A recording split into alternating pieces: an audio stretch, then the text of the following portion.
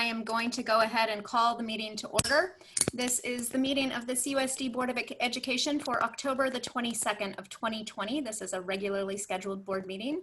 Welcome to everyone who is joining us virtually tonight. Thank you for being here with us. Our first order of business will be to approve the agenda. Can I get a motion and a second, please? I move to approve the agenda as presented. Thank you, Jerry. And a second, please? Second. Great, thanks, Sylvia. All right, so all in favor of approving the agenda, please say aye. Aye. Aye. Any opposed? Any abstentions? Hearing none, motion carries 5-0. Thank you. All right, moving us right along to item 3. This is communication. We are beginning with our employee organizations, item 3.1. I believe Kai Brown from our CEA Teachers Union is here with us tonight. Welcome, Kai. Thank you, Lori, and thank you, School Board, for allowing me to speak. Let me start tonight by saying my appreciation for the hours that both our CUSD and CEA negotiations team have spent this year in developing MOUs to ensure we have clear and fair processes in place as we navigate teaching in COVID. I'm happy that both sides are very close to an agreement as to what bringing back small cohorts will look like and are on the verge of signing an MOU. CEA is looking forward to explaining the agreement on Monday at our representative assembly. Another topic I'd like to address is the work of the Citizens Advisory Committee, simply called the CAC. I was able and fortunate to audit several of their last meetings and was impressed by the serious and courageous work they have undertaken. Let me be frank, when it comes to determining how to balance a budget in a district, which has already made dramatic cuts across the board and faced a failed parcel tax attempt, none of our choices are easy. But for too long, we've been kicking the proverbial can down the road. I applaud this school board for having the courage to face our budget woes head on and create a process that will address our financial difficulties. I think it's important to remind our community that in the spirit of transparency, tonight we will be hearing a variety of options from the CAC, none of which have been decided on. To the school board, I wish you clarity and strength as you take on the heavy decisions to come. Thank you. Thank you, Kai, and appreciate the sentiments very much for the work of our CAC. Let's see, moving us on to item 4, public comment. Public comment guidelines tonight, just to review, we will be taking public comment on our items on the agenda in line with those items. We will make a couple of all calls for the comment cards to be put in. We will be letting you know ahead of time that when we do start to take those public comments during those agenda items, that will be the point at which we will stop accepting new comment cards. We will determine the time that we can allot for each comment once we get to the comments for a specific item on the agenda. Right now, we are calling for any comments for items that are not on the agenda. Leslie or Pam, whoever is moderating that for me tonight, do we have any cards for items not on the agenda? Yes, it looks like we have 2 items. Okay, great. Can I get those names, please? Yeah, the first one is Betsy and the second one is Semele. Oh, okay, great. And so we will be allotting 3 minutes for these comments here at this time. So if we can get the timer on the screen, great. Thank you very much. So Betsy, I believe you were the first one. Welcome. Thank you. As always, thank you for all the work that you all do, especially when it comes to making the hard decisions. I, like many other parents, am still concerned about the reopening of schools. I've heard parents at board meetings say that they need to have more information before we can make a decision about sending our children back if schools reopen. As the parent of a middle schooler, there is information I still need to know. For example, what is the plan regarding ventilation? Some of the classrooms at his school only have 1 door and no windows. They can't get cross ventilation. What will be done in that situation? The latest guidance from the county, updated on September 21st, says that in middle schools, desks must be spaced at least 6 feet apart. It no longer says if possible. It says they must be. What is the plan for that? You cannot have 25 kids in a classroom and have them spaced at least 6 feet apart from each other. If families choose for their child to return to campus, will it be for all 7 classes? Or can we choose to have them only go back for PE and electives? If the current plan is the current plan that if parents choose to stay with remote learning, their student will have to change to new remote learning teachers, as you previously mentioned? If the teachers are supposed to be teaching the students in the classroom and online simultaneously, how will you guarantee that all students are receiving the same amount of focus? Our teachers are fantastic, but asking them to focus on students at home at the same time as focusing on the students sitting in front of them in the classroom seems like a lot to expect from them. Are you going to have students wear masks in the classroom during instruction time, yet have them eat lunch in the same classroom while unmasked? What are the specifics regarding PPE? I know CUSD is in a dire financial situation. Does that mean you will not be purchasing things like plastic divider shields to have around desks? The survey you sent over the summer put many of us in a no-win situation. We felt we had to select that we were interested in returning to school when possible because we didn't want to commit our students to something for the whole year. I don't know if you're telling teachers more than you are telling parents, but please do not expect us to make decisions without giving us more information. I assume you will do another survey of parents. Please give us as many details as possible so we can make an informed decision. Thank you. Okay, great. Thank you, Betsy. And then I have Semele.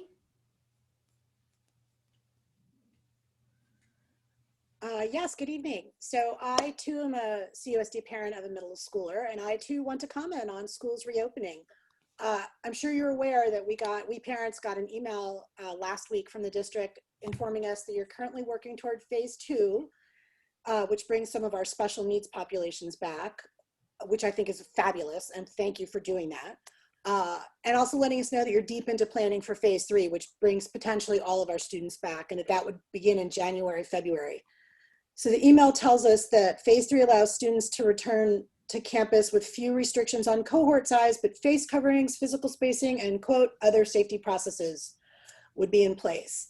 And you tell us that you'll ask us to commit and that the specifics will be clearly articulated and that we are going to be asked to make a decision the first week of December. I don't know exactly what that means, but just for the sake of comment, let's assume that means Friday, December 4th.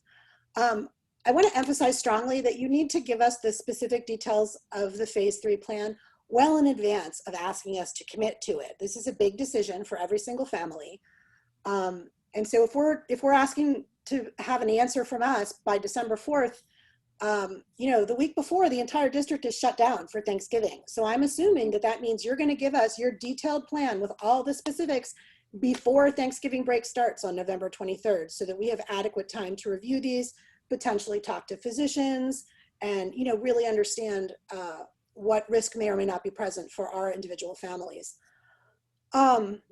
So like Betsy said, in addition to the timing, I am also concerned about the details, and we really want to hear as much detail as possible from you. You know, my 8th grader has 7 different classes with 7 different teachers. So every different classroom is going to have a different ventilation situation, a different amount of square footage for kids. If they're going to be 6 feet apart and that, you know, maybe 20 people can come to Stephen's geometry class, what are we going to do when, you know, 26 people say they want to go to geometry class in person? Are you going to tell me if my kid ends up in a situation where he's only 4 feet apart? You know, are you going to let me know that your detailed criteria maybe sometimes aren't or can't be met? I'm also concerned, like Betsy said, about how the teachers, you know, whether they're going to be expected to teach kids who are present and at home. I don't know if that's part of the plan. I also want to know, what is the communication plan for when students and teachers are diagnosed with COVID? Because let's face it, somebody's going to get COVID, and we need to understand how and when we will be informed. So to wrap up, really just please give us very, very specific, detailed plans and give them to us well before you're asking us to make this decision. And please make sure also that our teachers and our staff are also getting detailed plans with plenty of time to make the right choice for their family. Thank you so much. Thank you very much for your comments. I've also been told from staff that we do have at least one comment card that came in for this item. So can I get that name, please? Correct. And that is the last item, or the last one for this item. It is Suda Kamasetti. Okay, so Suda, you should be unmuted.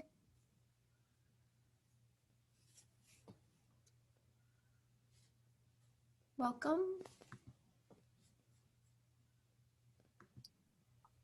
Suda, can you raise your hand, please?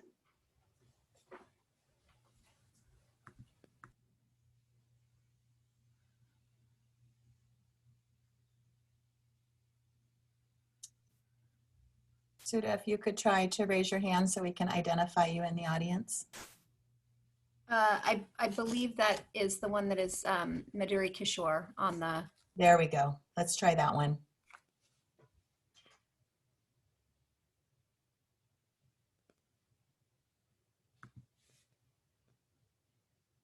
Suda, are you there?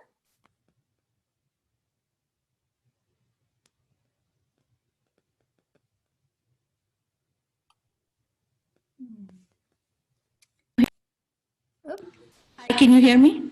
there it is. Yes. Okay, sorry, I couldn't change the display name. Thank you so much. So first of all, good evening, dear board members. And as the other parents said, thank you for all the hard work. And I'll make it quick. I am a candidate for Cupertino School Board, also a CAC member, but most importantly, a parent. And I'm representing only myself today.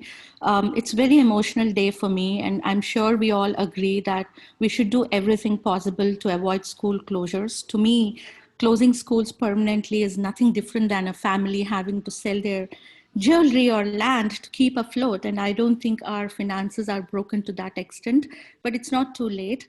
CAC has successfully fulfilled its responsibilities with identifying the scenarios as per the CAC's charge given by the board. And I really met some good, passionate parents. So thank you for that, for the opportunity. But the final decision and voting will be done by the board. Hence, I respectfully ask the board to defer their decision for school closure to next year, which will give us more time to work on other short-term and long-term solutions.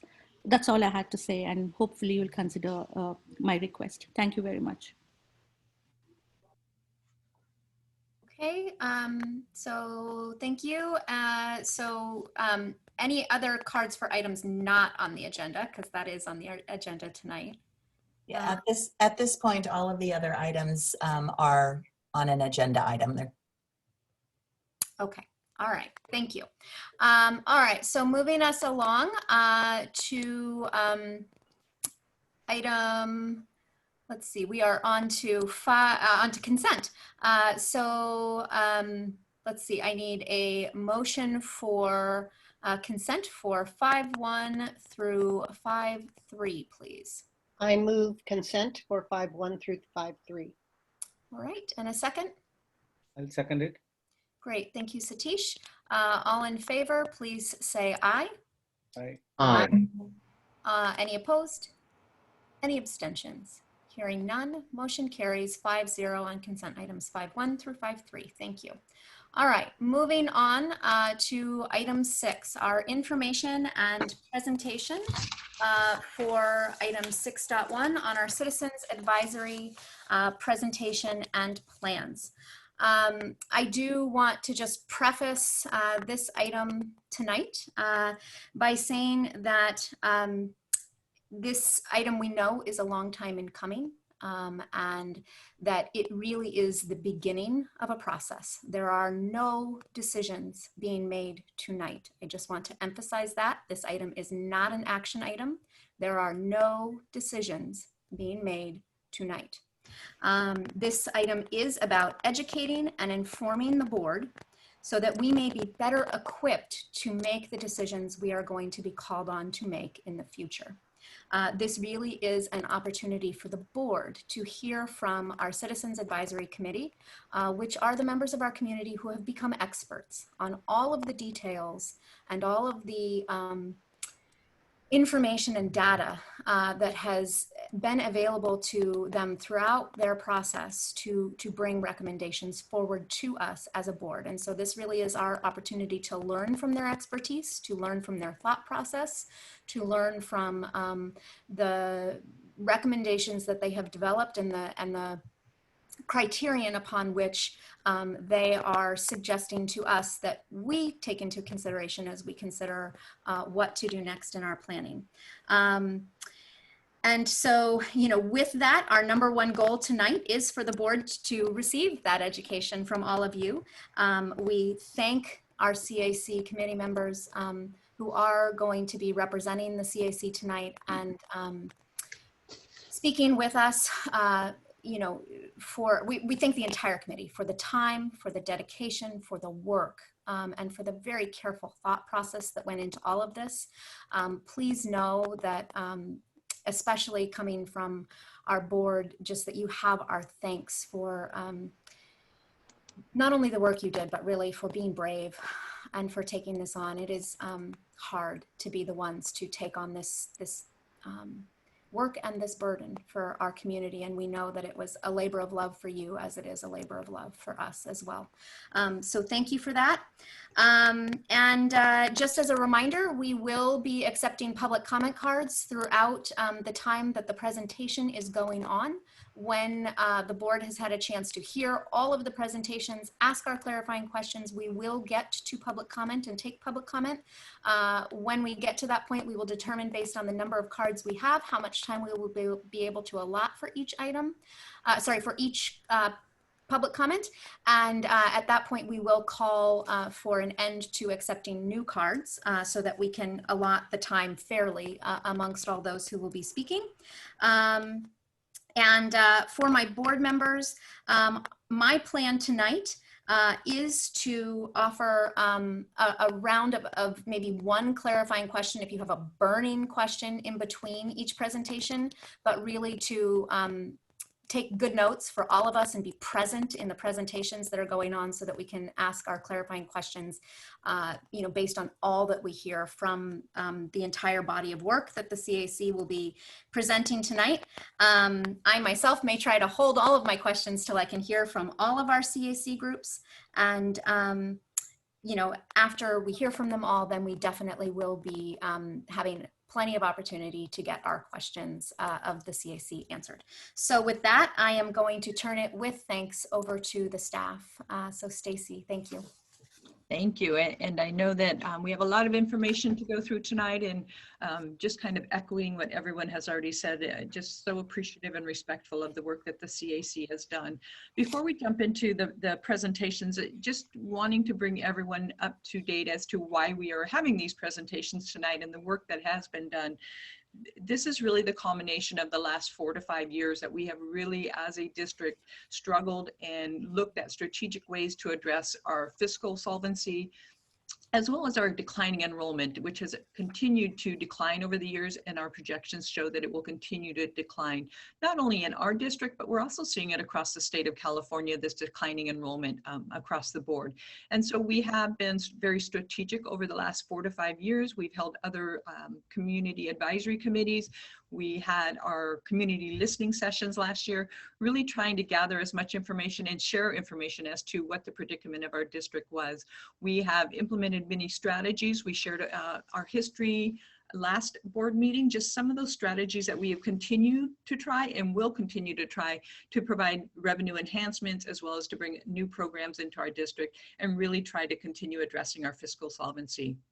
All of those years of work, although they have provided some success, they have not been to the extent that really we needed to resolve our fiscal solvency and our budget situation, where when we talk about the discussion and the hard decision of deciding to close schools, it's not a decision that anybody would say they want to do. It really is a decision that we need to make to continue to look for the outlook of the future of our district. And so I know that it's been very hard for people who may not have been involved in the district over the years to suddenly start hearing this year that we're talking about closing schools, where it really has been a long-term discussion. We really have tried to avoid this this point in the conjecture, and we really have tried to change the budgetary trajectory of our district to no avail.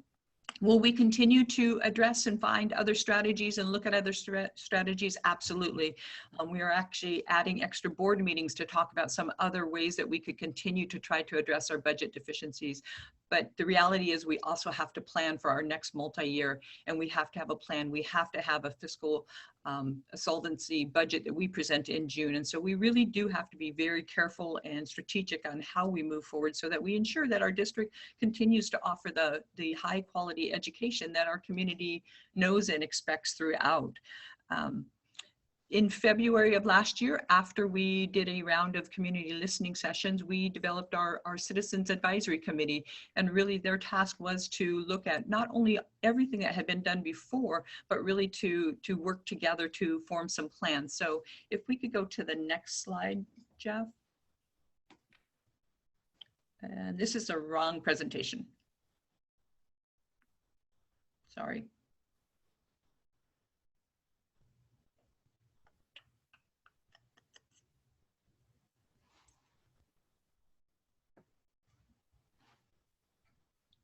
It's the other, it's called CAC 2020 process slides.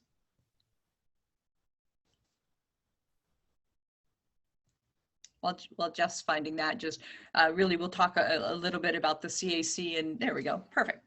You can go to the next slide. And there. So in February, after our listening sessions with the community, it was the decision to form a Citizens Advisory Committee. And really the intent was to look at a very representative group of our community that consisted of staff, parents, community members that could really represent the diversity of our community. And so we did hire an outside contractor facilitator who went through the interview selection process. The facilitator interviewed every candidate that applied for it. The interviews were about 45 to 60 minutes long. After the interviews, then the facilitator conferred with a retired judge who further scrutinized and wanted to ensure that the representation of this committee really did represent CUSD as a whole and could bring in very diverse perspectives, represented all of our school sites, represented all of our communities and all of our cities. So we can go next slide. And so during our application period, we did blast it out. We had 55 people that applied. Initially, 6 withdrew before the application deadline, and then the 49 applicants were interviewed. And again, the judge and our outside facilitator went through the process of selecting the final committee members. Originally, we were scheduled to start our 5 CAC meetings in the spring, with our first one being in March and culminating for a presentation to the board in June. Unfortunately, with the pandemic, we did postpone. We were able to offer an information meeting to our CAC members. We confirmed that our CAC members were still committed to being part of the committee when we resumed this fall, and we began in August and holding our meetings. And through that, again, our CAC committee became so knowledgeable because of their in-depth questioning, their requests for data, their requests for information, their collaborative nature about it. They continued to inquire and to ask questions and to probe. They would go, even though we only had 5 scheduled CAC meetings, the number of hours and time commitments that they gave in for the evenings and the weekends to ensure that the work was done was amazing. And, you know, I know we had questions at the very beginning of the process. Would we be able to complete in time? And the CAC held to their task, they held to their charge, and tonight you're going to see the culmination of that work. So just a very deep appreciation for them. I do want to remind everyone as well that although tonight our focus of the board meeting is really on the CAC presentation, we have a lot of work to do ahead of us. And the charge of that 5 to 7 million cost savings from the CAC is really only a part of what we're looking at to get us to be fiscally solvent. And so we do have other means that we're going to need to look at, because the 5 to 7 million does not put us fiscally solvent for our outlying years. We are going to have to look at some other means, and it's a combination. So we have added special board meetings between now and December. Next week, we are calling a special board meeting, and we want to talk about parcel taxes. We'll talk about board levers that were introduced last spring as another means of some cost reductions and cost savings, so that when we get to that November 5th, which is really the first time that we'll get to have this deep discussion about the CAC work, we'll have all these other pieces of information to really make that best decision moving CUSD forward. As far as for the presentation tonight, again, a lot of thought, a lot of insight, a lot of work has gone into this. And so each of the CAC members they've selected who will be their spokespeople. They will present a scenario, and at the conclusion of each scenario, the board, you will have a chance to ask just one clarifying question, and feeling it's really important for us to get through the entire presentation because some of your questions may be answered as we progress through the presentations. You will actually get to see 6 different scenarios. They all present different perspectives. They're going to provide what the action, what criteria were met, what the cost savings were, but they're also going to highlight what are some of the strengths and challenges of each of the plans, and you'll see the uniqueness of them, because really what they are providing for you tonight is, as Lori mentioned, to equip you and inform you so that you can make that decision when we start the discussion in November 5th. At the conclusion of the entire presentation, we will have CAC members who will be available to do clarifying questions as well as staff, and then we would go on to public comment. And again, no decisions are being expected to be made tonight, no discussion. It really is that information and presentation from the CAC. I do have one ask, as we have on our screen here, our members of our CAC. Again, a huge thank you for them, but I ask that we all respect and honor the work that they've done. This list of people are members of our community. They have and their families have had children that attend our school. They live in our neighborhoods, and they care very deeply about our students now, but they also care about our students for the future. And so these were very hard decisions and discussions that we've had, and I want to ensure that we do honor the work that they are presenting tonight. With that, I am going to turn it over to Greg Danis, who is our facilitator of our our Citizens Advisory Committee, and we're going to get started. So Greg. Thank you, Stacy. Can you hear me? We can. Okay, my name is Greg Danis. I am a shareholder and president of a law firm called Danis Wallaber Kelly. We represent about 1/3 of all school districts in the state of California, and I'm proud to say I've worked with Cupertino School District for about 38 years. So I've been in the district a long time. I was honored to be asked to be the neutral facilitator for the CAC. And what that means is I have no substantive stake in the outcome, the result, or the recommendations. My sole charge is to assist the committee in any way I can to help them complete a huge amount of work effectively and successfully meet their charge, their goals. And I believe they did. I want to give you a flavor very quickly because this night's not about me, it's about the committee and the board. In 3 stages, the arc of the committee. First thing we did was clarify the charge and goals and set protocols of the committee. Some of the ground rules we established in the first hour of meeting were to keep an open mind. Any idea is worthy of discussion. We promised to stay objective and as data-based as we could, and we used the board's guidelines and criteria, and then the CAC as a whole group developed additional criteria, which I think you will see tonight. We also committed at the very first meeting, the committee decided to commit that we are one group, one committee, and we will act as a whole, and we will make recommendations from all of us or none of us. This is a unified consensus presentation you will see tonight. And we also committed, we thought it was very important that we will be transparent by publishing the minutes after each committee meeting and reporting to the board in public board meetings between each committee meeting. That was phase 1. Phase 2 is we started crunching all this data, and as Stacy mentioned, the amount of data, relevant data, requested was kind of amazing. We looked at demographics and trends and history and economics and commercial viability and leasing and selling and population centers on the district map and new construction and transportation conduits, whether it was 280, 101 or major thoroughfares.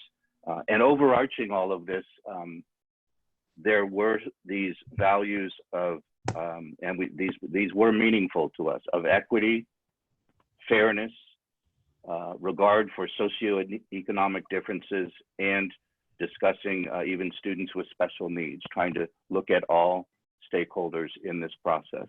The third phase was the committee applied all this data, all this information, the guiding principles of the board and the CAC's own criteria, and began to create scenarios. What if this was the plan? What if this was a plan? And that occurred over 3 full meetings.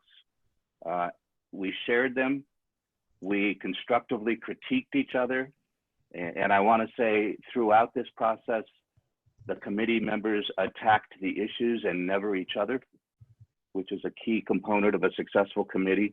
We modified scenarios, we discarded scenarios, we blew them up, we added them, and we refined them over the course of 3 meetings, the last of which was to finalize them for presentation to the board tonight. It's already been spoken, but the amount of effort, time, and the thinking this group put in was astonishing to me. Getting together a group of people, as Stacy mentioned, to talk about and dig in and focus on a subject no one really wants to talk about. But the energy was there. They became a community of experts, and I would tell you they are objective experts. The proof of that to me is, Stacy just mentioned the makeup of the committee were representatives from each school and parents. If I looked at all those 30-some committee members tonight, I could not tell you a single one what school they're associated with. I have no idea what school each of those individuals is associated with. That's how objective the committee operated. So I applaud their work. I thank them for their patience with me, and I commend their end product, their scenarios tonight, to the board to inform your decision making. You have a body of expert consultants that have done a lot of work that should help you make very difficult decisions. And Stacy, thank you again for asking me to be a part of this. Thank you. All right. With that, I will let us get started with the presentations, and our CAC members, I believe, are queued up and ready to go. So I'm going to turn it over to CAC member number 1. Hello, good evening, esteemed members of the Board of Education, Executive Cabinet, and CUSD community members that join us tonight. I'd like to begin by thanking my fellow CAC members for their amazing effort in what has been a very intense process filled with thought-provoking conversations, idea sharing, and respectful discourse, even when there wasn't agreement on topics. I'd like to highlight the superb leadership we received from our facilitator, Greg Danis, and the CUSD staff, who are an integral part of the process. I'm honored to address you tonight on behalf of the CAC. So we will begin our presentation by going over what we called our working premises. We received a charge, a set of board criteria and guiding principles, and so it was important to follow those. We also established our own criteria ranking of topics that we felt were important to take into consideration while we address the topic, and so each recommendation was checked against this criteria ranking as well. We took into consideration community feedback in the form of emails to the board, public comments at board meetings, and direct input from community members. Our objective was to seek balance within each of the 4 quadrants in which our district is divided, understanding that this arrangement can be somewhat artificial when it comes to the ability of families to get to different schools within our district. And finally, to address the issue of balancing enrollment and fiscal solvency twofold, by considering the closing or consolidation of schools, but also by looking at additional forms of revenue generation and fundraising. So we can move on to the next slide. This is just a reminder of what the charge was that the Citizens Advisory Committee received. And I don't think that we need to reread them here. I think everyone at this point is very familiar with what the charge is. These were the board criteria, guiding principles, and other considerations that we received.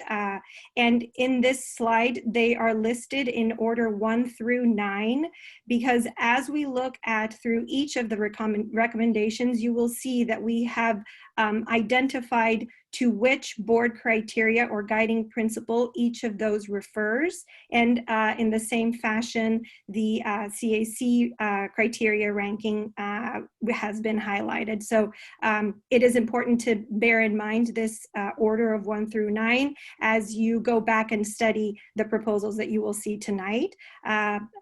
Don't feel like we need to use our time tonight to go over these again, as we've seen them in many board meetings leading up to tonight.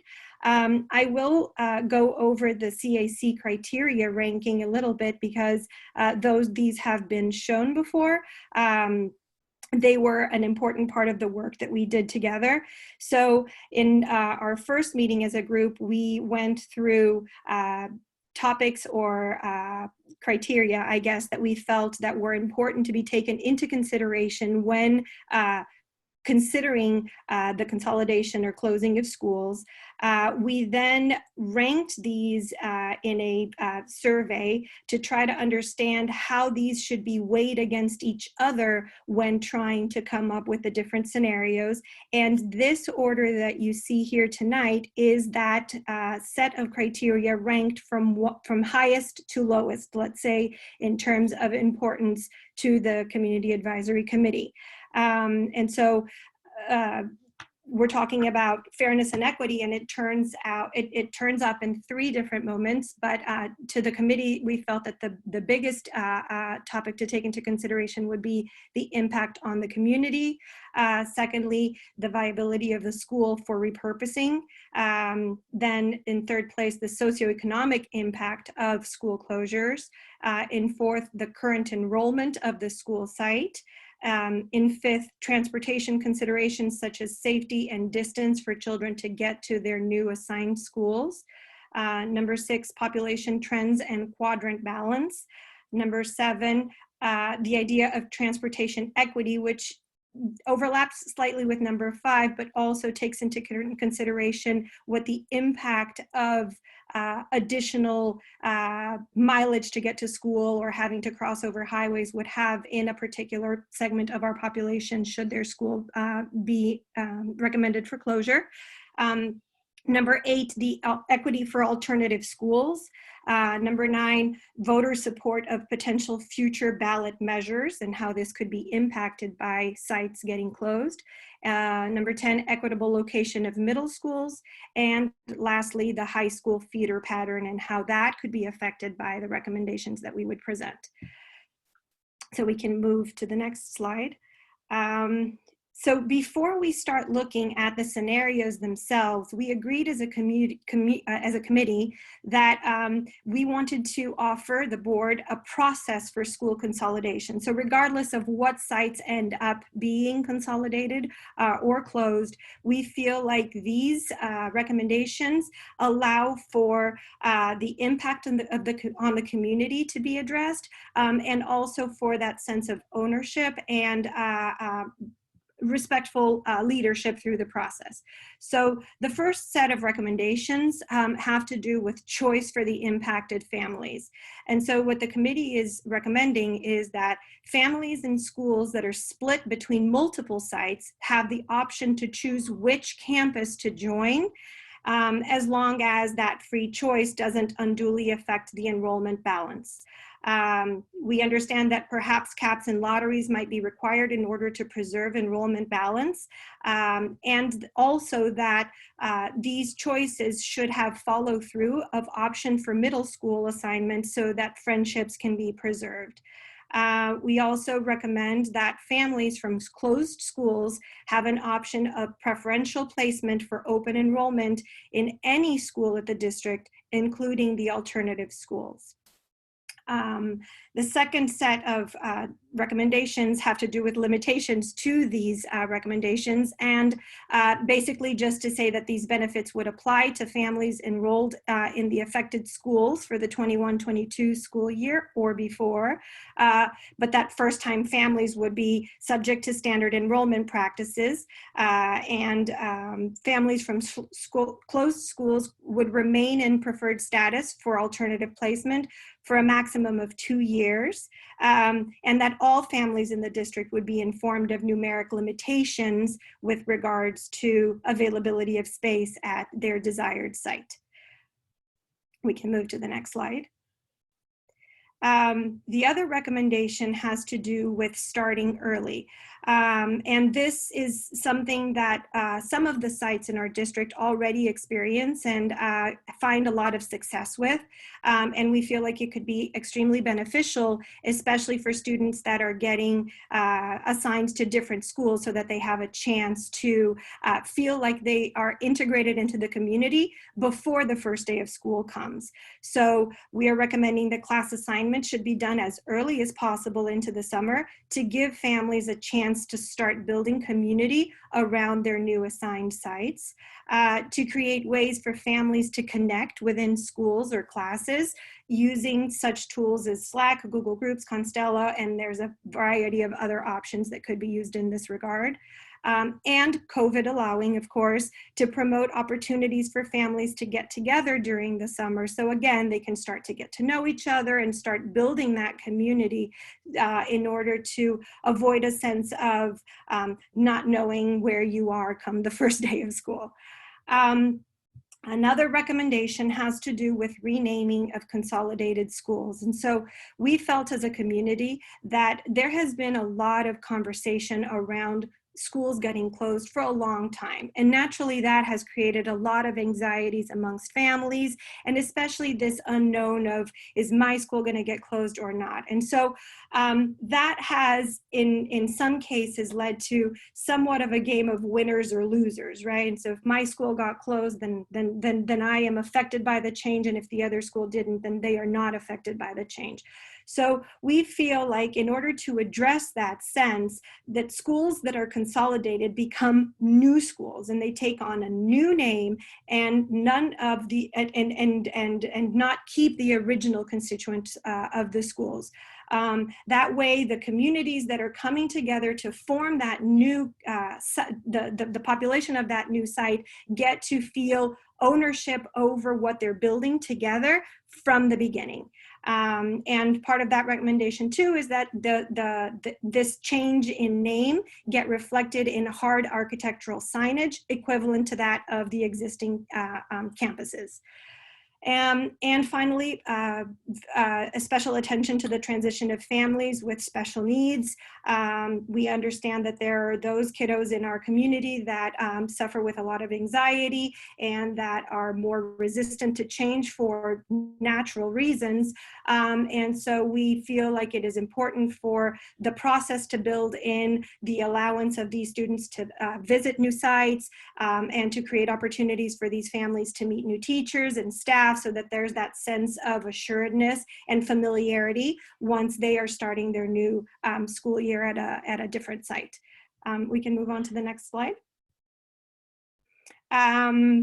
So again, still in the topic of the process for school consolidation, we feel like the alternative schools should be given the opportunity to consider relocation.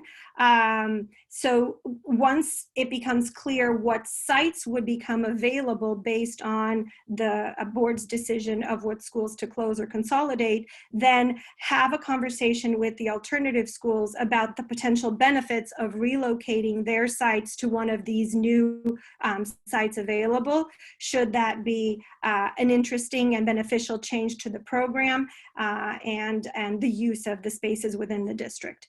And finally, a note about site leasing. A large part of the budget impact from school closures comes from the leasing of open sites. For example, we were given a number to work with, which is $1.3 million of a positive budget impact from the closure of one elementary school site, of which $900,000 comes from the leasing of the site and $400,000 comes from the actual school closure. And so just a note here to emphasize that every effort must be made to lease out open sites in order to achieve the maximized budget impact from the school closures. Okay, we can move to the next slide. Okay, so this slide has a lot of information in it, but it's important to contextualize some of the conversations that we're going to have moving into the scenarios. So this is the current attendance of the elementary schools in Cupertino. And what the pink lines show are the divisions of the four quadrants. What we've added to this slide is for each of the quadrants, we've separated out what are the elementary schools, what are the middle schools, and what are the alternative schools, should there be one, in each of the quadrants. And we've highlighted those schools in light orange that fall below the ideal sizes of population that were given to us to work with, which are 432 to 720 schools for students for elementary schools, and between 1,000 and 1,200 for middle schools. So every school that you see highlighted in orange currently falls below the ideal size of schools. And the number you see next to each of the school names is the enrollment information as of the 10th day of school of this school year. And we do have one outlier case, which is Stockholmeyer Elementary, that actually falls above the ideal size of elementary schools per the recommendations that we received. So this will be important information to reference, as will the understanding of the location of the different campuses within our district and how close or distant from each other they might be. So we can move to the next slide. Okay, so before we actually begin the presentation of the first scenario, I'd just like to make a comment, and that is that we are facing a systemic problem of underfunding. We simply don't make enough to cover our costs. Many things have been tried for years leading up to this, and the reality is that we simply can't make ends meet without more drastic changes. This is not an easy problem to fix or to face. There is no one single way to analyze the information available, to lay down criteria and make a decision. As a CAC, we've put our best efforts into building in as much fairness, equitability, compassion, and consideration as we possibly could into this process. We bring you today 6 scenarios, or as Jerry has called them before in meetings, elephants. They offer 6 different ways of addressing the problems of declining enrollment and sustainability of schools in our district. You could think of this as a menu of options to work with to come up with the best solution for our district. So scenario 1. The proposal for scenario 1, you can move to the next slide, please, is phase 1, which would be the 21-22 school year, would involve closing Meyerholtz Elementary Neighborhood School and doing a reboundary of the current attendance such that everyone that lives north of Rainbow Drive would attend Eaton Elementary, and everyone that lives south of Rainbow Drive would attend Blue Hills Elementary. Part of the population that currently attends Blue Hills already crosses Prospect Road.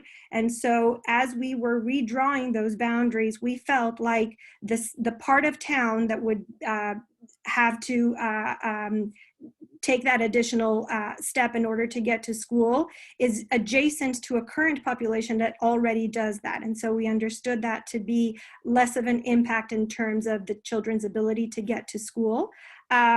For those that are relocated to Eaton Elementary, we understand that crossing Bollinger Road could potentially be a difficult aspect of especially riding bikes or walking to school. And so as part of the Safe Routes to School, we recommend creating several safe crossing locations on Bollinger Road for those students. The budget impact of that school closure is $0 because that campus would be dedicated to the CLIP K-5 program. The next item on action on phase 1 would be to consolidate Muir and Dilworth Elementary. Between the two, in this scenario, we are not making a recommendation of which site to use. Our recommendation is to choose the one that is most adequate for a school of medium size, and also to take into consideration how marketable the other site would be to leasing. The information we have is that Dilworth would potentially be a site more appealing for leasing. So perhaps that would be a reason to locate the new school at the Muir site and leave that one open for, and leave Dilworth open for leasing. Again, with regards to considerations as to the safety of kids getting to school, we recommend that several safe crossing locations be created on Miller Avenue and Rainbow Drive so that kids can safely walk or ride their bikes to school. The budget impact of that is $1.3 million. As I mentioned before, in this scenario, we are recommending that CLIP K-5 remain at the Meyer-Holtz campus and have full usage of the campus, and also for the Mandarin preschool program that is currently located at Muir to be moved to this site.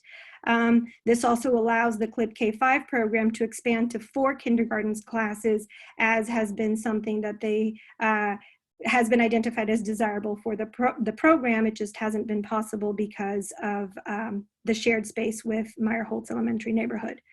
Again, the budget impact of that is $0. We're just meeting the board criteria of granting CLIP K-5 its own campus. And finally, in phase 1, the recommendation would be to close Regnart Elementary.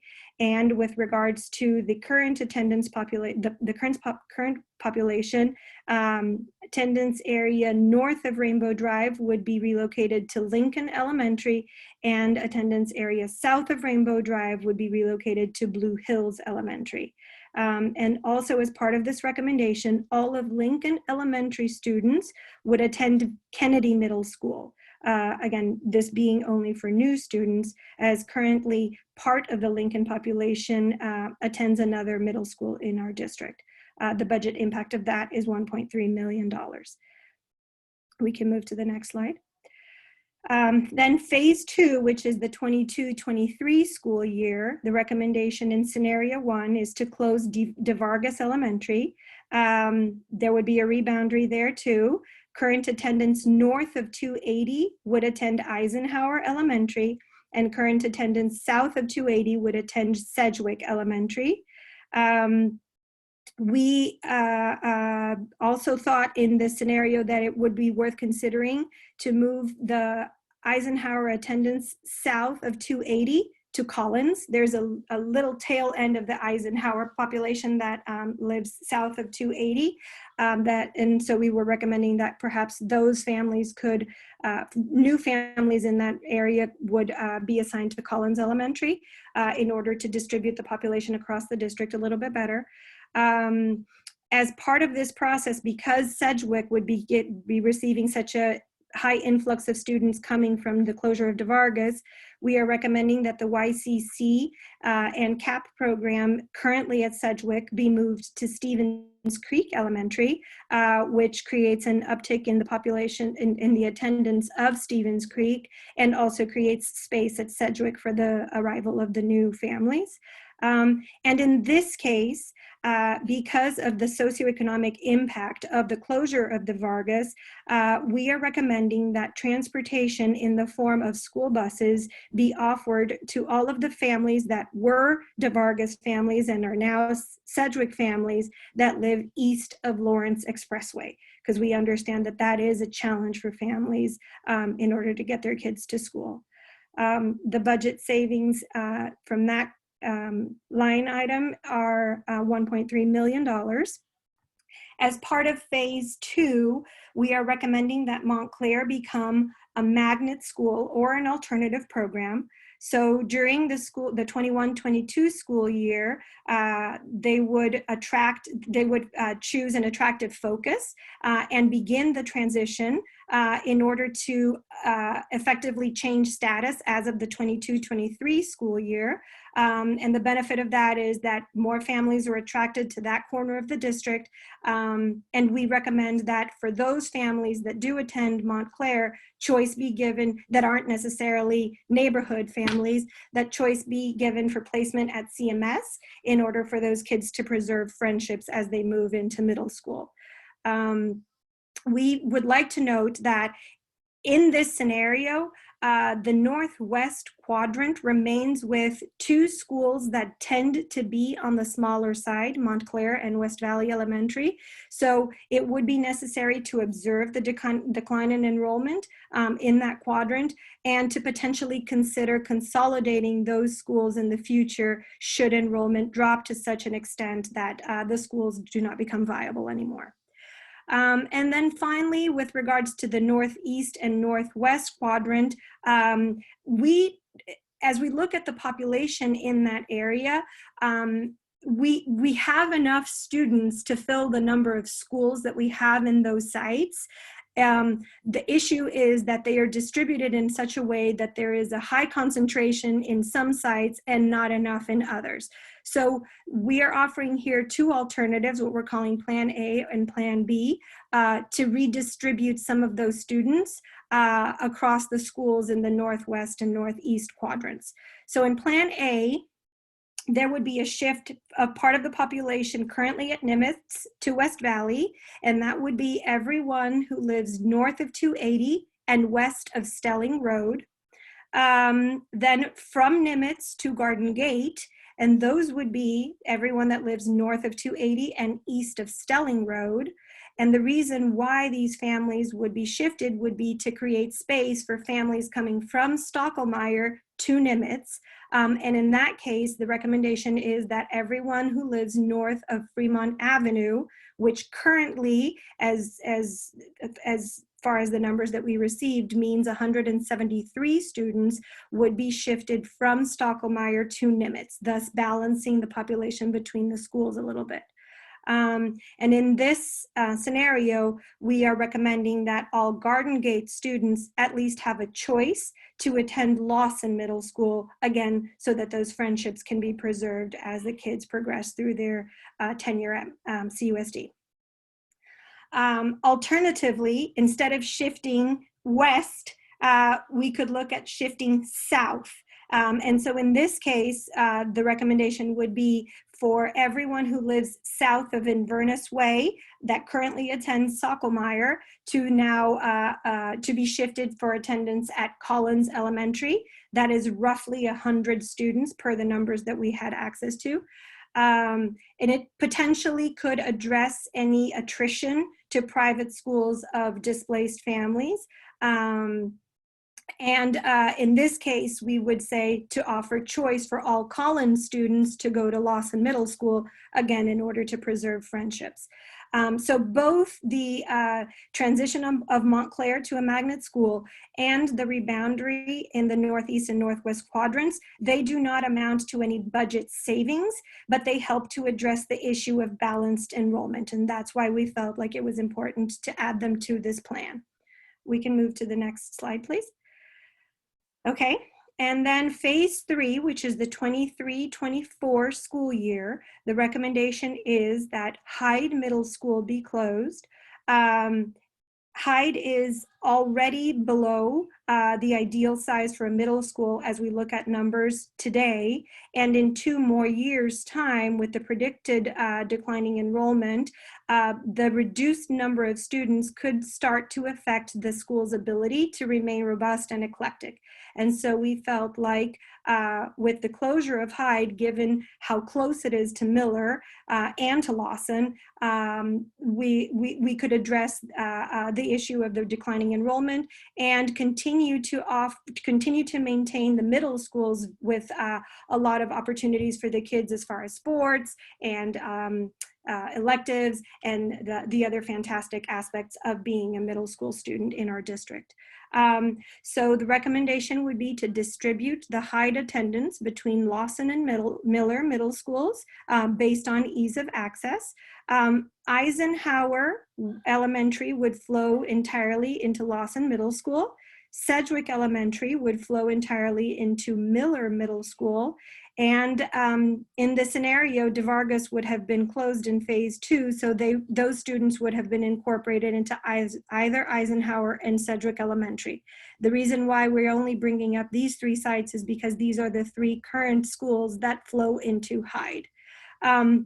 And in this scenario, going back to the idea that we had discussed before, that's consolidated schools get a new name. And when we're thinking about the middle schools, we understand that that could potentially be that could potentially be more complicated because of teams and a number of other aspects of tradition that those middle schools hold.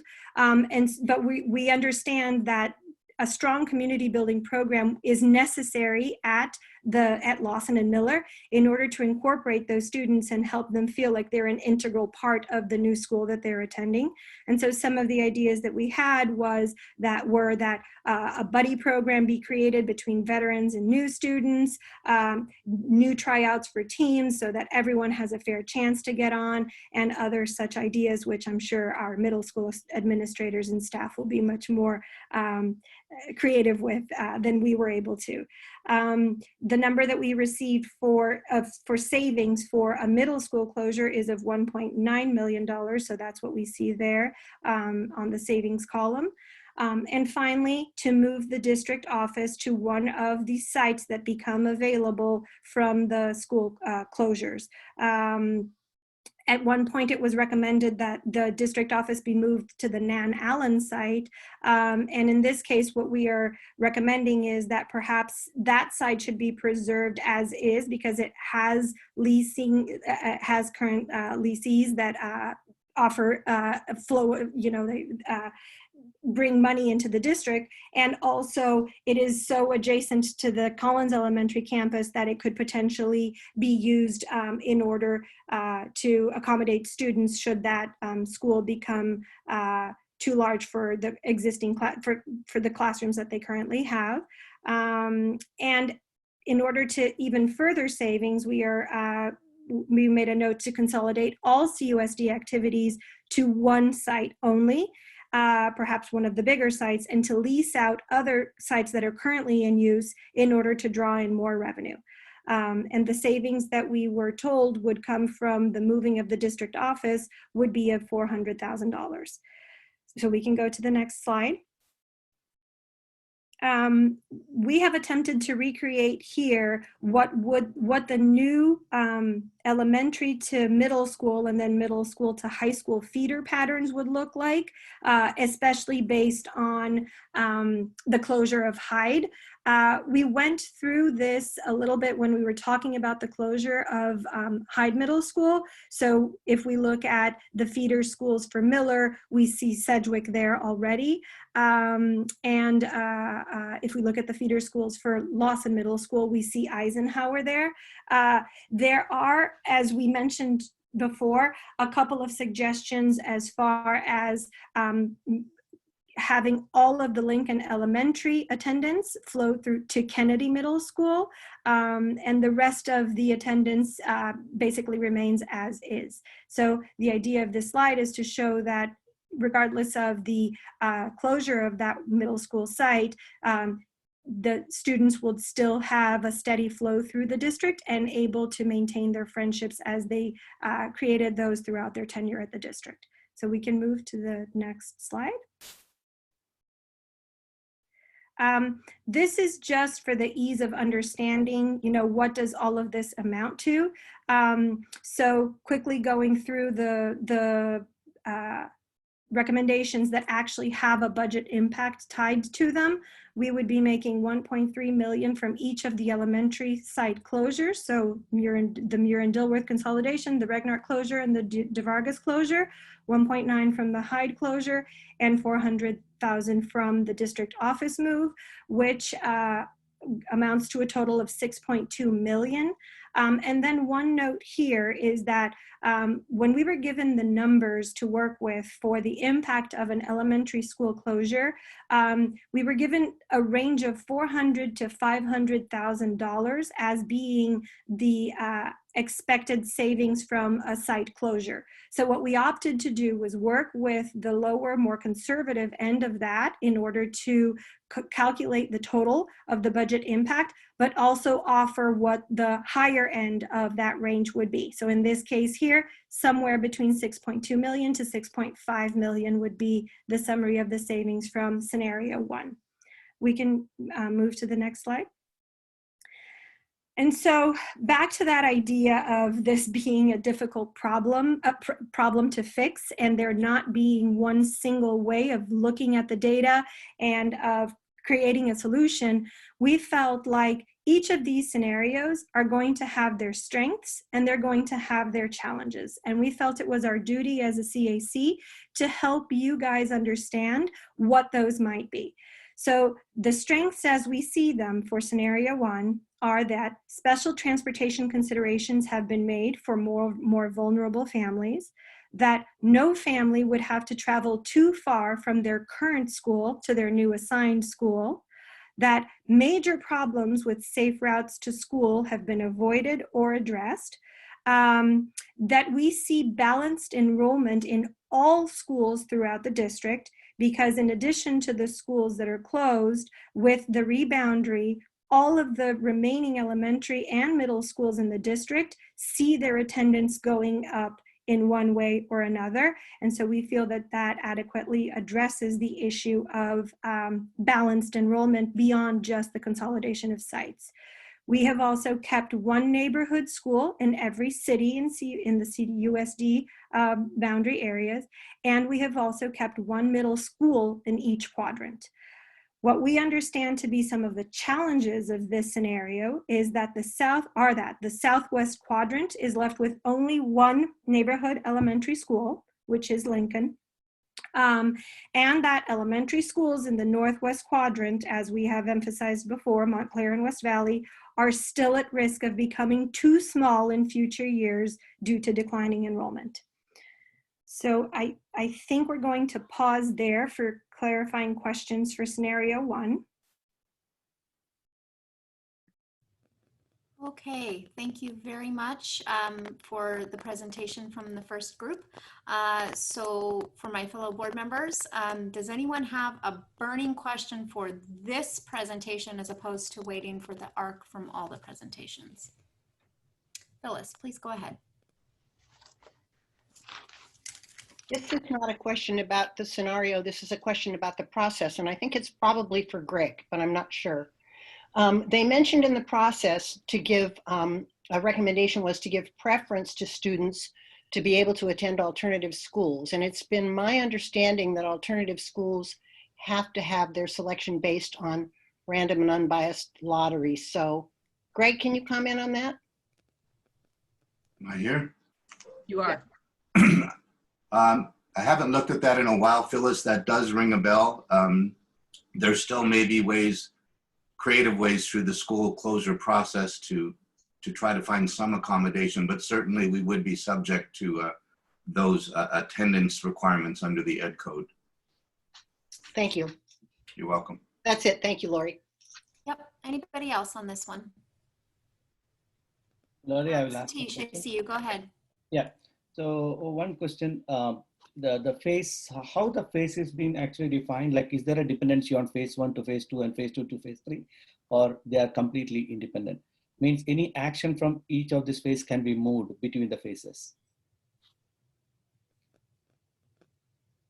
Is that question clear?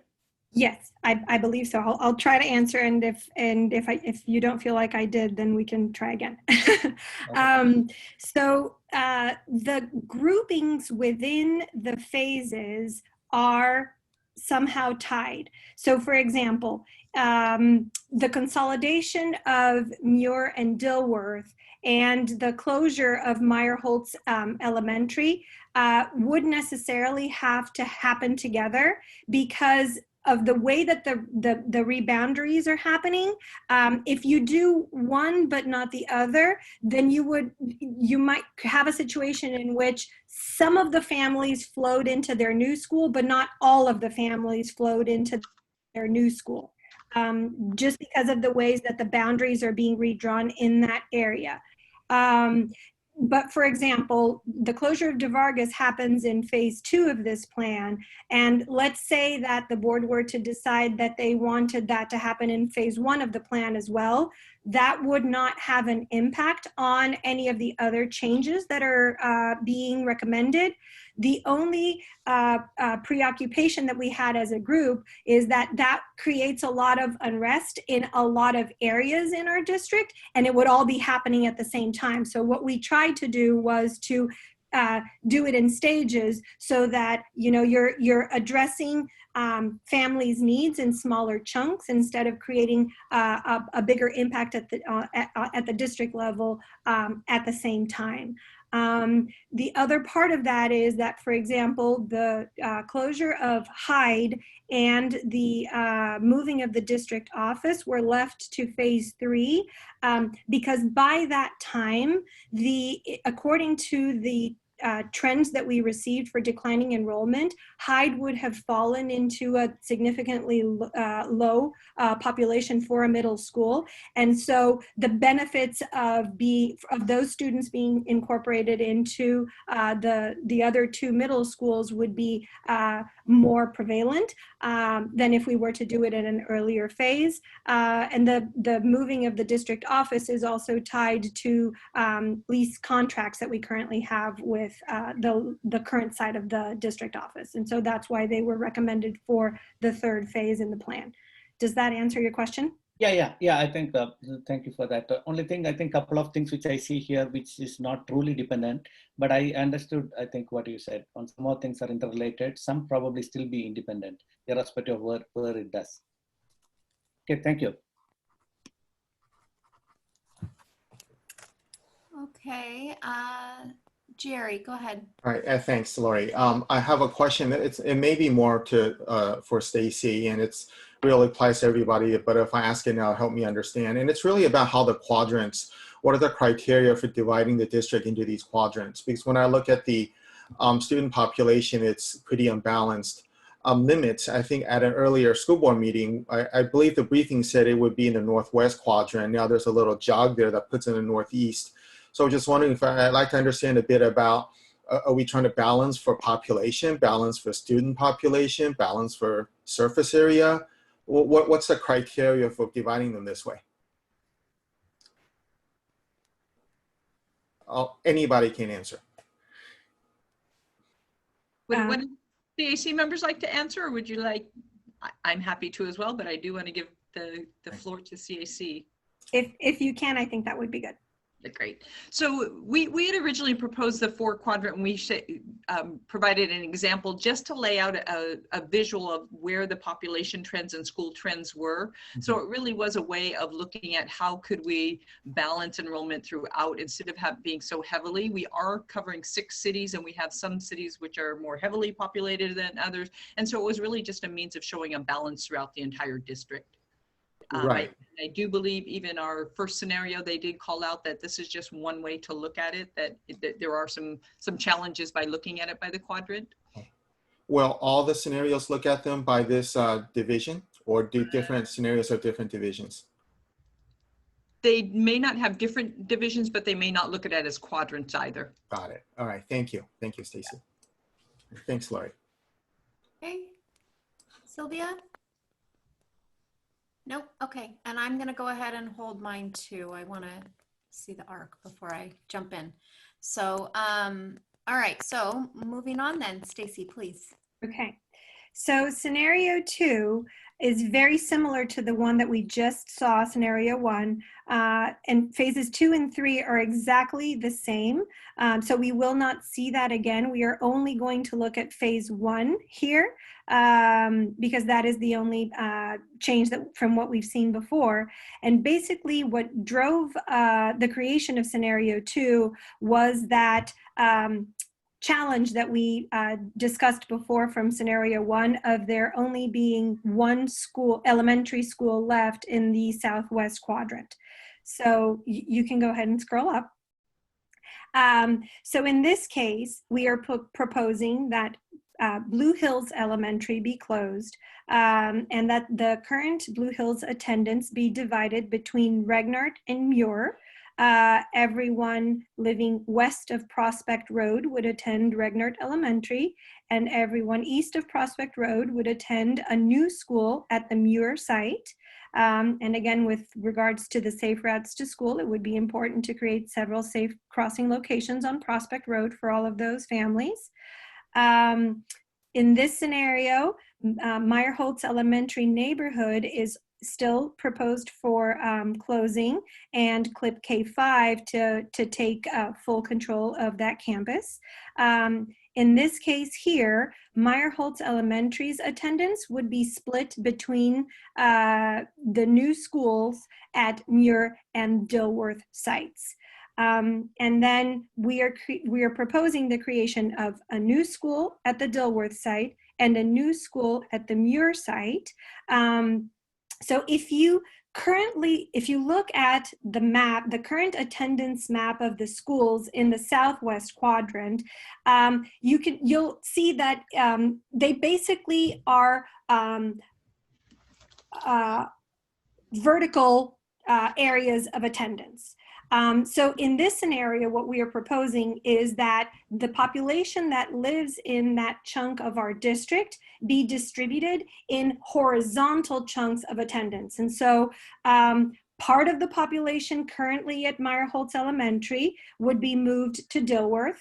And part of the current Muir population would be moved to Dilworth. So that you concentrate kind of that top tier of families that live in the southwest quadrant attending Dilworth Elementary, thus creating space at Muir for all of the Blue Hills population that is now coming from the other side of Prospect Road. So you would have two basically attendance area schools in that quadrant at the Dilworth and the Muir site.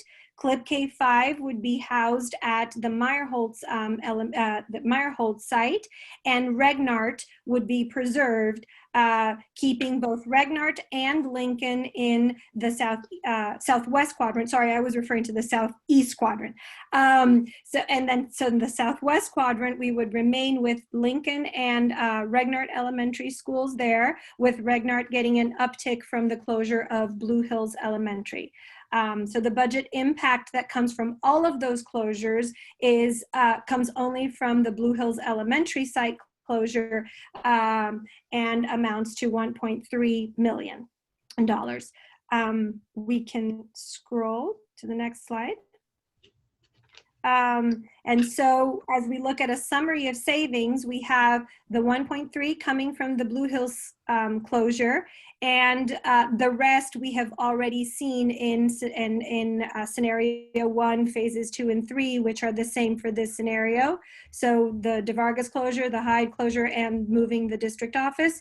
So that puts this scenario on the very low end of the range that we were given to work with as far as budget impact, with a total of $4.9 million to $5.1 million made from the site closures and consolidations. We can go to the next slide. So what we understand to be the strengths of this scenario are that the southwest quadrant remains with 2 neighborhood elementary schools, that transportation consideration has been made for more vulnerable families, and here we're specifically referring to the busing for the DeVargas families. The major problems with safe routes to school were avoided, and that we still have 1 middle school in each quadrant. The challenges here are that there is no uptick to the attendance area, to the attendance population of Eaton and Lincoln Elementary, and that could potentially down the line be problematic, as these schools too will experience declining enrollment per the trends that we were given. Another challenge is that Regnart and the 2 new schools in the southeast quadrant are still at risk of being below the ideal size by 2025. Also that each population gets divided into more new schools. And so there's a sense of fracturing in the community and of shuffling of families between schools. And so we feel like this is a challenge to this scenario, and that kids could potentially are less likely to stay with their friends after new placement. Another challenge to this scenario is that there is no neighborhood school left in Saratoga, which could have an impact on voter support for future ballots. Blue Hills has been identified to us as a site that is less attractive for leasing, so that is also potentially a downside to this plan. And finally, that the total savings are below the goal if we look at the conservative end of the total based on what we received as a CAC.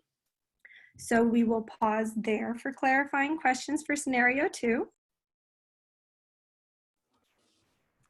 All right, who's got questions on this one? I see Jerry, go ahead.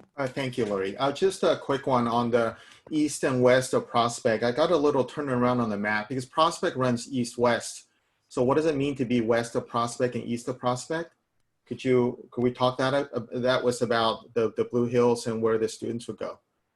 I'm sorry, you're absolutely right. North of Prospect, and it was east of Sunnyvale, Saratoga, and west of Sunnyvale, Saratoga. Sunnyvale, Saratoga. That makes sense then. Thank you. Okay. Yes, perfect. Thank you. Thank you for catching that. We need to correct that before we send these final slides. Thank you. Okay, I have one question, Lori. Go ahead, Satish. Yeah, so I think whether it's a scenario 1 or 2, I think this question I'm comparing for both. Did you consider actually how many, the receiving schools, how many students are getting? Is there a kind of like, what's the range you are getting? Because I know that a lot of consolidation we are talking. Is it like because I think some of the schools, when you're doing that, this could go even higher than 600 kids. Then I'm just putting my math, 600 plus 650, that range. Is it, did you consider that how much, what would be the, I know that we have put some kind of a guideline in terms of what is needed, but some of the schools, when you combine, this could go higher than that. Did you see that, or you have a real math on that?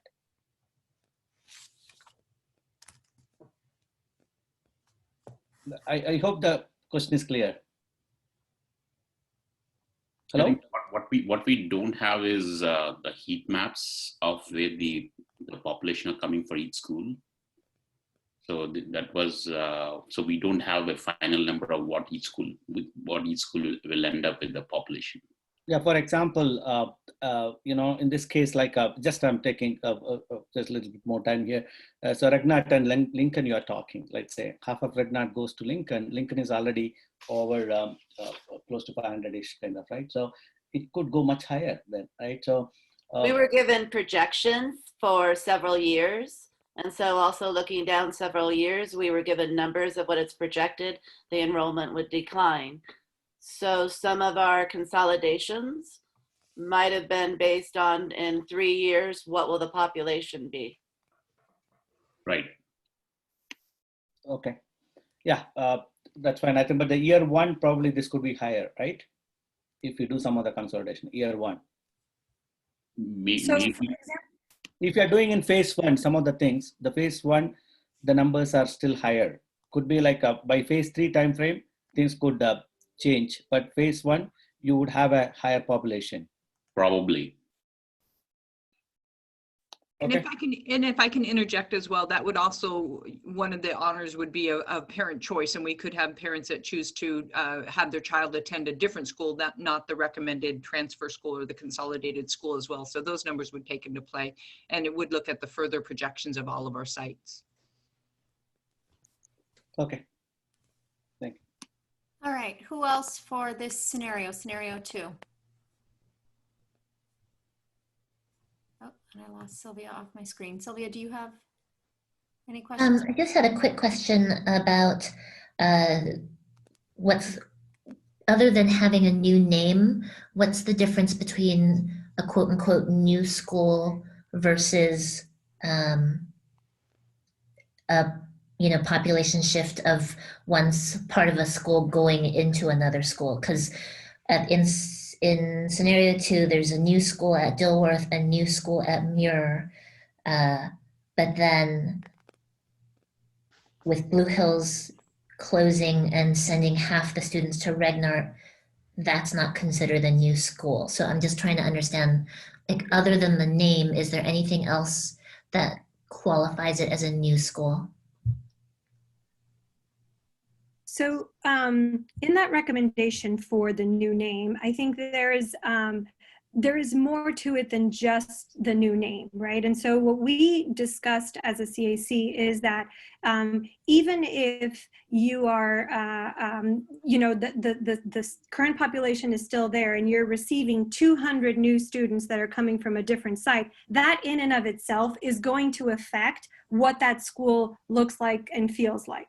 Right, and so there might be changes in teaching staff. There might be changes in leadership. There are going to be many things in addition to the new students that arrive that completely change what that site looks and feels like, right? And so the recommendation for the new naming has to do with that, has to do with acknowledging that that new group of families and students and teachers and administrators are there to create together what is going to be the new version of the school that resides on that campus. And so that's why we recommended the name change. And I think it applies to all of those sites that are either getting consolidated or that are having this huge influx of new students coming from adjacent closures. Okay, thank you. All right. Anybody else with a burning question for this one? Phyllis?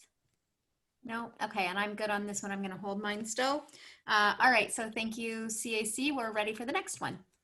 Okay, so scenario 3 was created based on a different premise. Scenarios 1 and 2, we started looking at the current small schools in our district and how to address the consolidation of those students into fewer sites ultimately.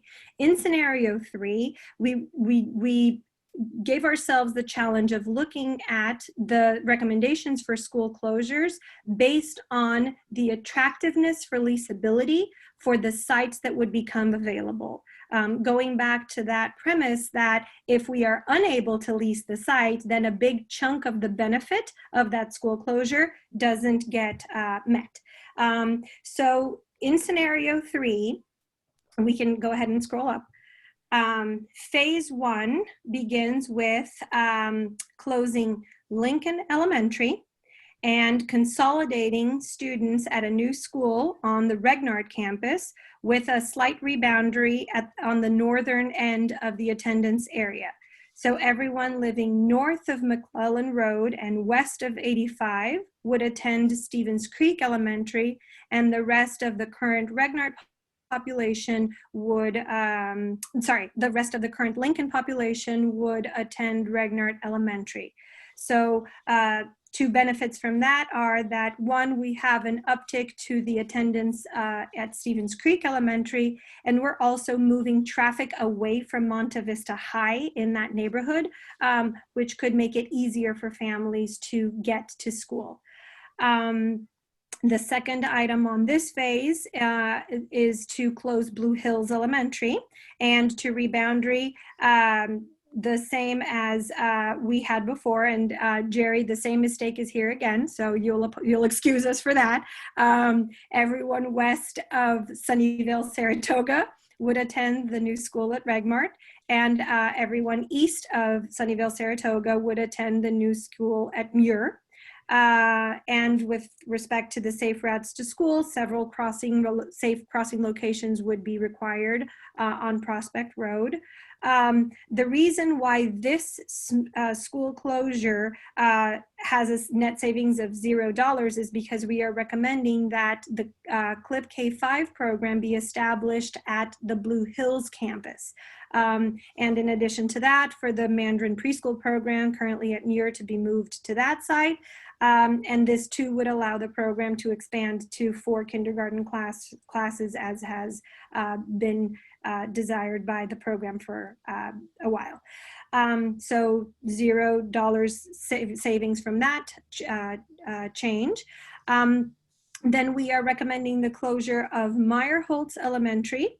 And the reboundary here takes us to smaller roads within the attendance area, but they have to do with the distance to the new assigned school. So everyone north of Keala Lane would attend Eaton Elementary, and the current attendance north of Dandridge Drive and Edgemore Way would attend Eaton Elementary as well, including the strip that currently attends Muir. If you look at the map, there's a little strip that attends Muir that goes all the way up to Bollinger Road. And so though that population north of Edgemore Way would also be displaced to Eaton Elementary. And the remaining attendance, the current attendance of Meyerholtz Elementary would be shifted to the new school at Muir. And as far as safe routes to school goes, several safe crossing locations would be necessary across Bollinger Road. So there's 1.3 million coming from that site closure, and Meyerholtz has been identified as one of those sites that has a higher interest for leasing. That's why it's being made available in this scenario. And then the consolidation of Muir and Dilworth Elementary at the Muir campus, because Dilworth has been identified as a campus that is more attractive for leasing, and the population that would be attending this new school at the Muir campus would have parts of the current Meyerholtz and Blue Hills attendance areas, as we've identified in the lines above, as well as the Muir population and the Dilworth population. So it could potentially become a school on the higher end in terms of attendance for that part of town. And several safe crossing locations would be necessary across Miller and Rainbow Drive in order for the kids to be able to safely come and go to school. And the net savings of that transition amount to 1.3 million coming from the Dilworth site closure. Then moving to phase 2 in this scenario, we can scroll up. Thank you. The recommendation would be to close Sedgwick Elementary and reboundary drawn for the current attendance area. So everyone living west of Tantau would attend Eaton Elementary, and everyone east of Tantau would attend DeVargas Elementary. And again, the recommendation would be to move the YCC and CAP program, in this case, not to Stevens Creek, but rather to West Valley Elementary. The reason being that Stevens Creek is already receiving an uptick in its population from the Lincoln closure in phase 1 of this plan. So that helps us to stabilize a little bit more of the population attending West Valley Elementary. Considerations would have to be made with regards to transportation of those current Sedgwick families that would have to cross Lawrence Expressway in order to get to the DeVargas campus. But given the socioeconomic situation of the families that live in that area, we felt like many of those families are already driving their kids to school, and so perhaps the busing element isn't as prevalent as was the case when we were considering the closure of DeVargas Elementary.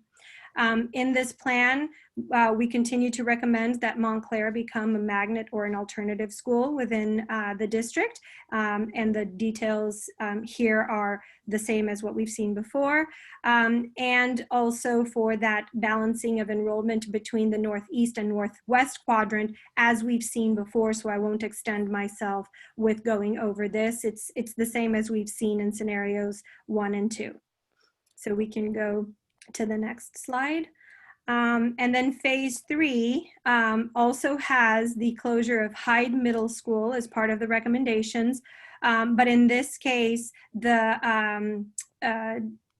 current Hyde attendance to be distributed between Miller and Lawson has to do with Eisenhower and DeVargas because of the Sedgwick closure. So Eisenhower would be flowing to Lawson Middle School, and DeVargas would be flowing to Miller Middle School, and the Sedgwick population would have been incorporated into either Eaton Elementary that flows into Lawson Middle School, and DeVargas that flows into Miller Middle School. So the effects of the Sedgwick Elementary would also be felt in the Lawson Middle School attendance, because those families would now be attending Lawson instead of Hyde. And again, the recommendations for strong community building programs at Lawson and Miller. And the moving of the district office, again, with recommendations of choosing one of the sites that becomes available from the school closures. So we can move to the next slide. The budget impact of this scenario actually puts us above the range that the board had given us. There are more sites being recommended for closure in this case, which could potentially create larger schools in our district. And that might be something worth considering and that we've highlighted as one of the challenges for this proposal. The total here is in the range of 7.5 million to 7.9 million. We can go on to the next slide.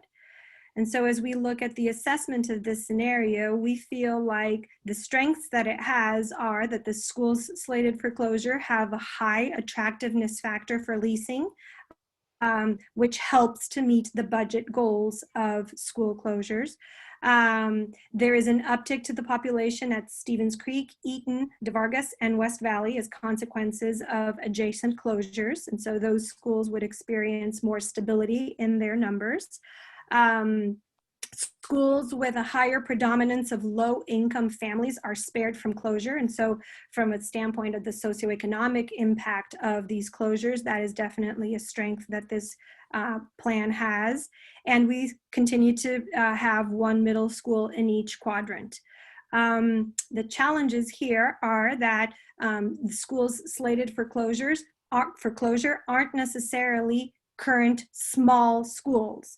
Though as we look at the declining enrollment trends, by 2025, they will be in that category. There is a potential of attrition of families to private schools coming from the Sedgwick closure, and so that might be something important to consider. And in this scenario, the southwest quadrant is left with only one neighborhood elementary school, in this case, Regnart Elementary. And finally, there are no neighborhood schools left in Saratoga. We would have McCullough and Clip, both in Saratoga, but both being alternative programs. So that could have impact on voter support for future ballots. So we will pause there for clarifying questions. Okay, who's got a burning question on this one? Go ahead, Jerry. Thank you, Larry. If you could go back to phase 2. And my question is about the quadrant rebalance, and I know this showed up earlier, but I now that I have, so I want to just follow this. In Plan A, Nimitz, north of 280, west of Stelling, isn't the entirety of the Nimitz attendance area north of 280? So does this mean we're clearing out Nimitz of the current students, or because my map shows there's no Nimitz attendance south of 280? Okay, you're right. It's north of Homestead. Ah, Homestead. Okay, so there's a little, got it, Yes. that little jot. All right. Okay, and then, all right, I think then everything And same else. for Garden Gate. Right, right. Yes, of course. Yeah. All right. Okay, great. Thank you. That was my question. Thanks. Thanks, Lori. Who else has a question on this one? I have a quick question about the Montclair becoming a magnet school. You had also mentioned either magnet school or alternative school. When you say that, do you mean creating a new alternative school, or do you mean relocating an existing alternative school in that scenario? The recommendation is to configure Montclair as an alternative school with an attractive focus of their choosing, but not to relocate one of the current alternative schools to the Montclair site. I see. Okay, so in essence, creating a 5th alternative school. Correct. Okay. Thanks. Phyllis. Oh, you're muted, Phil. Sorry. In this scenario, you have over the course of time, actually 5 schools closing, 4 elementary and 1 middle. And yet under the challenges, you've only called out Sedgwick as a potential for families to go to private schools. Was there a reason why You didn't call out the others and you only called out Sedgwick?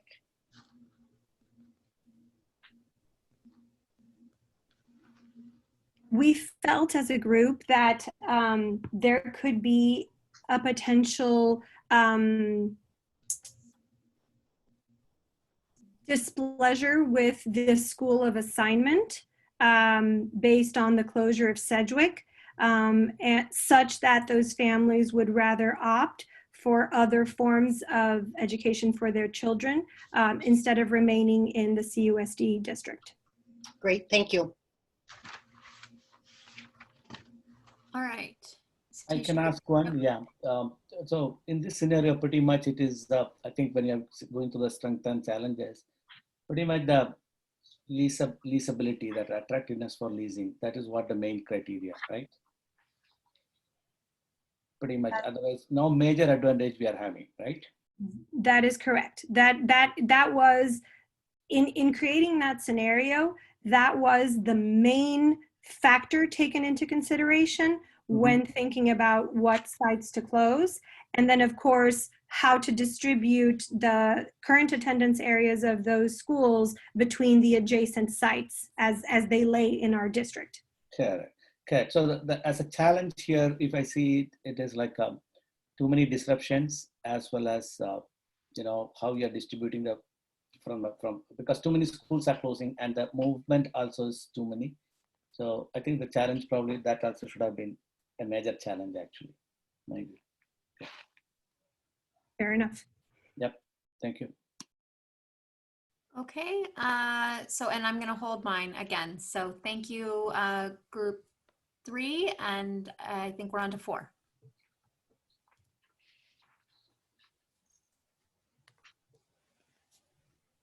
Okay, Jeff, you can go ahead and scroll down. Okay, thank you, by the way, everybody involved with this. Staff was extraordinarily supportive of us, gave us absolute independence in our process. Greg was also a very soft touch leader to our process and just did a wonderful job. As you might notice, the voice has changed. We did break up into 4 subgroups within the CAC, and I represent our group 1, which is we are presenting second though. This was an extraordinarily emotional process. Nobody wants their school to close. Our group created a tool to help us sort of step back from those emotions and think about the criteria from a more dispassionate perspective. With that said, we did not let ourselves be ruled by those numbers. We engaged in many long and detailed discussions that reflected, well, our diverse backgrounds and knowledge, because a lot of us knew a lot about parts of what we were dealing with, and together we were better. We managed to do a lot as a group because of our diversity. But I would like to show you a brief video describing our methodology. And Jeff, you can go ahead and roll this 40-second video. Started with the criteria that were selected and ranked by the entire CAC. The raw ranking scores were arranged in order. We initially assigned multipliers from 1 to 2, and then adjusted the range to approximate the slope of the raw scores. The final range was 1.1 to 1.7. We then installed those multipliers in a scoring tool for all schools. Each school was individually scored according to each criterion. The raw score was calculated according to the multiplier for each criterion to produce an adjusted score.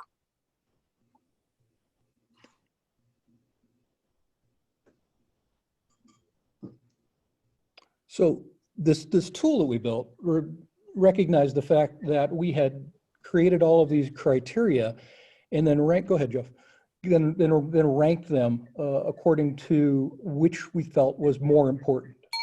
So we then created this tool to weight each criteria appropriately according to the way that it was preferred as for its importance by the entire CAC. This wasn't just our group. The ranking was done by the entire CAC. There are a few exceptions, which you can read here if you really want to. I'm not going to go over them all, mostly because, I'll touch on a couple of them. Transportation considerations, the permutations were nearly infinite, so we just ranked them all identically for that. Fairness and equity, impact on the community. Every single community is going to feel that they were impacted. We used some of these unscored, or excuse me, equally scored criteria as tiebreakers, and I'll touch on that in a bit. So you can go ahead and scroll up to the next one, Jeff. So these are the actual raw scores, the adjusted scores. They aren't the determinant of what we did, but it does show you how the schools scored against each other. And we did break up into quadrants just as a way to help us think. And as Stacy described, it was a way to sort of balance the district out according to geographic carve up. Next one, please. Okay, so our first one. And by the way, we deliberately chose not to give granular recommendations about timing or exact attendance boundaries. We felt as our subgroup that the district staff is best suited to determine those details in order to efficiently deploy district resources and balance attendance. Because closing a school is not a trivial matter, and it's not easy, and it requires an awful lot of central district resources to make it happen. We also recognize that these closures are not the end of this process, that continuing demographic declines and possible continued resistance to tax revenue measures mean that further measures might have to be taken in the future. So phase one, Northwest, would be to close West Valley. It was clearly the lowest scoring school in the quadrant. Population trends going down 23% by 2025, which was worse than Stevens Creek. We took into account the socioeconomic impact on Nimitz. We also took into account the Montclair Los Altos voter impact. We wanted to make sure that we kept a school in there because not only do people feel that they need to have a dog in the hunt, the demographics of Los Altos itself, we, in our non-expert approach, guessed that probably meant that they were more likely to vote overall. Also, Montclair has a very stable enrollment. So the West Valley students would be distributed to Montclair, Stevens Creek, Garden Gate, and Nimitz. And was also our intent to ensure that Nimitz not be diluted by higher socioeconomic students so that it could maintain its Title I resources, the details of which really are outside the scope of this meeting. Next one, please. Okay, Southwest quadrant would be to close Lincoln. It was the lowest scoring school in the quadrant.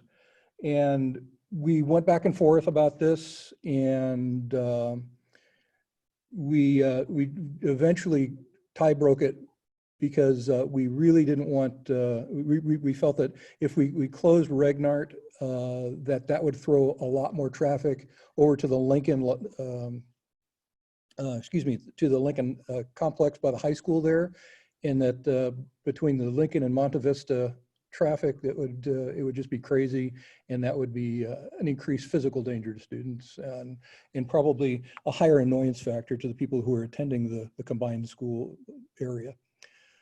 Next one. Okay, here's the big one.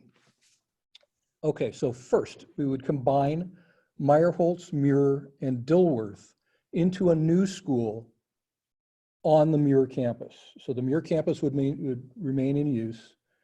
Meyerholtz, Muir, and Dilworth would occupy it all together under a new name. The Dilworth property would be released, and then the Meyerholtz campus would become the dedicated CLIP campus.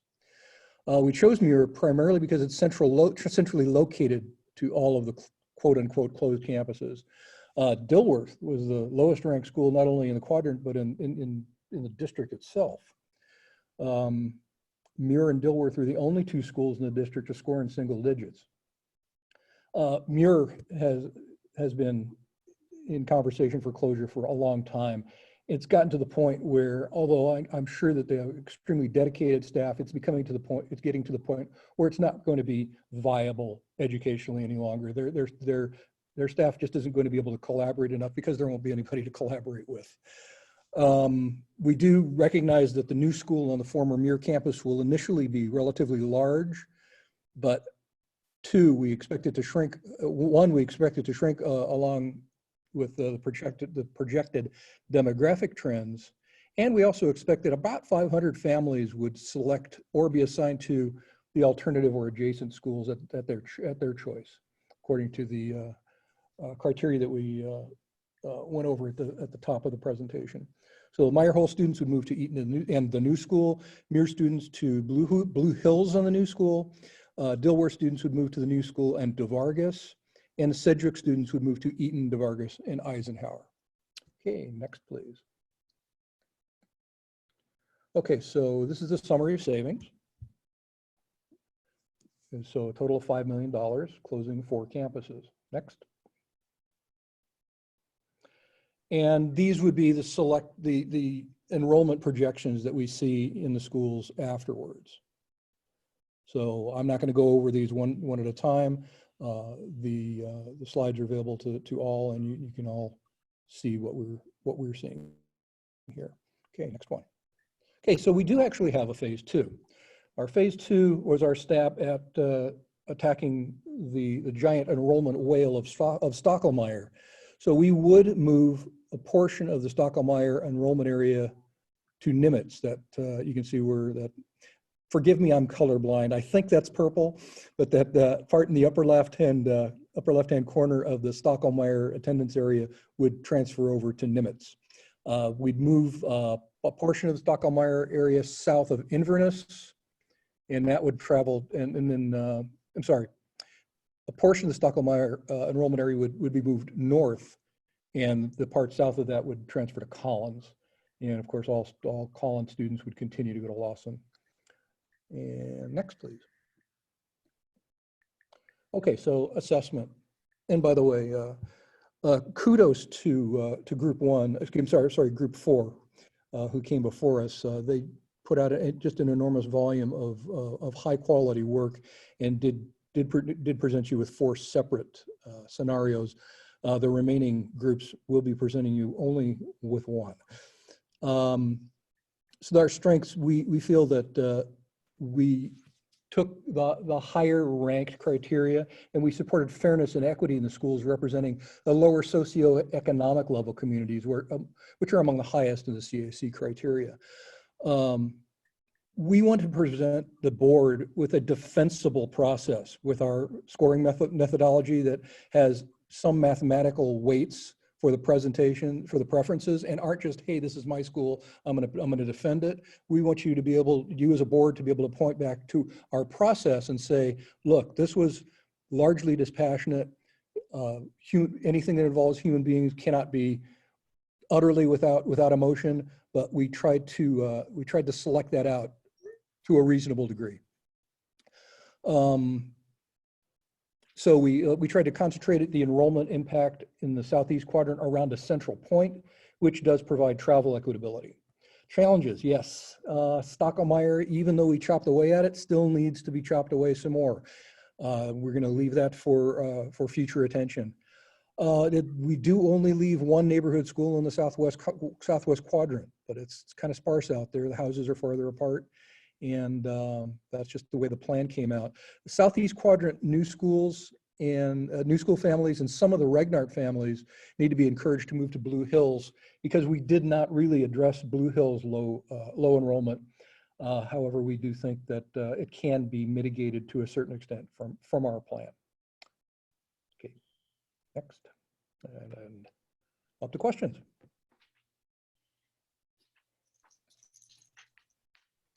Okay, who's got burning questions on this one?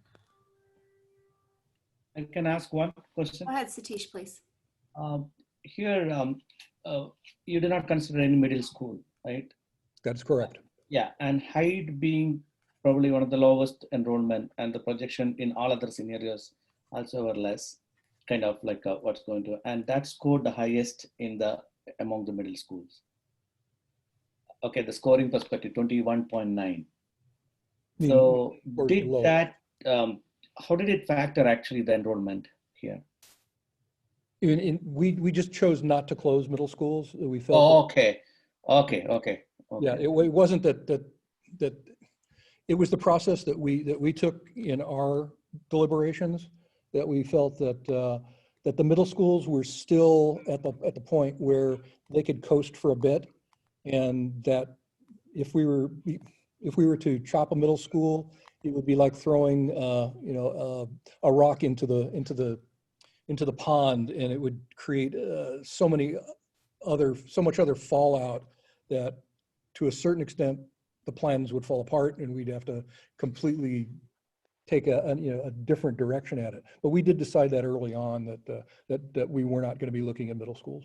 So one question, the same thing, like if enrollment is not really impacting the score in this case, because I could see that across when you, for example, Kennedy is like 14.3 and Kennedy has a much higher enrollment when you see it. So well when you close, not a factor. I'm sorry, when you close surrounding schools, the enrollment of the smaller schools go up. So that mitigates that right there. Okay.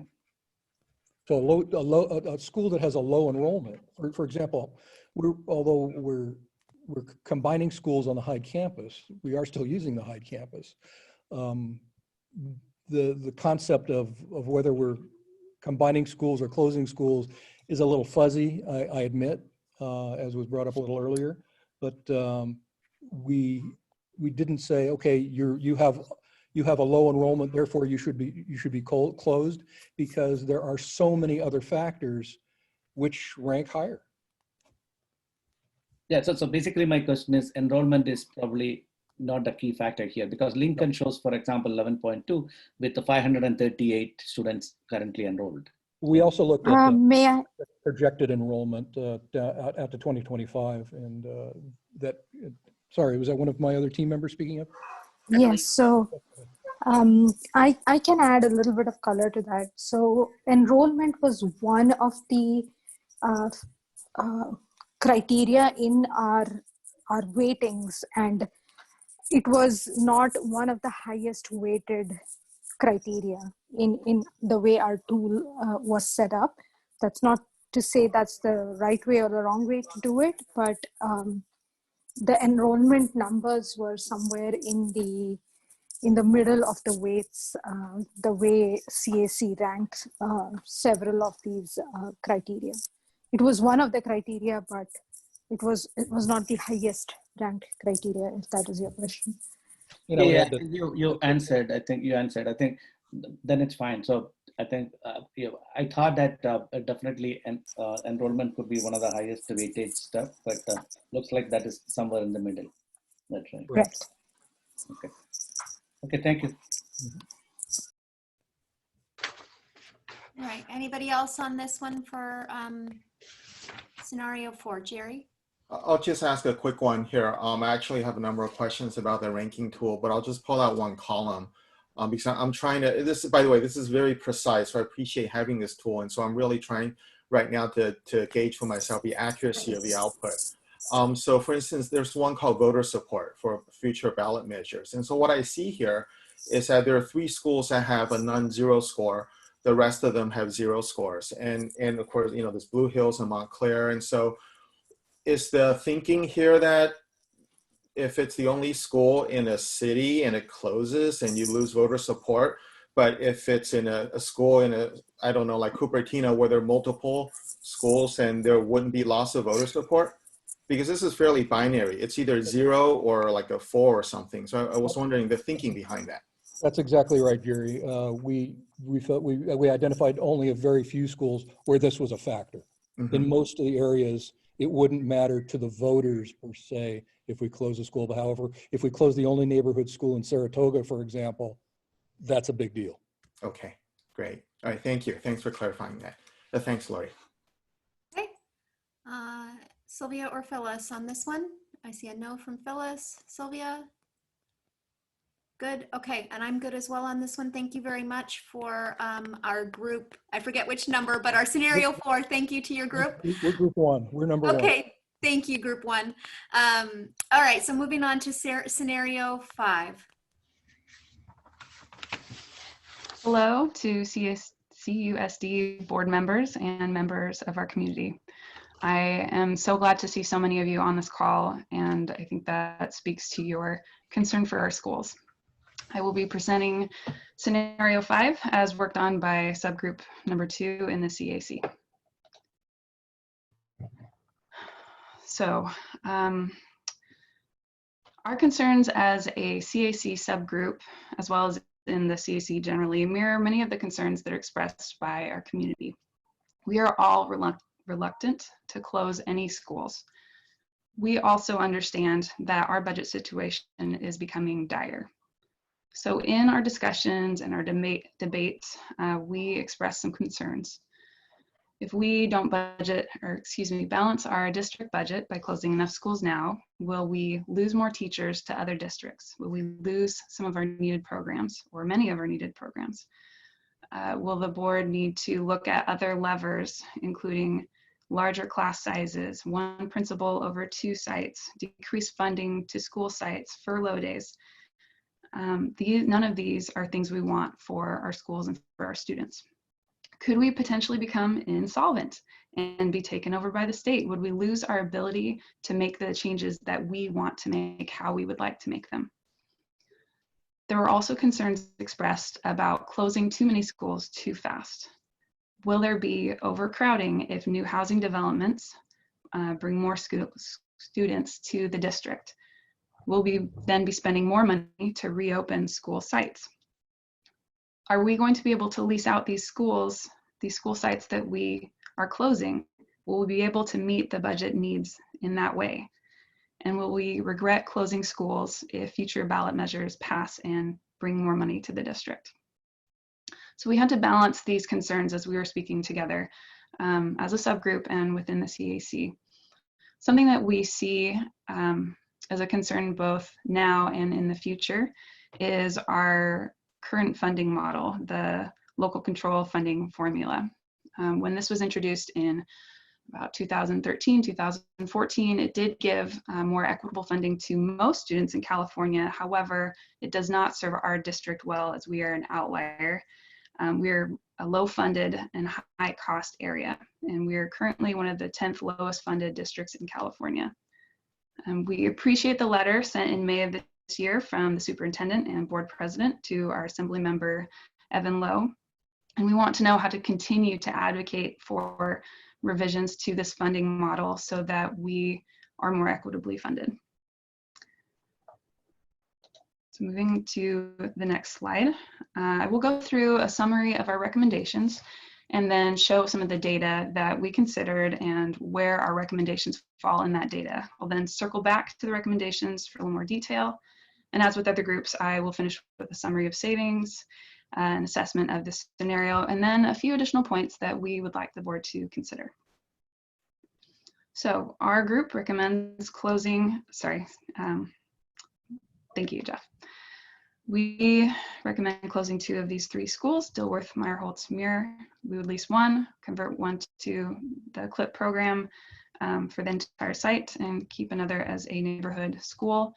And so the net change in that scenario is 1 school closure. For the next scenario, or excuse me, the next recommendation, we would close 2 of these 5 schools that are listed. Third recommendation would be closing 1 middle school, and we would recommend Hyde. And then for other recommendations, we recommend moving the district offices and then balancing enrollment at some other schools. So the board has identified a minimum school size of 3 kindergarten classes that then move up through the school. And so you have 3 classes per grade for a total of 432 students. And they recommended actually that most schools be in the range of 4 classes per grade, or 576 students, with a few schools then in the 5 classes per grade range and 6 classes per grade range. You'll notice that in this scenario, we offered in terms of closed 2 of 3 or 2 of 5. All these schools represented are schools that came up in scenarios that we did individually within our group. And not surprisingly, we didn't all arrive at the same conclusion, but all these schools were within our recommendations, and we wanted to reflect that. And you'll see some colors.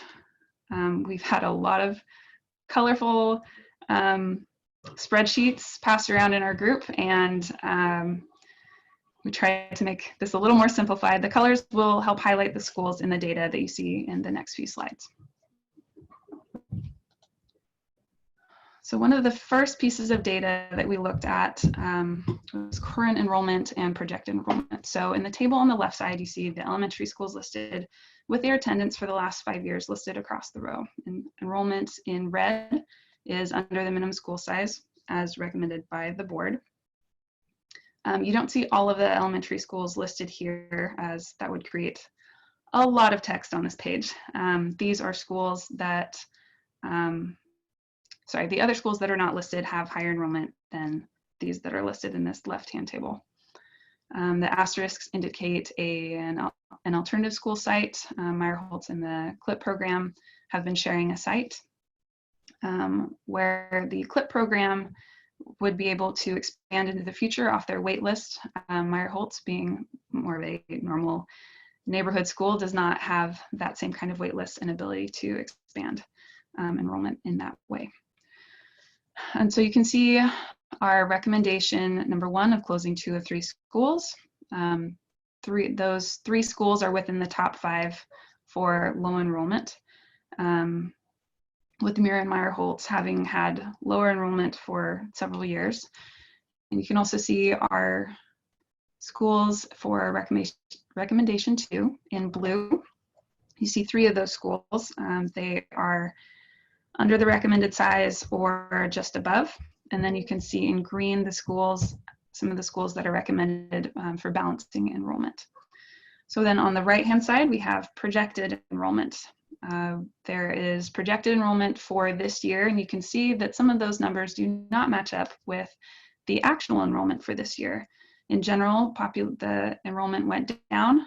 For a few schools, however, it is up. Then the next column, you see, this is where the table is sorted by these numbers, the projection for 2025. And these are all the schools that would be under that optimal size as given by the board. And then in the last column, the percent change.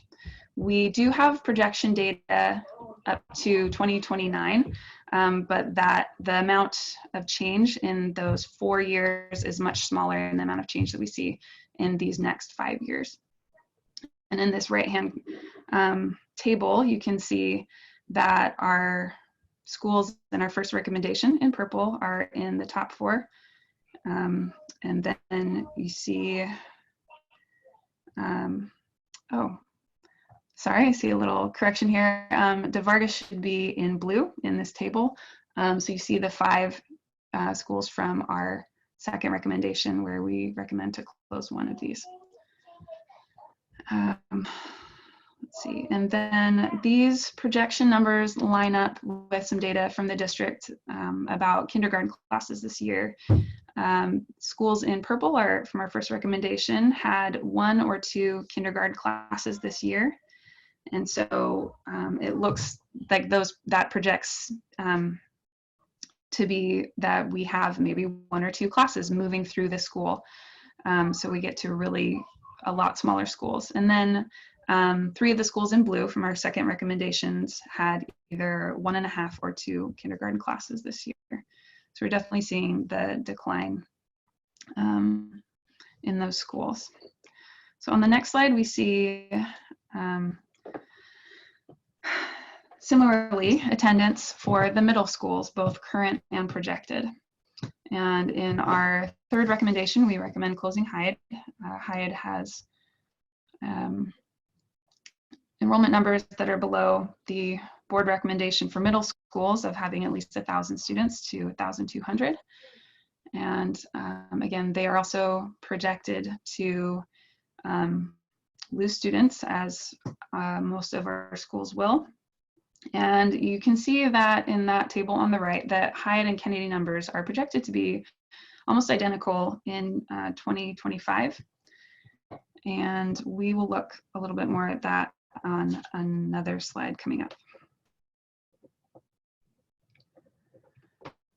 So another data point that we looked at was the location of schools in relation to each other. A lot of this was done by looking at maps of the district, attendance maps, and attendance area maps. We want students to have a school in what can reasonably be called their neighborhood. We understand that many families consider school location when deciding where to live, whether that's renting or buying. It is also important to have a school nearby when we as a school community want to rally support amongst our neighbors for ballot measures that will benefit our schools.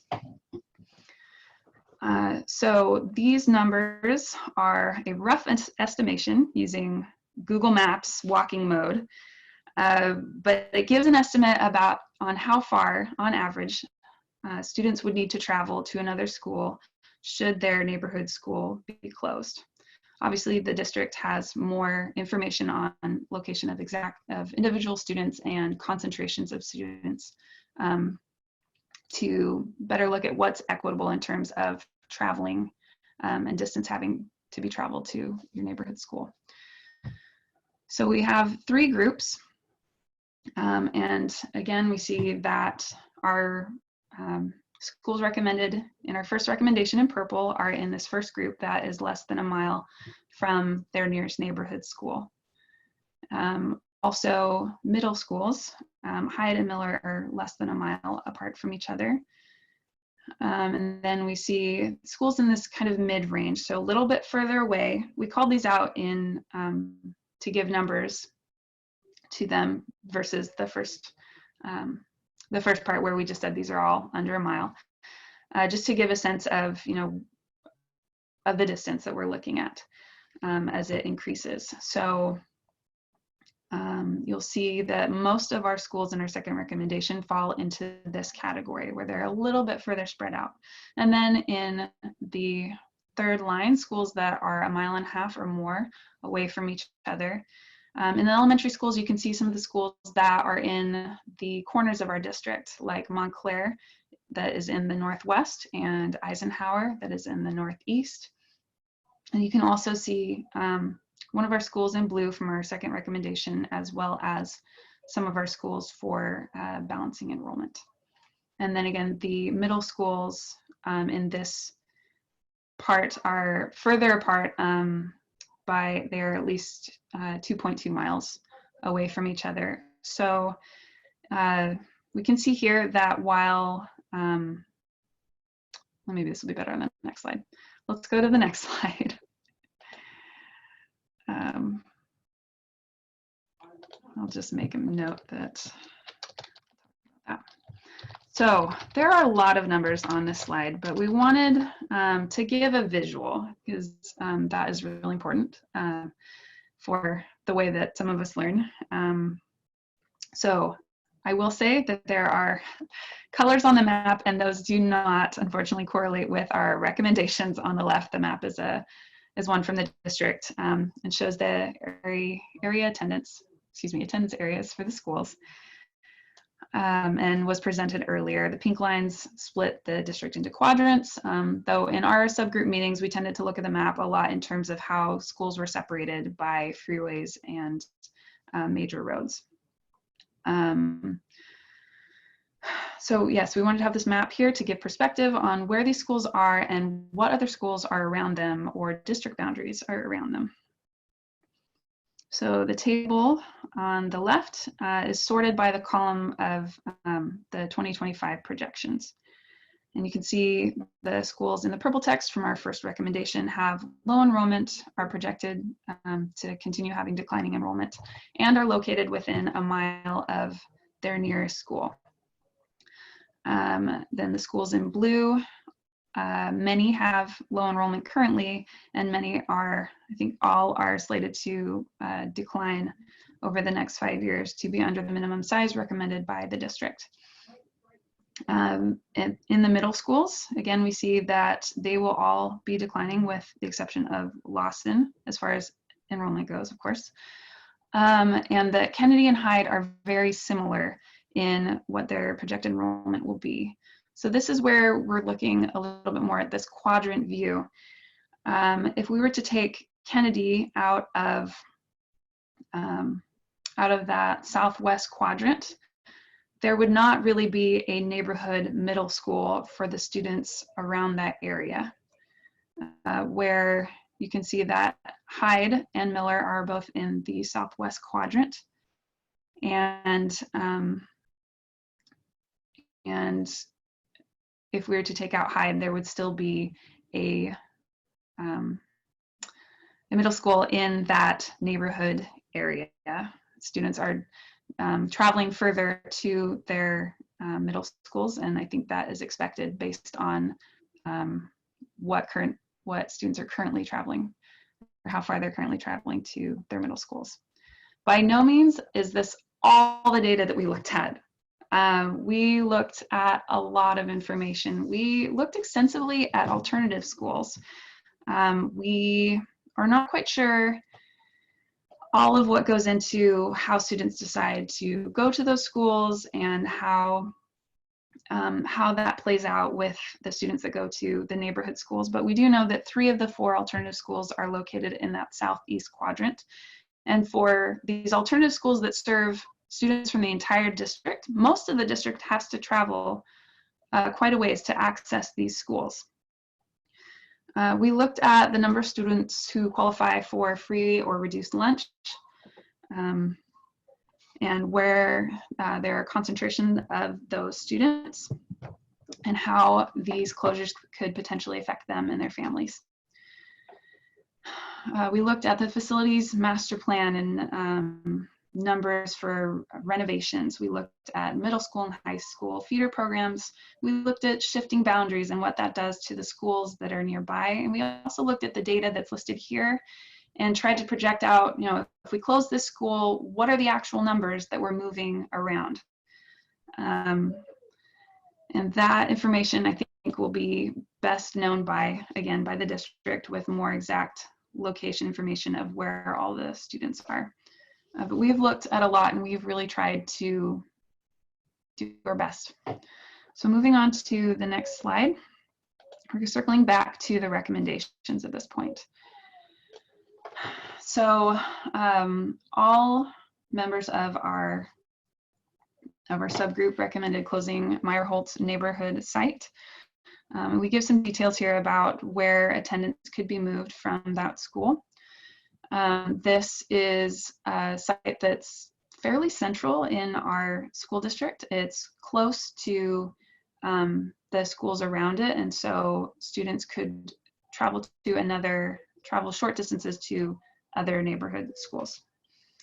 And then we recommend closing either Meyer or Dilworth Elementary and consolidating those students, leasing a second site. And in making that decision, we want to keep our updated campuses for our current students so that we're not asking for more money again from our communities if we don't have to. We also need to balance that with considering which sites are most likely to lease, because those will be the numbers that are helping our budget. And then some other information about, if we close Dilworth, where some students can go, if we close Muir, where some students can go. And then we also recommend, or are following the board recommendation of having CLIP at their own site so they can expand that school, and that we would couple the Cooper-Doodle preschool program at that school so that families who have multiple students in that program can go to the same site to drop off their kids, and also to have that extra room at the Muir Dilworth Meyerholtz Consolidated School. So looking, I failed to mention on that slide, we listed this as a phase 1. These were recommendations that we all agreed on and that we feel that we can move forward with. So looking at the next slide with our second recommendations, there there's a lot of information here. We recommended closing 2 of these elementary schools. And if we are closing 2 schools west of 85, these schools cannot be located next to each other because it's going to make shifting students around really tricky. It could result in supersized schools. It means that students are traveling further. And we really want to try and keep a neighborhood school or school within the neighborhood as much as possible and minimize travel to a new school. And so if we're closing 1 school within those 4 on the west of 85, we would also be closing De Vargas that is on the other side of the district. And again, these go back to the data of being low enrollment, declining enrollment, and being in that kind of middle distance in relation to other schools. So you can see in the middle, there's some details about where students would shift to.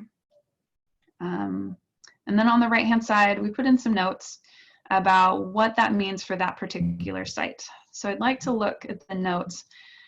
These are maybe some challenges to closing a particular school. So Stevens Creek is 1.5 miles from both West Valley and Lincoln. They have 85 to the east and 280 to the north. So they have those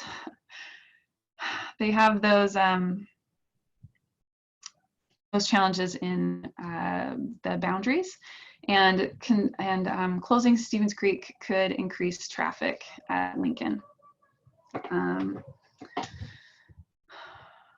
Well, I guess I'll go back and forth between the middle section and the right side because for recommending Stevens Creek to close, we would move some of the attendance to Montclair and West Valley, which would help bolster those schools that are either small and or expected to decline in the future. And we'd also move some to Lincoln. Looking at Lincoln, it's located right next to Monte Vista, and there are some concerns about there being traffic or more traffic if we are moving students to that school. If we were to close Lincoln, some students would go to Stevens Creek, and then I think we would still recommend moving some of Stevens Creek students over to Montclair and West Valley to maintain a reasonable size at Stevens Creek and also to bolster those 2 schools to the north.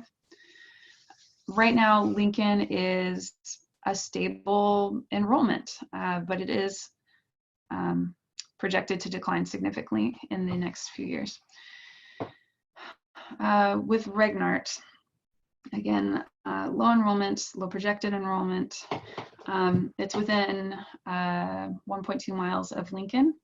If we were to split the attendance about half and half in the middle of that attendance area, it would make sense travel-wise for students, but it would not increase Blue Hills to the south. It wouldn't increase their enrollment to the minimum size without making additional changes in the district. And again, there's the concern about more traffic at Lincoln. With Blue Hills, we give some ideas of where students could go if it's closed. We also recognize that it is the only CUSD neighborhood school in Saratoga, and that closing that school would mean perhaps less voter support for initiatives that would support our schools. Also noting, as previously, if there's not a school in what could reasonably be called the neighborhood, that could be a scenario in other situations, not just in areas where we only have 1 or 2 schools. Cities where we have 1 or 2 schools, excuse me. And then, sorry, wrapping up this page with De Vargas. With De Vargas, we give some ideas of where students could go if it were closed. We are concerned because we have a higher percentage of more vulnerable population at this school.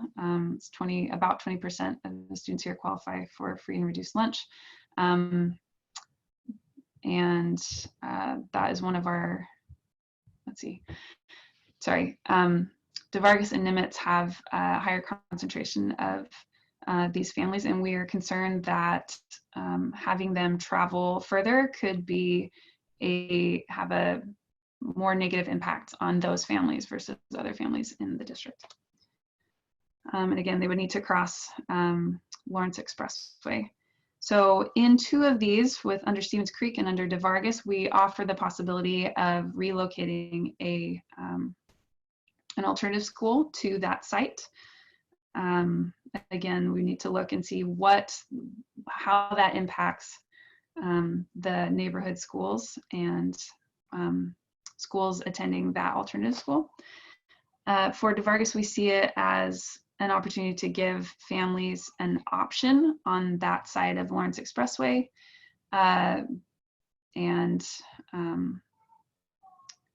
It would also mean that Murdoch Portal would need to open up its enrollment and become a larger school. Okay, moving on to the next slide. With our recommendation of closing Hyde, we move students to Miller and Lawson, with some of Lawson's students then going back to Kennedy, where some of their population was before. And this would be with Hyde being lower enrollment, assumed to decline enrollment, and also being in close proximity to Miller Middle School. Our 4th recommendation, also on this page, would be to move the district office to a CUSD owned site of their choosing, hopefully one that is less likely to be leased, so that we can keep the properties that are more likely to be leased to help our budget. The next slide, and the last of the recommendations, talks about balancing enrollment. So we recognize that Stockholmer is outside of the board's recommended size for a neighborhood school, elementary school, and so we would recommend moving some Stockholmer students over to Nimitz. Areas that could be from would be north of Fremont Avenue and along Connemara Way would offer a good walking path to the school. And then also we need to increase the enrollment at West Valley, as it is expected to decline. And so that would mean moving Nimitz students south of Homestead on Miranda Drive and in the Markham Apartments over to West Valley. Okay, so our next slide is a summary of savings, similar to other other scenarios. And you can see that we again have the range because we were given a range that in closing schools, we could, the budget impact would be $400,000 to $500,000 per school from the closure, for the elementary schools. And so we are wondering if we would be able to then maybe close 2 elementary schools and a middle school and move the district offices. That would be about $5 million and could be an option. As we discussed earlier, there are concerns that perhaps we were moving too fast on closing schools, or that we are closing too many. So that is another option to look at, but it's very dependent on the numbers. So our assessment of our plan on the next slide. Our strengths is that it meets the CAC charge of finding that $5 to $7 million. And we really tried to focus on balancing schools that looking at enrollment, but also looking at location so that we can try and stay close to our schools and keep our students close to our schools. It balances enrollment at most schools and allows some flexibility to the district on which schools to close based on their more specific data, and focusing on our criteria that we looked at, that these are the range of schools. Some challenges with not offering specific schools is that based on the schools that are closed, it may not address the enrollment decline specifically at Montclair and West Valley and the low enrollment at Blue Hills. And we're again concerned that closure of DeVargas would have a greater negative impact on students with higher needs. So my last slide is some considerations that our group wanted to bring to the board. We want to know what traffic is going to look like. This impacts not only the school, the students going to the new schools, but also our neighbors in the community who may not have any students at that school, or the school that is bringing on more students. We feel that's really important because a lot of what we talked about is just our personal knowledge of traffic patterns by schools that we're familiar with. We want to make sure the board is aware of the housing developments that are coming in. We've listed a few here and how those impact those schools.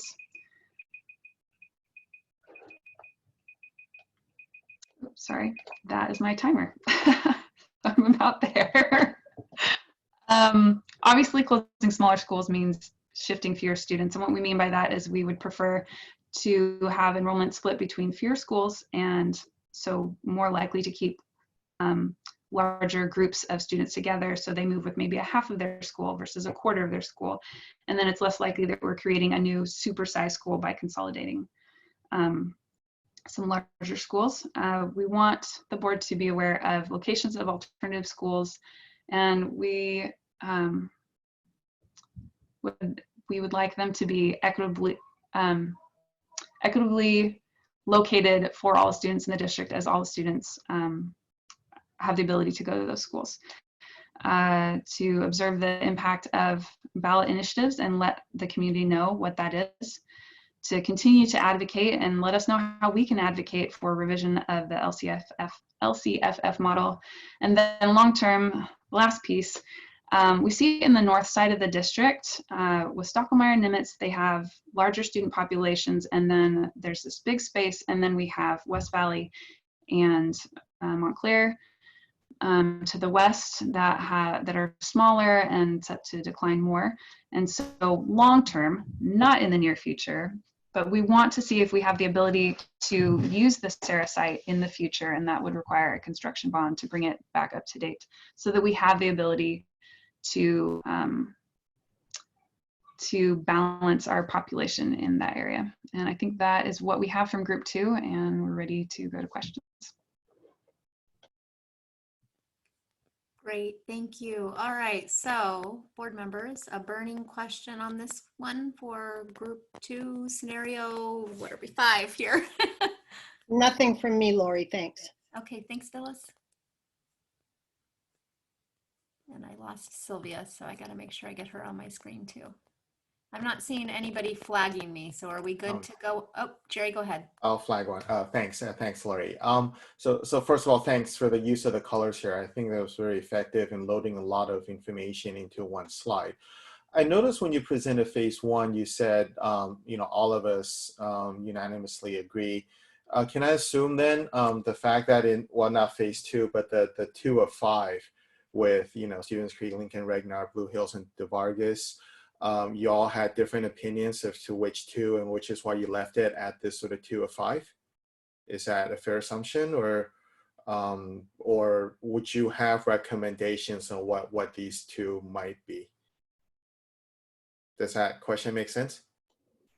Yes, that question makes sense. Yes, we had a lot of different opinions about which of these schools to close, and so we tried to highlight concerns that we have about closing these schools, as well as what their closure would mean for schools around them. Got it. Okay. Yeah, I appreciate if I could just chime in a little bit on that, Jerry. So I think that as you move out of the density that's in the southeast quadrant, you really start to get into more and more trade-offs. So there are just fewer schools out there. And when you start closing one of those schools, you end up with some pretty big trade-offs. One thing that was said, though, I think that we all did agree on, is that there seem to be pairs of schools that you can close, but you can't close them right next to each other. So maybe Lincoln and Blue Hills would be candidates for closure together, if that's what you chose to look at, or Stevens Creek and Regnart would be candidates for closure. So there were some constraints on there, but it was really us looking at it and each of us seeing a lot of different trade-offs involved. Got it. Okay, thanks. No, I think that came across, and I certainly appreciate. I think what you're saying in terms of the spatial constraints, that makes a lot of sense. And so, yeah, thanks. Yeah, for making these trade-offs visible to us. And that's my question. Thank you, Lori. Okay, Satish, go ahead. Yeah, I have a question on balance enrollment, number 5. So shift students from West Valley, students to West Valley from Nimitz and Stockholm to Nimitz. Is it like some certain number you're projecting here, or just moving a bunch of kids just move out of this place? Because practically Stockholm is like kind of 1,000-ish kind of, and Nimitz is in 500-ish, and West Valley, whatever, I don't have the number in front of me. So is it that what's the suggestion here? Is it like a portion of the students to move, or you got my question? I think this is, Satish, are you referring to number 5 on slide 48 under the other recommendations? Yeah, that's right. If that helps, CAC? Yeah, 48, sorry, yeah, 48, number 5, balance enrollment, the bullet A dot.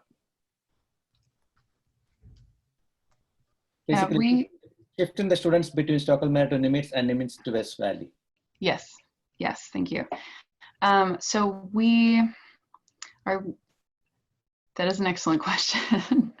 Currently, Stockholm is above that recommended size. So to come down, let's see, Stockholm right now, at least as of this year, is at 1,047 students. And the board has recommended that it fall more within the 6 grades per class size, which would be about 864. So it could be the difference between those two numbers that gets moved to Nimitz, or it could be less than that, depending on whether the district wants to look at current numbers or the projections for the future. Does that answer your question? Yeah, I got it. So we are not, basically, it's just like we are not, absolute numbers you are not mentioned. You are just saying this is a move pattern. This is what the suggestion is. Yes, that's accurate. Okay. That's it, Laurie. Yeah. Great. Phyllis said no. Sylvia, do you have any for this group? I have one quick question, or maybe it's not quick, but you had mentioned possible relocation of 2 of the alternative schools, Murdoch-Patel potentially to DeVargas, and Faria potentially to Stevens Creek. Can you expand a little bit more on what the repercussions or what would happen to those populations?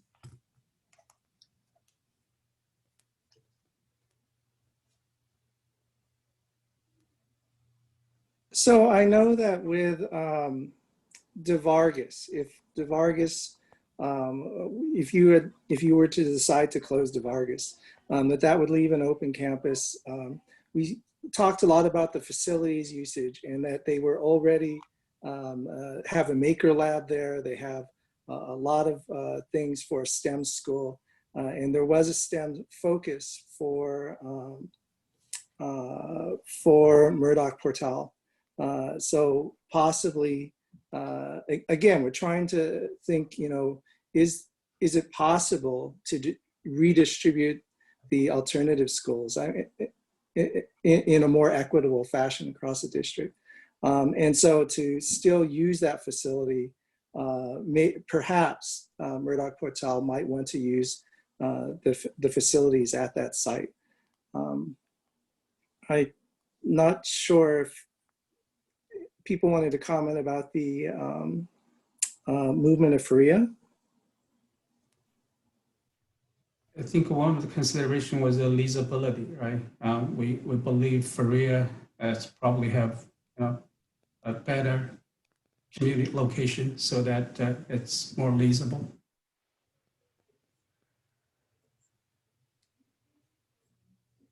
I see. So part of it is the potential leasability. The other part you said was just to redistribute the alternative schools across the district? Was that more like when you say equity, you're talking about geographic distribution? Well, this is a question that we came up with just from looking, again, if you look at the lower southeast quadrant of the district, it has a higher concentration of schools, period, right? I don't know how we ended up this way, but we ended up with a lot of schools concentrated in that quadrant, and fewer students, right? But we also ended up with a lot of alternative programs concentrated in that quadrant as well. So this is just a suggestion. If you were to look at equity across the district, this may be one of those things that you look at, because as schools are closing in different areas, you then have the opportunity to move alternative programs around. And so again, it's not something that speaks specifically to the budget, right? Which is one of the primary focuses of this. But as we're moving things around anyways, it becomes an open question then of, you know, how do you redistribute equitably across the district for other things, such as alternative programs? So I don't think we really worked out that, because that wasn't a budget plus for us. But it was something we at least wanted to bring up to the board that you might want to consider, and that alternative programs might want to consider, right? Redistributing themselves across outside of that quadrant, because we also noticed in some of our we also noticed in some of our spreadsheets that the location of the alternative school tended to draw students from local elementary schools. And so that might be contributing to the decline in some of these areas. And again, if they're all, you know, distributed in that southeast quadrant, maybe that they're causing some of the distribution problems within that quadrant. I hope that helps. No, that does help. Thank you. Okay, and I'm going to pass on mine. Again, I want to hear them all before I start asking my questions. So I believe everybody's had a turn. So I think we are on to scenario 6. So thank you to scenario 5 group. Gosh, was it 2? Sorry, guys. Okay, hi board members and community. This scenario will be a little bit shorter. Before you turn actually to the next, I wanted to say something. So we approached this was a difficult charge, as everyone has said before already. This has been an amazing group to work with. The amount of facts and data they came up with, the different approaches of looking at that data, really has been very thoughtful, and the way they questioned really has been an amazing process to go through. At the same time, you know, I know we're facing declining enrollment, and we've been facing this funding issue for years. It's nothing new, and you've tried many steps to try to raise money, but at the same time, it seems like the community is just becoming aware of it, or a lot of the community.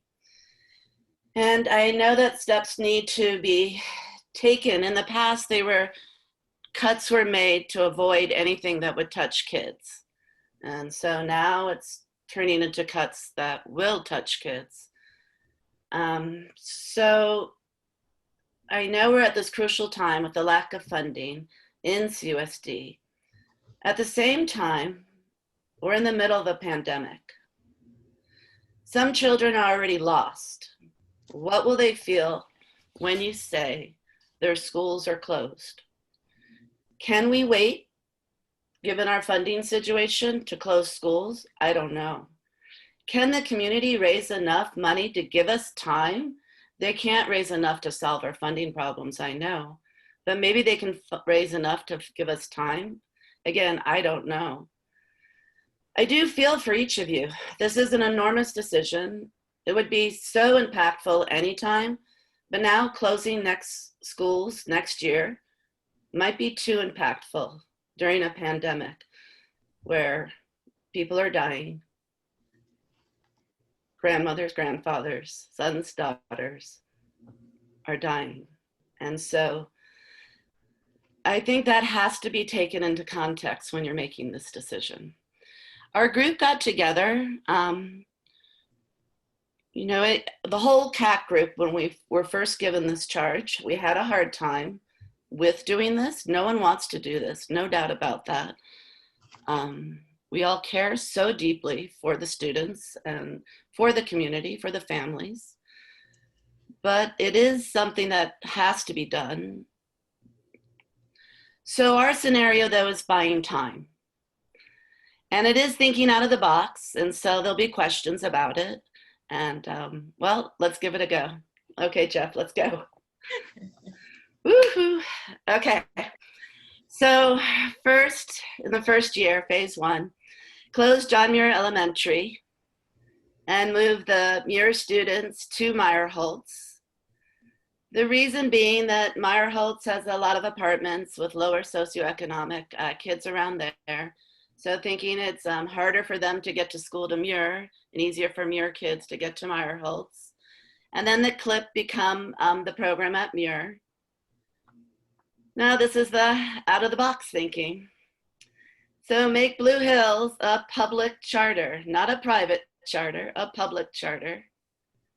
And so this does give an opportunity to recruit students from outside the district to help combat the declining enrollment. It also enables to draw in corporate donations. And so it would also make the equity of STEAM and STEM schools in the southern, south, north, and east, west. And then the other part, move the district office to the TRC location or behind Lawson in the maintenance area. We know that the TRC, that the Kit Stop in that area there has buildings there. We do have a lot of portables for now, maybe in portables. We also know that they used to be in the maintenance area years ago. So I know there's places there. So savings could be 400,000, but again, it depends. So that's phase 1. We can go to the next one. All right, so this is still part of phase 1. Similar to the other plans, it's redrawing the boundaries. And these are things that could be done right away. The numbers have been this way for years, and we've talked about redrawing lines. Certain streets are offered, certain families are offered a choice right now to go to different schools to help combat the over-enrollment, like at Stockelmeyer. So redrawing the lines of moving from north to south, from Stockelmeyer to Collins, and from Nibbits down to Garden Gate, and then from West Valley down to Stevens Creek. But then also moving from the east to the west, so sliding over. So Stockelmeyer to Nimitz, and Nimitz to West Valley, and West Valley to Montclair. So going down the line. Okay, next one. And then looking in phase 2, you know, looking at Regnart is low, and looking at that, we have a Faria, which is like a back to basics school. It has a waiting list. You know, we have a lot of students from the north who want to go there, perhaps making Regnart a back to basics, again, an alternative school, and or possibly making it a charter, public charter again. And that would be more equitable distribution of the alternative schools with the back to basics schools in the north and the south. But then at the same time, you know, why should we dictate what a school becomes? And we know that, you know, as the word got out, certain schools knew they were low and knew they might be targets and started having discussions. And some of the discussions at Regnart have been becoming a performance arts school. Again, those are things that I think you really have to consider, the top-down decisions, that it's really going to have to be hopefully involving the schools so it doesn't seem top-down. Then the second part, close DeVargas and combine. There's two STEAM-like. Again, this is a complicated one, but Portel and DeVargas are right there, but Portel's a year-round school. Portel's a combo class.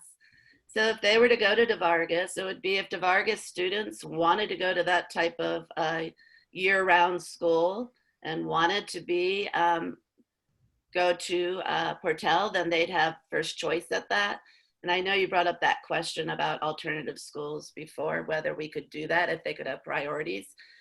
But that way, those kids in the lower socioeconomic areas would actually be a plus for them because they'd have year-round school, which would be huge for low socioeconomic kids. But then the other kids would relocate to Sedgwick and Eisenhower if they did not want to go to the Portel taking over its site. Then phase 3. Next slide, please, Jeff. Thanks. So, all right, so this one's a really thinking out of the box too. So close Dilworth and Dilworth kids go to Eaton. It balances the enrollment. It would start out big, but it's projected in a few years to go down. And so it'd be more the size that's said ideal. McCullough, it is an alternative school, a parent participatory school, but it's in Saratoga. And so if you are in the north and you want to go to that school, you have a long way to travel to go to that school. So putting it in the middle makes it more equitable. And then that land, that's a big piece of land. I don't even know if that land could be divided up. It's such a big piece of land. It is a beautiful piece of land too. So I'm not sure McCullough will want to go and give up that land. So that would be saving of 1.3. Then we had just talked about exploring the additional revenue things about information on district land holdings and, pursuing whether leasing or not leasing some of the vacant sites and some of those things. And that will be addressed more later for part of the closing. So then the next slide. So the change in the impact when you total it all up would be 4.3 million over those 3 years. So it does not meet your charge. I know it doesn't. We know it doesn't. But at the same time, there was discussion whether we should present it to you because it isn't something that you can fit in your spreadsheet conveniently to say for your plan. But at the same time, there was discussion. We heard that maybe we were being told what to do. We're not being told what to do by the district. Yes, we were given a charge. Yes, it was recommended. But this is really what our group did. And every time we went back, we kept coming back to this. No one was ready to take that next step in our group. And we seem to be good with what we're recommending, that take a slower approach to this.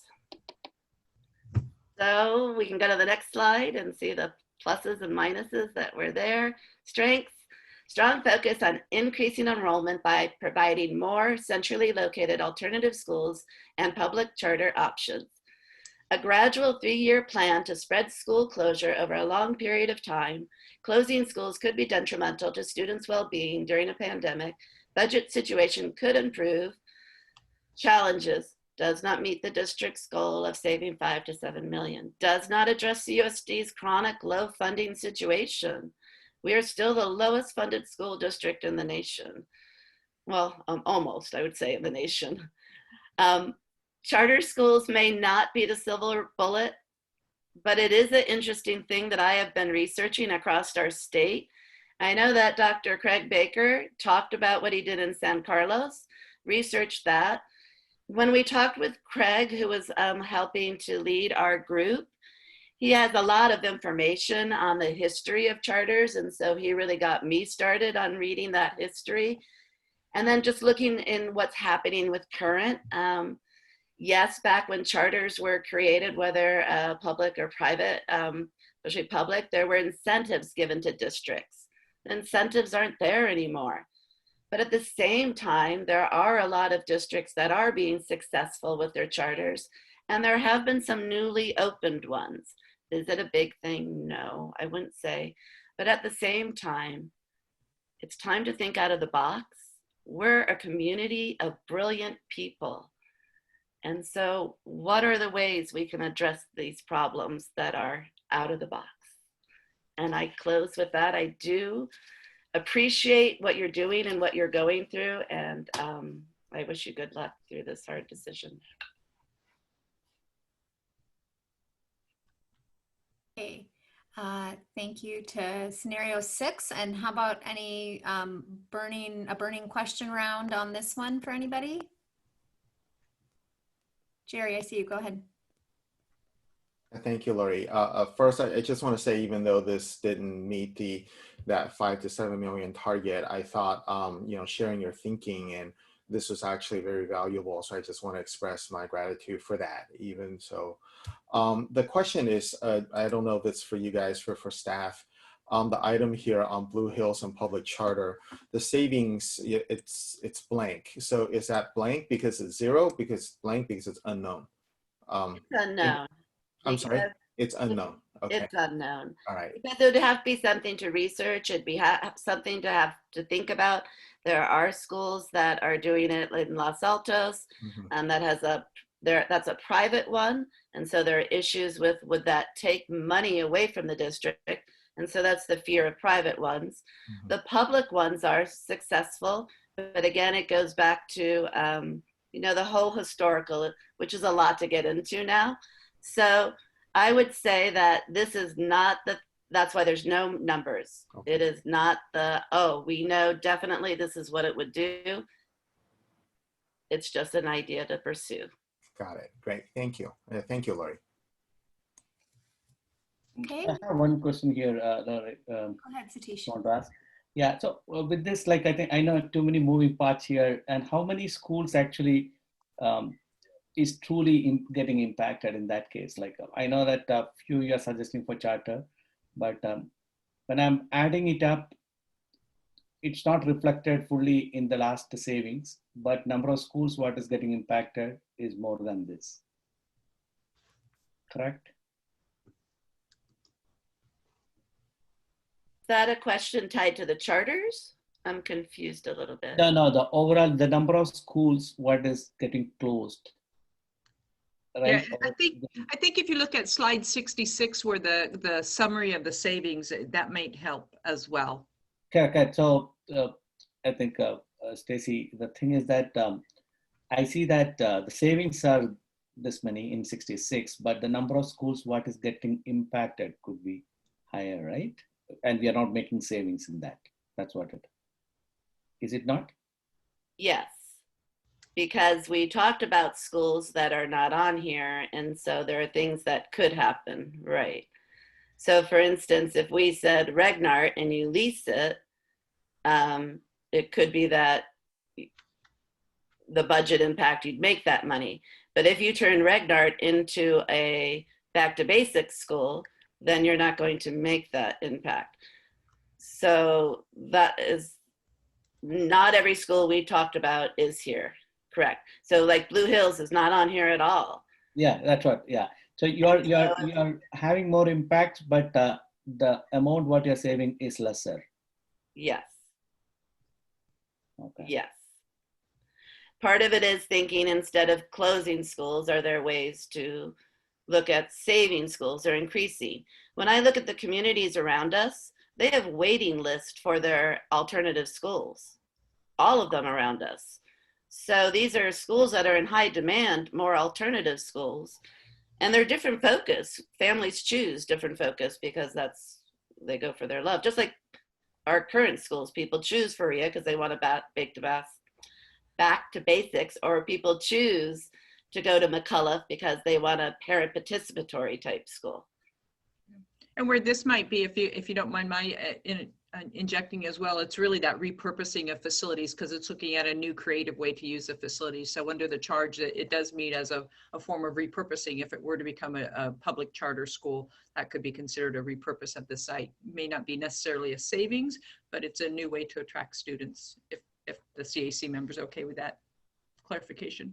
Perfect. Thank you so much, Stacy. Okay, thank you. All right, Sylvia or Phyllis? Phyllis is a no. Sylvia, do you have one on this one? No, okay. I'm gonna break my own rule. I have one on this one, although we're at the end, so technically I stuck it out, right? Okay. Actually, if I can clarify, there are slides after this that the CAC has kind of their closure as well. Okay, perfect. I do just want to ask this group,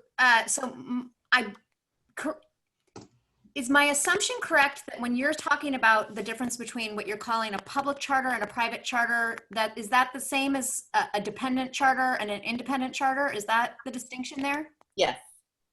And when you're talking about dependent charters and that there might be some advantages to that, so my understanding of the history of dependent charters is that that was really tied to grant funding that was available under the old categorical system. Those grants aren't available anymore. That's completely dried up. Yes, but what's going interesting across not just California, across the US, is the corporations are now funding these, I call them public charters, but you call them dependent charters, same thing. So I'm not sure. That was like an interesting way of looking at that, where they're getting funding from corporations. And, you know, a lot of in the past, when we talked about funding, a lot of that question was, well, are we getting help from Apple? Are we getting funding from corporations around us? And so looking, maybe that's an option to figure out. If you go that way, does it increase the doors to you being able to seek out more corporation donations? Okay, I may have more questions on that one later. Thank you. All right. I know we have been going here for 3 hours, but I know Stacy said that we have a few more slides here. Shall we finish these slides and then maybe do a bio break before we do further clarifying questions? Does that work for everybody? That would be my recommendation. These are actually, the CAC members have 2 more slides to go through, 3 more slides. Perfect. Okay, so then please let's do that. Thank you very much. Okay, so circling back to the premises that we addressed way at the beginning of this, our idea as a group was to address the topics of balancing enrollment and financial stability twofold, right? And so we've just gone through a lot of possibilities of addressing that through school closures and consolidations. And so what we hope to bring to the discussion here tonight is that there is also a need to explore fundraising and revenue generation possibilities in addition to the school closings, so that not only we can close that budget gap, but also create bandwidth in our budget to perhaps bring back certain things that have had to be cut in the past, such as, for example, increased revenue for teachers and or other things that had to be cut in the past that also impact the quality of the education that we're offering the children. So these are some ideas of what to explore in that regard. So, you know, just a general note here to say that it is important to seek the enhancement of other forms of generating steady revenue for the district in order to continue to improve the educational experience for all students and the attractiveness of CUSD as a place of employment, thus maintaining it as a highly desirable place to live for families. And when we talk about place of employment, here we're referring to our staff at CUSD. So some ideas that came from the discussions in the group were to increase direct parent donations. And so the recommendation would be to fully endorse the CUSD United group, to build in direct parent donations into the budget with clear earmarked designations. That way families know what they're donating and can easily track that back, what they're donating towards, and to support CUSD United in working with site PTAs and PTOs in order to fundraise the direct parent donations. To promote alumni donations to the district, to consider the selling of unused property or properties that are also hard to lease out. And to invest the revenue from that sale in a form that it would generate steady revenue to the district, to increase efforts to lease out unused sites, such as, for example, the Finch site adjacent to Sedgwick, to expand the Cooper Doodle program where possible, as we've seen that has brought a positive impact on the budget. Along the lines of the Cooper Doodle program, we are also recommending that revenue generating after school programs be organized at sites, be it with CUSD staff or partnerships, but in a way that, again, brings in steady revenue for our district. To continue to pursue ballot measures accompanied by strong community education and outreach to try to ensure as much as possible the positive votes for those measures. In that, we are signaling for a consideration of the square footage model for partial taxes, and also to pursue opportunities that allow more collection from apartment complexes. To pursue partnerships or sponsorships with local companies, and finally, to changes to the CUSD boundaries such that it includes areas around Apple's new campus. So with that, as speaker of the CAC, I would just like to close with some comments, and that is to say that change is hard and it is uncomfortable. But we have come to a moment in our district's history in which we must reinvent ourselves so we don't succumb. Staying as we are doesn't erase the problem, it merely strips us of our control over the outcome. There are no winners and losers in this situation. Everyone will be affected by change in one way or another, be it because your school got closed, because it now has 200 new students coming from another site, or because you have new teachers, principals, or staff. All schools will look different, feel different, be different. But change doesn't have to be experienced as loss. We can continue to celebrate and pursue those values that matter to us wherever we are. CUSD is more than the schools of which it is made up. It's the combined energy and creative spirits of our teachers, families, administrators, and staff. Perspective has the power to change our outlook on things. We can think of this as a game of winners and losers, or we can see it as an opportunity to create a new CUSD, holding true to the values that matter most and building together a tomorrow that fits in our pockets while still delivering the high-quality education we all want for our kids. To the Board of Education, we honor and respect you for the work and the tough decisions that you have ahead of you. To our community, let's do our best to embrace the changes that come with open hearts and open minds. We can model serenity at the face of adversity to our kids, or we can let our own anxieties taint their reactions. The more we repeat to them and ourselves that everything will be all right, everything in fact will be all right. Kids are more resilient than we give them credit for. Thank you. Thank you. Serenity, that's a great word. Thank you for that.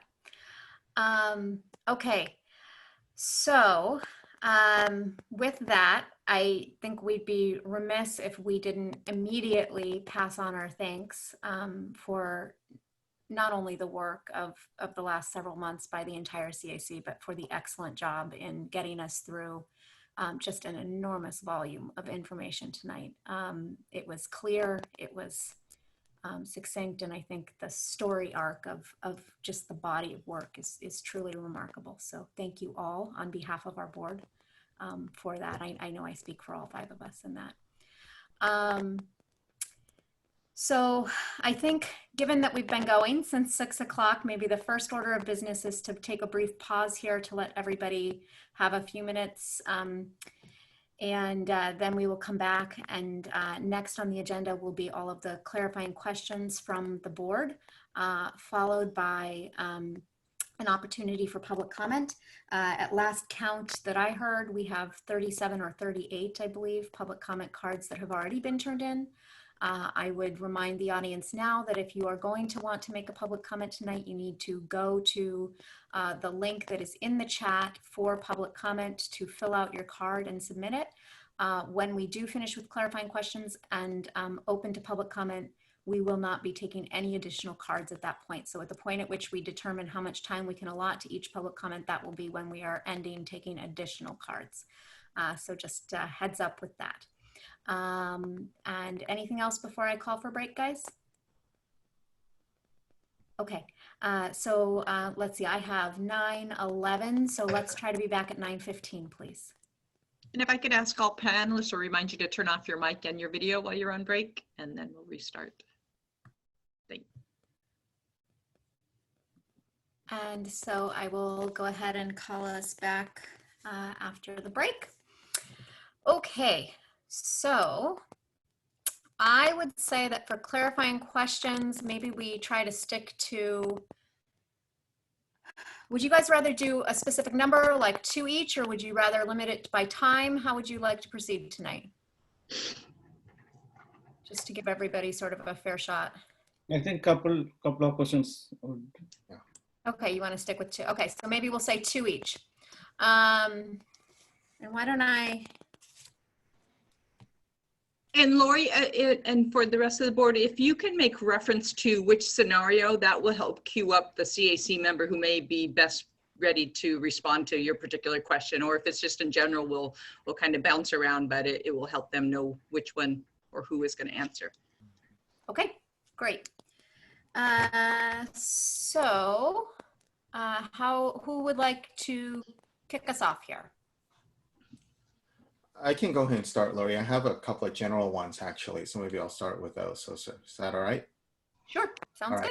good. So I think, so first of all, I want to express Lori's, just echo Lori's thanks for the work that's done here. It's incredible. And I really appreciate how much the space has been explored. The fact that these scenarios are different, not just in the output, but also in the way you come about it. There are some very quantitative ones, or some that are more qualitative, and I really appreciate the work. I think there's an incredible amount of work here, and I think we've at least have new 30 community members now who I may know more about the details of the district than the board members here. So with that, my first question, and maybe it's more for you, Stacy, is that I know that I'm gonna have questions tomorrow and Saturday and Sunday as I'm reading through this. I'm not gonna get all my questions answered tonight because I wouldn't have thought of them yet.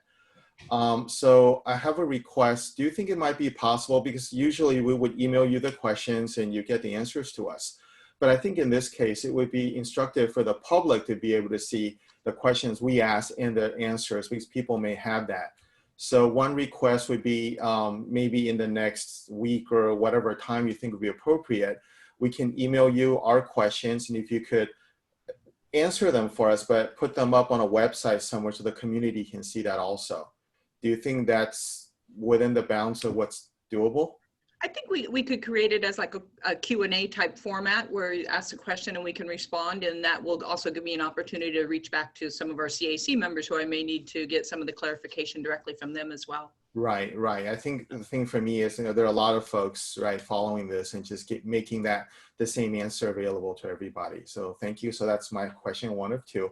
My second one is, there's been a lot of references during the presentations about the leasability of the different sites. And I'm just wondering a bit about, I know, estimating that is more of an art than a science, but if you could talk a bit about one, what was our procedure for determining that? What's the granularity of the information? Is it like a thumbs up, thumbs down? Are there ranges? If you could talk a bit about that to help me, again, understand the accuracy of some of the outputs of the models. So a lot of that was based on, the question was posed to us, what sites are more leasable? And so based on our current interest that we may have on some of our sites, we based on that. when we say a site may not be quite as desirable or leasable, we've had nobody express interest in it. And so it really is looking at what the current interest is, or some of our current vendors who may have an interest in expanding, and they've expressed that with us. So when we say a site is less desirable, we don't know that it's not desirable. It's just nobody has expressed that interest in it as of yet. Understand. So it's really based on interest that the market has expressed. Do you have a list of these schools? And maybe in the material you presented, if you could give me a pointer, that would be great. I haven't gone through the binder yet. So is that something you could point me at? I don't believe it was in the binder. It came up in one of our conversations during a CAC meeting, and Jeff had shared some of the information. So it was more of a verbal sharing, because okay. I do want to clarify. I know in one of the presentations, there was a reference to, I believe, Dilworth being more least desirable than Muir. And I would say, out of the Muir, Dilworth, Meyerholtz, they're all very desirable. One may be slightly more desirable than other, but they are desirable, or we've had interest from vendors towards. So if my request would be, I'm sorry, Stacy, didn't mean to interrupt. We can provide that. We could actually do that as part of the Q&A as well. We'll form a question at it, you know, what are the most leasable, or where does that come from? So we could create the answer to that. That would be great. So it sounds like there's a binary grouping of ones we've gotten interest for, ones we haven't. And if I could just, I'd like to get a list of that. Sure. Thank you. Those are my two for this round. Thanks, Lori.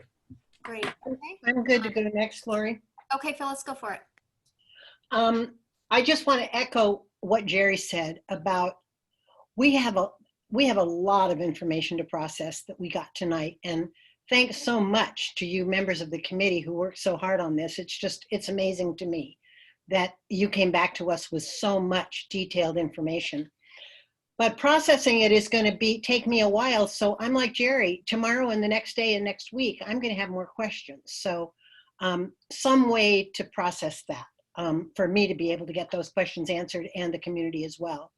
But my question right now is, what would be helpful for me would be, as we look at all the scenarios and the movement of students from one school to another, it would be helpful for me to have numbers of students that we're thinking about moving. And I know that's a moving target, because we have kids that are going to open enroll, we have children that are going to move, we have kids that are going to request alternative schools.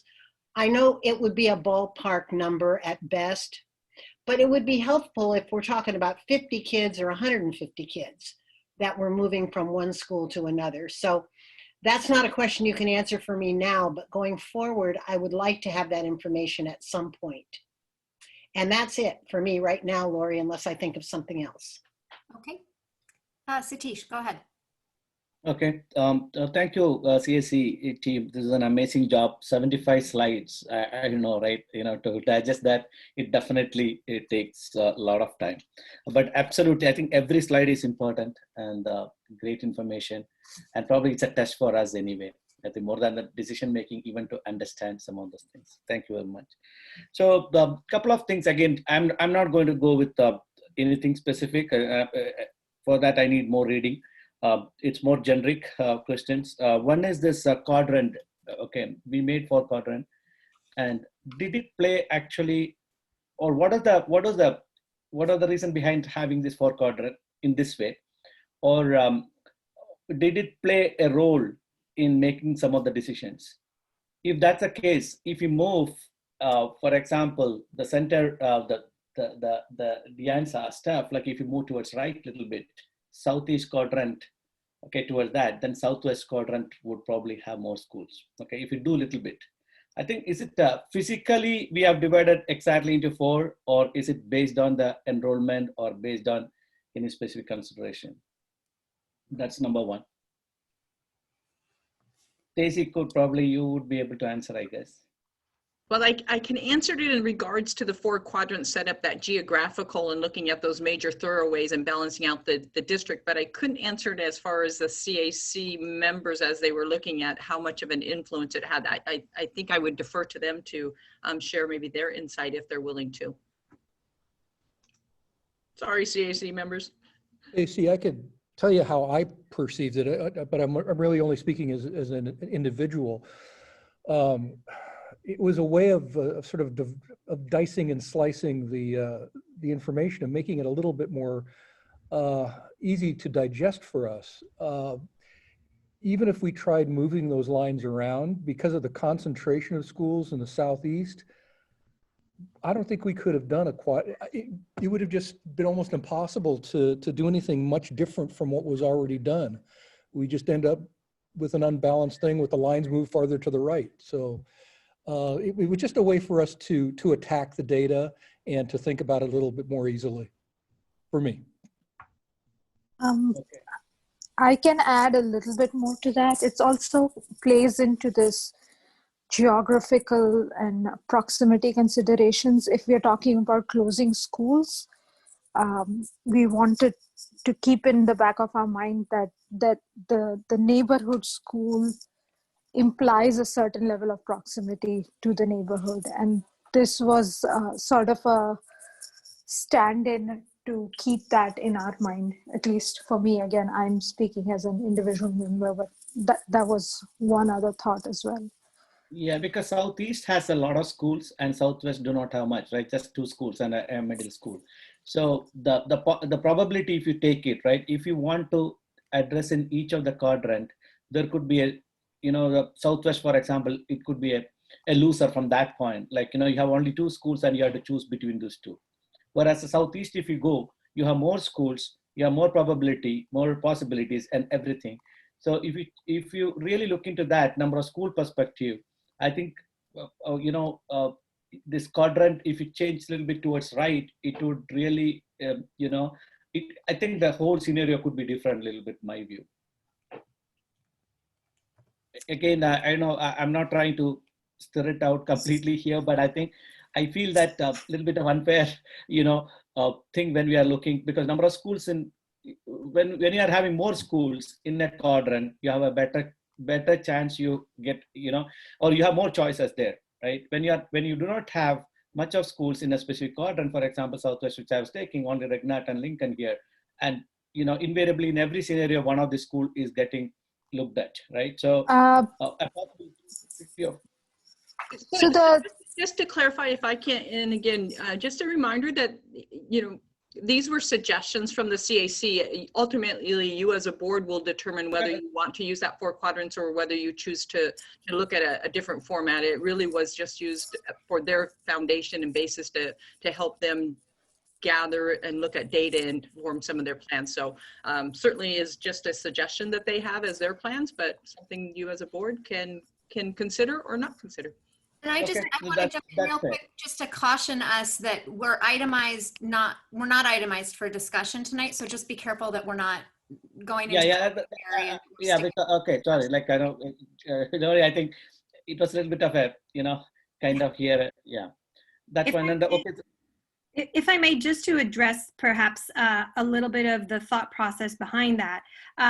If you look at the major thoroughfares that we have that divide our district, the Sunnyvale, Saratoga, De Anza road down the middle is one that crossing would be very difficult, right? And then as we're looking, going from north to south, you have Fremont at the top of the district, then you have Stevens Creek Boulevard at the center of the district, and then you have Prospect Road kind of towards the southern end of the district. And so the lines were drawn in those major thoroughfares, considering that people aren't crossing freeways by foot, right? They're using overpasses. As we were thinking about, well, if I close a site in this quadrant, the impact of diverting the population across, let's say, De Anza is far more significant than having them travel in the other direction to the nearest school, let's say to the east or to the west, depending on where the site closure was. So even, and we made a note of that in the beginning, that we said that we were seeking balance across the quadrants, noting that that division is somewhat artificial because, for example, Stevens Creek is in the northwest quadrant, but that doesn't mean that getting from Stevens Creek to Montclair is easy, right? Just because of the way that the roads lay in that part of the district. But having said that and having recognized that this division into quadrants can be used as a way of organizing the information, it is also fair to say that in the southwest quadrant, regardless of if you draw that line on Sunnyvale, Saratoga, or if you move it inland to Blaney Avenue, there is still a huge concentration of schools in that part of our district that is different from the rest of the district if you just look at the map. Yeah, I think that's fair. I think you answered it. I'll continue asking the related questions the next time. So, okay. I think Laurie, I can pass if you think I've taken more time. So I can. Do you have a second one that's quick that you want to get out on this round? No, I can wait for the next one. Yeah. All right, Sylvia. Yeah, so I also want to echo everyone else's thanks to the CAC. I mean, really the level of detail, the breadth and depth of explanations and menu of choices, just really so much appreciation for what you've done in providing these really compassionate and carefully thought out proposals. So thank you for that.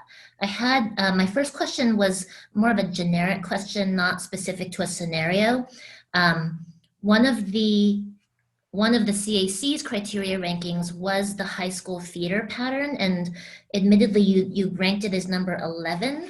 I don't think I even saw it show up in any of the scenarios. And so I'm just trying to understand, does that mean that high school feeder pattern stays the same and that's why it's not listed, or if anyone can kind of expand on that a little bit, that would be helpful to me. So in scenarios 1, 2, and 3, and this is, I'm speaking on behalf of group 4 here, we did try to recreate what the feeder pattern was from elementary to middle and then from middle to high school, in an attempt to understand if we were disrupting the high school feeder pattern as it is or not. And the conclusion that we came to is that there was no disruption to the high school feeder pattern, regardless of our recommendation to close Hyde in phase 3. And so that's what that slide helps to illustrate. But again, I'm only speaking for scenarios 1, 2, and 3 here. That's slide number 18 in the deck.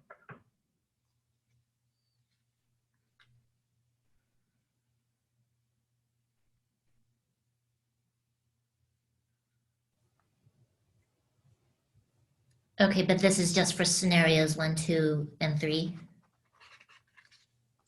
This slide? Correct. Okay.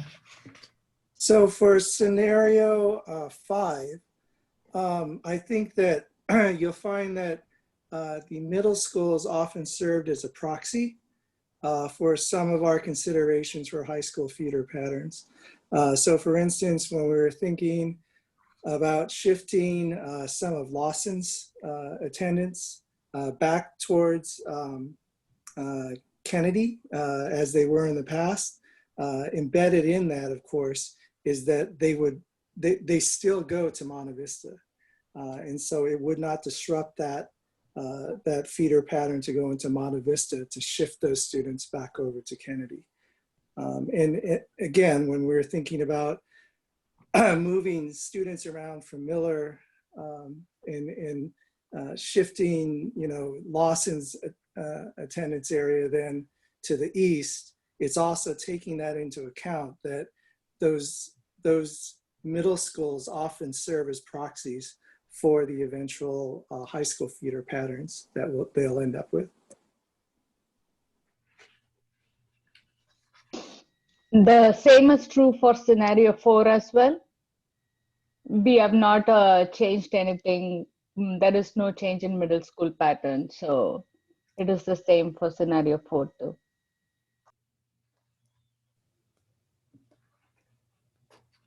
Okay. And I think that's, if I recall correctly, I think number 6 is the same as well. So thank you. I just wanted to make sure that that was true. My second question has to do with the voter support of potential future ballot measures, because several of the scenarios mentioned it. And I'm just wondering, I think we have anecdotal you know, evidence or stories about voter support in certain cities. I'm wondering, and this is probably a question for Stacy or for staff, can we actually get some quantitative data on that? When we say that there's voter support in certain cities, is there a way to actually track that? Yes, there is, and we could provide that. Okay, great. Maybe in that Q&A or something that we're doing. We could. Great, thank you. Okay, so make sure I'm unmuted. Yes, I am. Okay, so I guess for my two, so let's see. For the quadrants, I had a question about that one too. I'm sorry, I don't have slide numbers on mine, but it's in scenario 5, is I know one version of the quadrant slide that we could look at for reference. So where I struggled with this, I think, is coming from where I heard the most feedback over the last several months about the quadrants, which is, it seems to me that the two schools that actually straddle these quadrants, Stevens Creek and Blue Hills, because of the shape of those attendance areas, there's a rather than a physical barrier of a street, they have an alignment with a quadrant that's almost intrinsic to where they feel most attached based on, I think, the feeder patterns. So I'm wondering if there was any talk about whether or not it made sense to shift either of those two schools, or any schools for that matter, into a quadrant that even maybe they geographically weren't with, but because that's where they sort of aligned with in spirit, if you will, because of that attachment to the feeder patterns, if that was considered at all. Almost like an identity kind of question, right? Like I think there's an identity that goes along with the quadrants, and I guess that's where, if that came up in any of the discussions, I guess is what I'm asking about.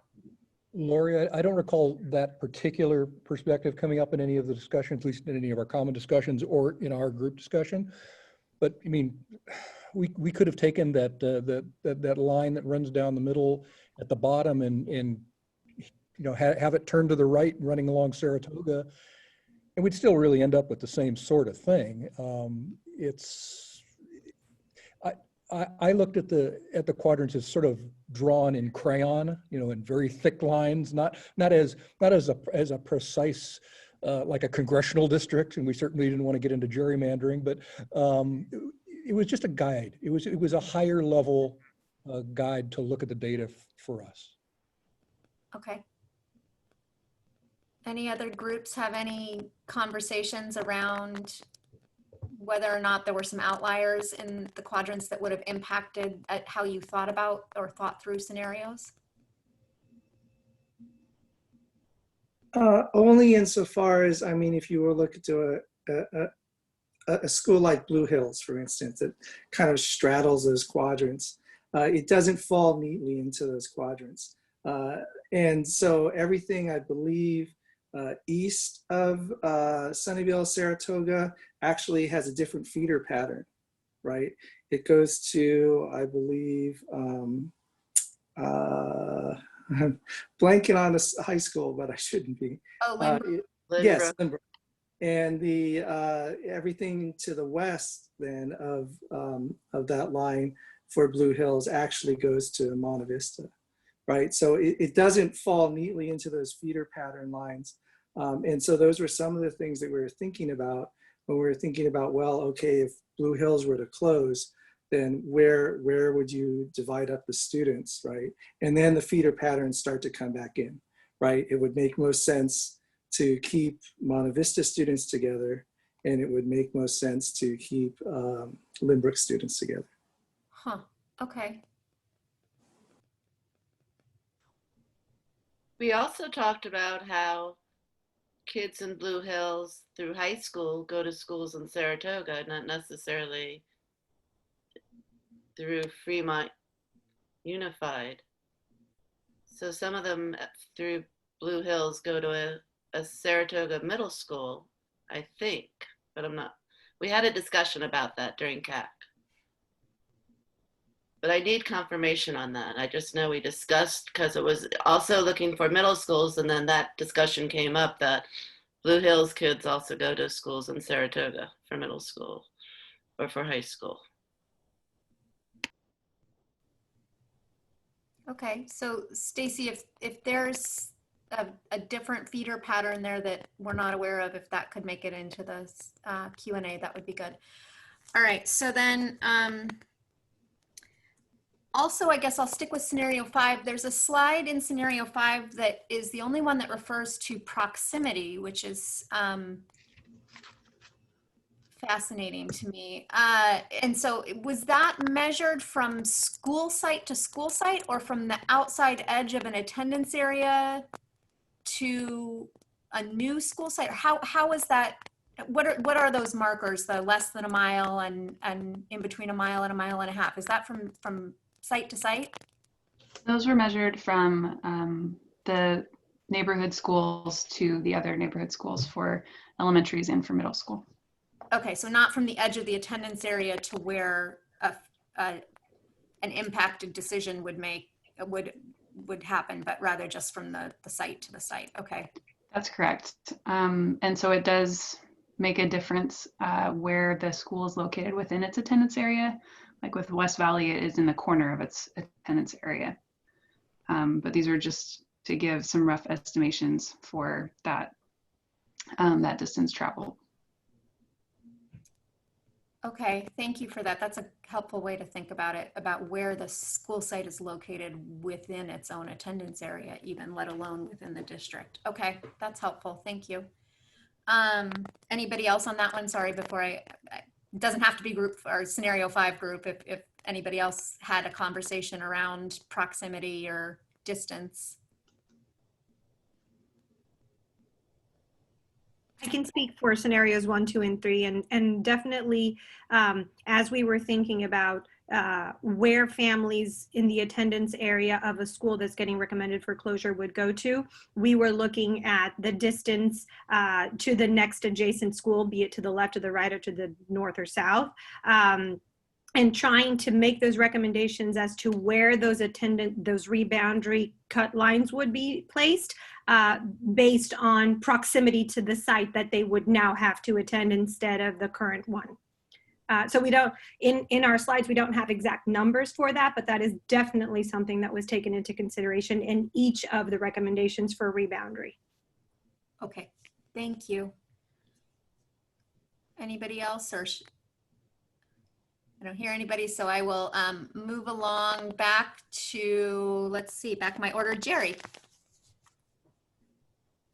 I have a couple of other general questions, but I was wondering if it might be good for the public to sort of have their comments, just because they've stuck with us for almost 4 hours. So I have questions still, but I guess I'm happy to pass until maybe after the public's had its turn to comment. So I'll go ahead and pass, but I do have questions maybe after that. So the way we sort of looked at the agenda tonight was to get through all of our clarifying questions so that then we could take the public comment and consider that as sort of, you know, this is the first of many discussions we're going to have about this. So I think my purview or preference, I guess, as board president would be that we get all our questions with each other out on the table, and then we take the public comment as sort of a preface for all of the thinking we need to do between now and the next meeting. Fair enough. I think what I'll do is I'll save my specific ones for this Q&A, and I'll stick with the general ones. The first one then, it's more for Stacy. There was also references to traffic, right? So that's, you know, that appeared in 2 of the criteria. I was wondering what kind of traffic data do we have? Do we have traffic studies from the different cities? Was it more anecdotal in that this is a crowded area? So similar question as mine earlier about leasability. What kind of information were we able to provide the CAC members on that? Yeah, we have not had the traffic studies. We have our information from our safe routes to school conversations with the city, within our organizations, and then a lot of it really is dependent on many of our members of our CAC have a level of expertise in knowing the neighborhood and knowing those major crossings, and we're able to contribute and share that way as well. Got it. All right, that makes sense. And my second question is really for all the members of the CAC. And that's really about phasing. In each of these scenarios, you've shown us these different phases.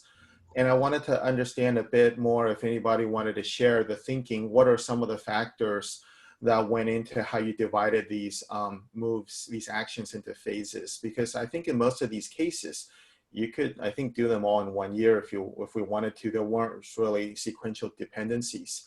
And if you look at the savings in terms of value of, time value of money, doing everything in 21 versus doing them in 24, you actually end up, the area under the curve is quite different.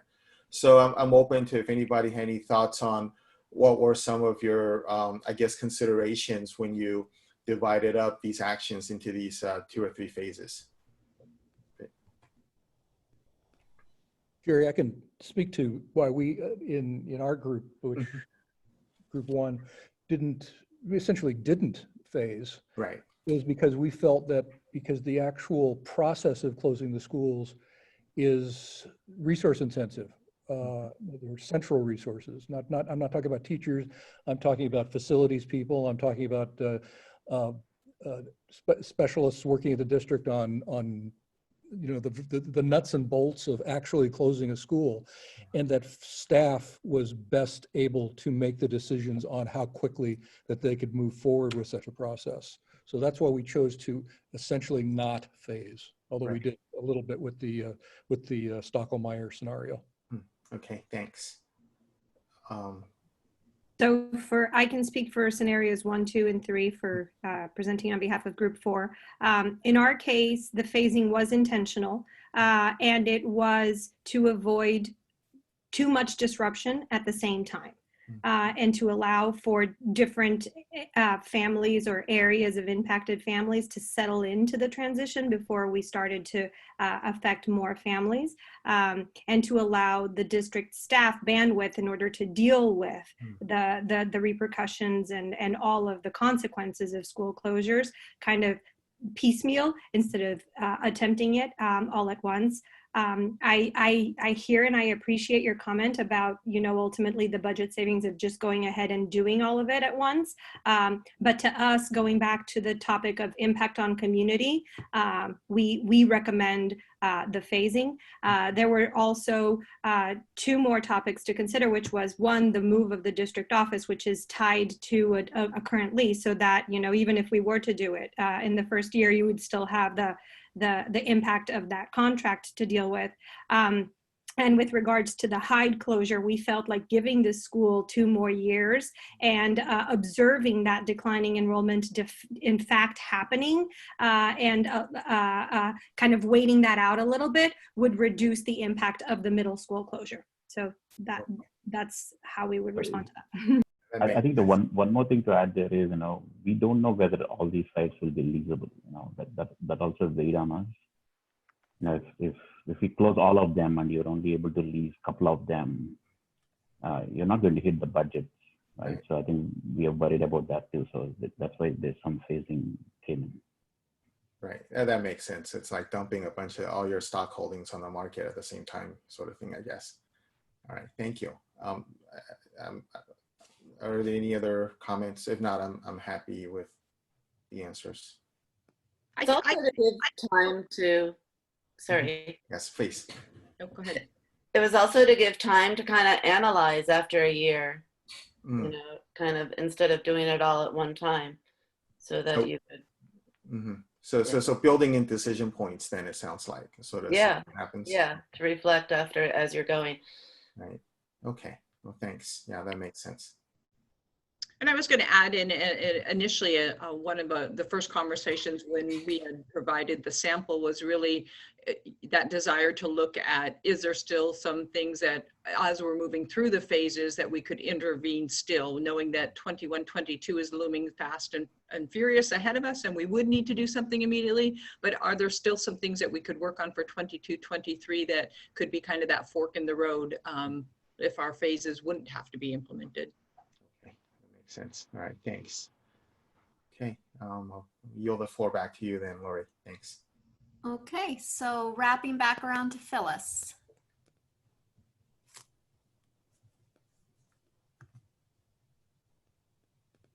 Phyllis, were you I'm good, thanks, Lori. I have no questions. Okay, so then wrapping back to Satish. Okay. Thank you. I think I have seen the school bus providing school bus in multiple scenarios, I guess, like when we are moving this around. That is, I don't know whether how much did we, this probably could be an additional burden on district, right? How much of that has been looked at? Because I could see that like when we are moving, and this is one of the options I've given from, especially moving certain number of kids from one place to the other schools. So did CAC in general, like, I think multiple scenarios I could see that. Any of you want to answer that? Because this is probably not a general practice of having a school bus across. So this is something kind of newly adding, right? And it's a new burden. Right. And I think the only group that called that out was group 4, and it's present in scenarios 1 and 2, where we are recommending the closure of De Vargas. And it is specifically related to the closure of De Vargas. And it was our attempt as a group to mitigate the transportation difficulties that families in the current attendance of De Vargas, specifically those that struggle with lower socioeconomic possibilities, would have to get their kids safely to school, having to cross over Lawrence Expressway. So I believe that those are the only 2 scenarios in which that is called out. And there was a lot of discussion at the CAC with regards to this topic. But we felt as a group that it was important to leave that there because we fully recognize that this is a strong issue for families coming from De Vargas should that campus be considered for closure. And we felt that given that the total savings in those scenarios was, well, at least in scenario 1, was above or in the higher end of the target range, we felt like perhaps some of the savings that were coming from that could be diverted to giving that benefit to those families. Okay. Probably, I think this will be more. I think the staff probably should be looking into that, like in terms of what's the impact on that. That could be because it's not cheap either. So how much is going to help us overall? We should be looking into that. Okay. The second question is again. I think I asked during the scenario presentation. Plus, I think now Phyllis also talked about this a little bit about this numbers of kids, right? So my worry, it's a general thing. I think again to the staff more than the CAC, I think we should really look into the numbers because after 3 years we do not want to have one more balancing issue again. Like we are keep saying that like the south of a highway or west of highway or north of highway, that kind of things, because that could it could be a big number of moving from A to B and B to C and so on. So we need to probably, put the realistic number around it and then see that how it is going to be. So because 2025, we did not want to have, again, 5 schools going to be very low enrollment and a lot of enrollment on the other side. That balancing would come more than the money part of it. I think the balancing could be a challenge. I think we should really, before making any movement, whatever, irrespective of anything, I think the real number, we should be putting it in the slot and see that how it is going to play. And that can be all information we can provide when we actually start the discussion in November. I think that would be valuable information, and we have that all from our projections. Thank you, Lori. That's all I have. Okay, Sylvia. So Satish asked my busing question. So I have one other question, and it's actually for almost all of the groups because almost all the groups have some sort of combination of this triangle between Dilworth, Meyerholtz, and Muir. And each group kind of has different reasonings for shifting one, closing the other, leasing out the other. And I just wanted to get a better sense from each of the groups. What are the different priorities in making the recommendations that you did for either closing or leasing or consolidating one of those three? I remember one of them seemed to be leasability, of course. I'm wondering if capacity ever came up as part of that conversation, because each of the schools is a little bit different size. And I know that socioeconomic impact was also one of them. And I'm wondering if there's any other things that were factors that you considered when making the recommendation for one over the other two.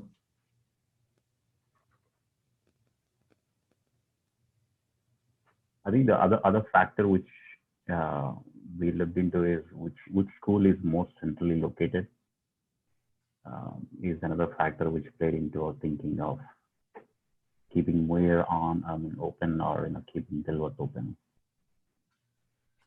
among those three schools. It also, for our group, since we had more than one scenario, it also had to do with what other sites adjacent to those are being closed. So like, for example, if Blue Hills was being considered for closure, then that immediately made Muir a good candidate for the consolidation of a new school.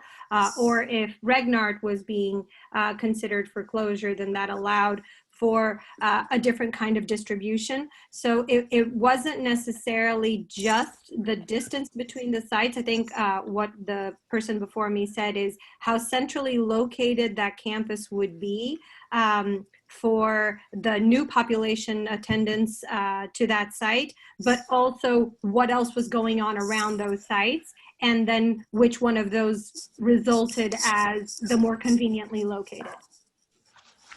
I know that when we looked at that, we started basically with Muir. Muir is essentially, as I said, basically no longer viable and going south fast. But it's also centrally located. So to solve the problem, we decided to use Muir as the combination campus. We chose Meyerholtz to remain open over Sedgwick because Meyerholtz currently houses the CLIP campus, and we felt that there would be a lower impact on the CLIP community for them to remain where they are and then expand into the entire campus without having to go to an entirely new campus and sort of reinvent the wheel someplace else. And the capacity of the school site was something that we in our CAC group meetings to talk about, and the feedback from the district, Stacy, you can correct me if I'm wrong, was that it would be possible to accommodate that size of school at almost every site, was what was the direction given to the CAC. Yeah, just to add to that, right? We also looked at the number of rooms available in each school, and we projected out, all schools are, probably between 700, 730 to 900. Meyerholtz is bigger among those three. I think we also can take, 730, 740, same thing with Dilworth. Mm-hmm. So we did look at the rooms and the number of rooms, and we assumed 24 kids per room, and that's how we applied that angle as well.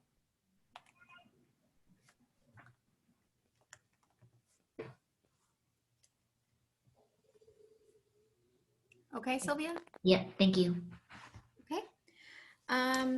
So I will go to, actually, I know several of the groups, I'm looking for kind of similarities and themes here is sort of where my mind is going. And several of the groups did have Hyde called out. And I guess what I noticed was that most people had most groups, most scenarios had Hyde in a later phase than the corresponding elementary school that is in their feeder pattern that potentially would be impacted. So I'm wondering if there was any sort of conversation about any sort of mitigations we'd need to take into account if we consider if we consider phasing and we consider that Hyde is a theme, is there, or actually, I should say any of our middle schools, what happens, were there any conversations about what happens if, say, a 5th grader is impacted with an elementary school in a phase 2, and then a middle school closes in phase 3, they could potentially be impacted a second time within the space of a very short number of years. So I'm wondering if there was any conversations about that, and if there's any suggestions as to how we should think through that, or. So this isn't necessarily something that we discussed as a group, so I'm speaking for myself in answering that. But the way that I see it is, let's say that a student that is in an elementary school and feeding into, let's say, Hyde, if the decision is made for the 3 phases at one point and implementation rolls out over 3 years, you could give those families perhaps the possibility of going directly to what their new middle school will be down the line, instead of enrolling at Hyde to then 2 years later have to be transferred to their new assignment school. That is one way of doing it. That way they're already integrating into that community. Another way of considering is that they're just flowing into Hyde, and then as a class, they will flow into the new school 2 years down the line, and that'll have the consequences of having to be moved mid-school year, middle school process. Okay, that's helpful. And so would the same be true of I'm sorry guys, I don't remember which scenario it is that has shifting the population at Lawson that used to be Kennedy before Lawson was opened back over. Would the same apply there, that you just phase that in a year or 2 ahead of when any sort of bumping would happen?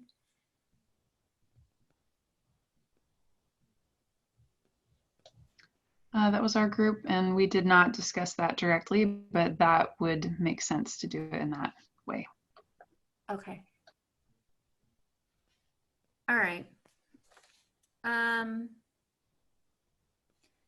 I guess I'm going to stay on that theme. It wasn't called out in any presentations that I can recall, but were there any conversations within the CAC about whether or not that same sort of, if you know something is going to happen in a year or 2, and you're a family that's coming in, let's say with a kindergartner, in the year before a change would happen, were there any conversations about whether or not you would let new families open enroll earlier to where they would be going if it was a phase? I guess I'm looking at those phases and trying to think through what implementation might look like. We did talk about that only applying to families that are currently enrolled in the impacted schools, and giving them the for lack of a better term, the bonuses for only 2 years. But families who are planning to come in would be subject, at least under our recommendations, to standard enrollment processes. So if there was a school that was due to close in, let's say, phase 3 or 2, phase 2, and you're coming in with a kindergartner as your first student in the year prior, would you have the option, or should you have the option? Did anybody talk about whether or not you should have the option to just go ahead and go straight to where you're going to land a year later if you are in this phasing? I don't recall that being brought up anywhere in front of me, at least, but it was not our recommendation. Okay. Yeah, those discussions, that is not something that came up in discussions, but again, in my opinion only, I think that would make sense. I think the only consequence of that is that you would have to understand what the impacts are on the sites that are slated for closure before the actual closure happens, and what that looks like with staffing or whatnot. So I think that is a decision and a thought process that still needs to happen around that topic. Okay, That's helpful, the staffing piece too. Thank you for calling that out to my attention as well. Also, you get a chance to kind of analyze how the year's gone. You may have a 3-year plan, but things do change, and so it gives you opportunity to do that.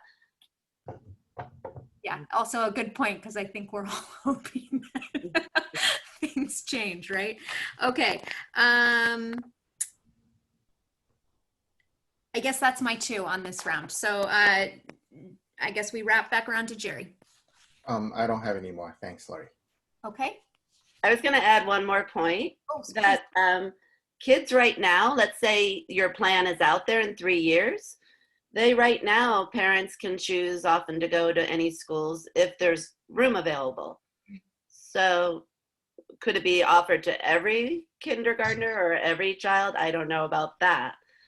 But if there were families who were concerned, they have that chance to do right now. Right, through open enrollment, you're saying? Yeah. Okay. Thank you for that as well. Okay, so Jerry, you said no more for this round. So then I go to Phyllis. Did anything else pop up for you? No more for me, thank you. Okay, so then I go to Satish. I can skip as well, yeah. Oh, okay. Sylvia. Sorry, I've got one more. So a question about the charter schools, and I think maybe this is, well, maybe it's for the group or it's for staff, because my understanding of charter schools is that it actually can be detrimental to the school district in that it can siphon away funds. And so I just wanted to maybe ask staff, you know, or ask the group who came up with group 6 or scenario 6, can we have some data on what potential positive impact and what potential negative impact there might be for creating these kind of charter schools? So the ones you often hear of that you say siphon off the money are often the private ones that you hear about. And there are many, many negative reviews of those for many reasons. The public ones, they have, like was said before, there were incentives offered years ago for starting it. Often they were more in the lower income areas, a way to improve maybe education in those areas, or lower funded areas like we are. So is there data? I think there's data maybe at schools that are doing it. It could be something to look into. But I'm not sure that there's data to say if the district made this decision that they're going to be able to put in a spreadsheet and say they're going to be able to make this amount or be able to justify that they're spending or that they're making or whatever they need to do to save the money. Did I answer it? I'm not sure. And I would add to, you know, that in some ways looking at independent or dependent, certainly independent charter schools would pull away from the district. The dependent, if we looked at it somewhat like a magnet school as far as attracting students, that's where some of that income could be. And I know Jeff has some insight into it as well that I think he's on and would like to share. Yeah, good evening. So just, I guess big picture, one, there is a lot of data on the state website regarding charter schools, but I think it's important that there's really just one technical term for charter school. In school districts, we apply the term independent or dependent charter school just to talk about the differences. So if there is a dependent charter school, that is a school within our district, it would be a board approved school. We would consider it one of our X amount of schools, right? So for right now, if one of our schools was a charter school and it was considered dependent, we would call it our 25 schools for us as a district. When you move to an independent charter, that is when it is run by a private company. It could be formed by members of a community. It could be formed by parents. There's different variables. That is money that is going to leave our district. So independent money leaves the district, dependent, the money stays in our district. There's not necessarily a cost savings. It kind of ties back in that if the dependent charter that a school district has is highly desirable, like a lot of alternative schools that the groups have talked about, it could build enrollment. That would be one factor that I think would be a positive draw for it. again, for us, we're losing, you know, a pretty significant amount of students over the years, 2,000 students, you know, that we've talked about 1,000 students since last year. So I think as you talk about it, can it mitigate the loss of students we're seeing is really the question for it, not so much if there's a cost savings directly tied to if you're a dependent or independent charter. I see. So a dependent charter, as stated, as proposed here, is kind of the same as a magnet school then, in terms of how we would consider it funding and enrollment wise. I believe that's a fair way to say it. We can go back and double check that. I think it's just in the formation of them where the biggest differences are. But I think in the concept you just described, that would be fair. Okay. What I wonder though about is, and that's the question to pursue, is there a way to get more funding from corporations if you are a dependent charter, if you want to call it that? Again, I don't know. It's something just to pursue and start thinking another way to think about. There are so many kids around us on waiting lists for different schools. Would it increase? If we don't think about this going on, will this continue, the declining enrollment, and will we continue to keep on cutting? So I think there's two problems that we got to deal with: the declining enrollment, and then also your budget issue right now. And maybe it's a way to deal with attracting more kids to the district. If I may hit on one more thing, if it's okay, Lori, regarding the fiscal side, or Sylvia, towards your question, if that's all right. So when you talk about a dependent charter, what you typically see, and we have neighboring districts around it, that every school in their district would be considered a dependent charter. They all manage their budgets individually. So you don't, I would say you lose some of your leverage in some ways, and I'm happy to go into this more, where you're pulling your money and allocating to the school sites. You're still under LCFF funding. So you're not changing any way in which you're funded at that point. You're still receiving dollars per student. Each of our schools, if we were happen to be a district with all dependent charters, each of those schools would have allocated dollars. You'd manage it centrally in the same way the county office kind of manages our district, all the districts in the county, but we still manage our own budget. And so that concept in some ways could probably be fairly applied to dependent schools as well. Independent, we would have money leaving our district. We would have no control over that school.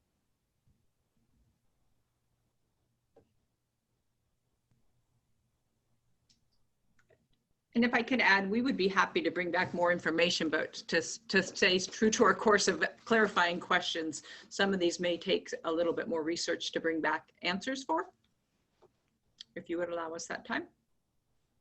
Sylvia, can I add an add-on just on the same topic, just while we're for staff? Sure.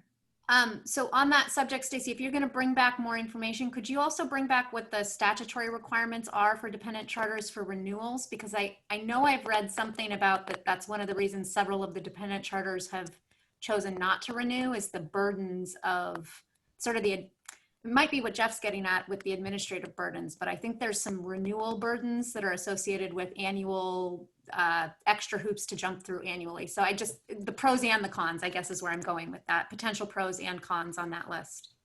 Sure. Okay. Sorry. Thank you, Sylvia. Go ahead. Can I ask one more question? One of the groups, and I forget which one it was, had said that some of the Blue Hills students go to Saratoga middle schools or Saratoga high schools.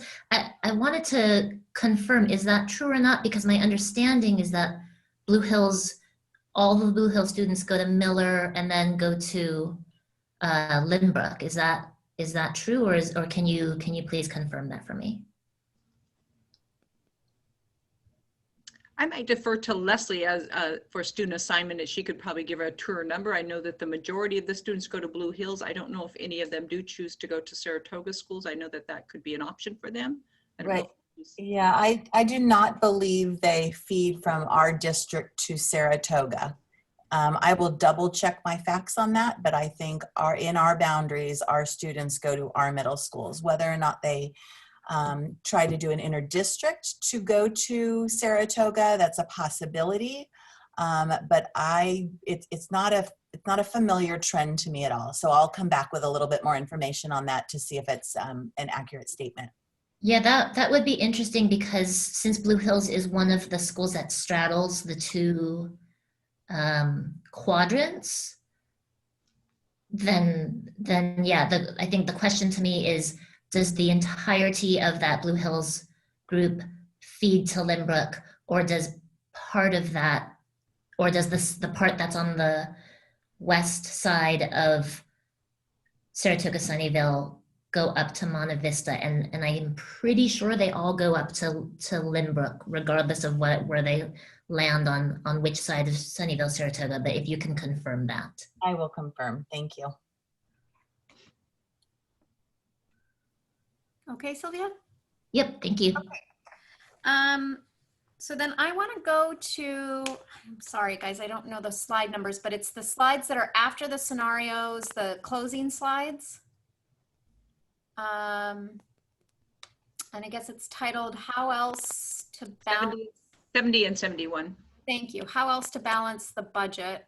I'm wondering if any of the CAC members could comment more on so the first item, which is direct parent donations, endorsing CUSD United.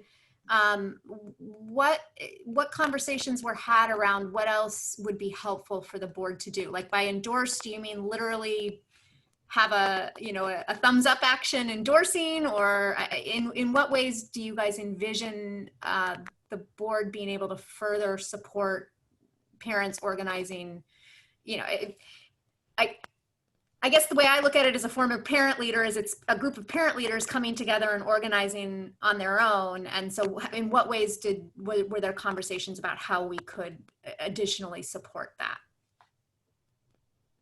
So these slides and recommendations were prepared as the budget roadshows were happening. And so I think that a first step has already definitely been made through the budget roadshows and the sharing of not only the budget situation that our district is facing, but also the existence of CUSD United and in giving support to that group and in making that group's plight legitimate. So I definitely feel like important steps have already been made in that direction.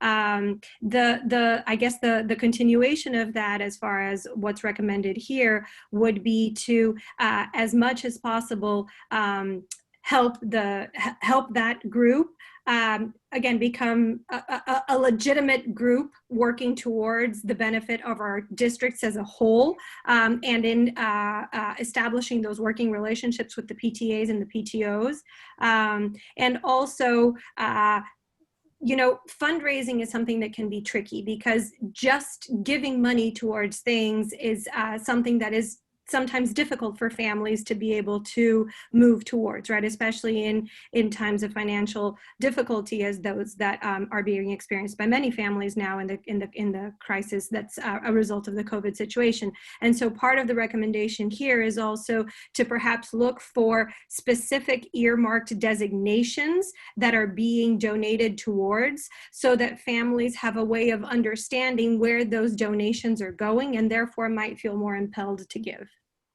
Or compelled to give. Thank you. Anybody else on that one before I go to my next one? Okay. And then bullet, couple more down, increase efforts to lease out unused sites. Well, actually the two bullets, unused properties and looking to lease those that are hard to lease out. I assume that primarily concerns Montebello, but were there any other discussions that we need to look beyond Montebello? That's correct. I think Montebello, yes. Okay. And sorry, is it okay, guys, if I keep going with these just because everybody else said they were good, or do we want to wrap back? I want to be fair. So Jerry, Phyllis, Satish. I'm good if you want to continue. You didn't ask when we were asking questions all along, so you can make up for it now. All right, I'll finish on these bullets and then I'll wrap back to everybody again. So so unused properties was Montebello. Okay, and then increased efforts to lease out unused sites, example, Finch. The groups that had Sedgwick on their in their scenarios, did anybody consider, was Sedgwick under consideration for you because of any conversations around potential leasability of the whole site, including Finch, versus the site separate from Finch? Did that figure into anybody's thinking, or? It didn't for us. Okay. Not for group 4. So for the scenario, for group 4, for the scenario in which we did recommend Sedgwick for closure, we did consider that perhaps, I'm sorry, the scenario in which we recommended DeVargas for closure and we had a lot of population moving into Sedgwick, we did consider that perhaps the Finch site might be necessary in order to help accommodate those students. And since it's not leased out right now, that would be something easier to do. The same consideration we had, for example, with regards to the Nan Allen site and how that might perhaps be used in order to accommodate any growth at Collins that might be coming from reboundary around Stockelmeyer and whatnot. But to the point of increasing efforts of leasing out unused sites, it kind of brings us back to that point at the beginning about a lot of the impact of the budget impact that's coming from school closures comes from the ability to lease those sites out, right? It's basically 1/3 of the money that comes from actually not operating that school, and then 2/3 that comes from leasing out that site. And so if we have properties right now that are unused and then that we're not leasing, we're kind of just sitting on that possibility, right? And so it's just to stress that, you know, as much as we can, leasing out the properties that the district is not using right now, that just comes to benefit the budget as a whole. And that's what we're looking for here. So this is yet another way of balancing the budget. Okay, thank you. Lori, can I piggyback on your question? Yes, please go ahead.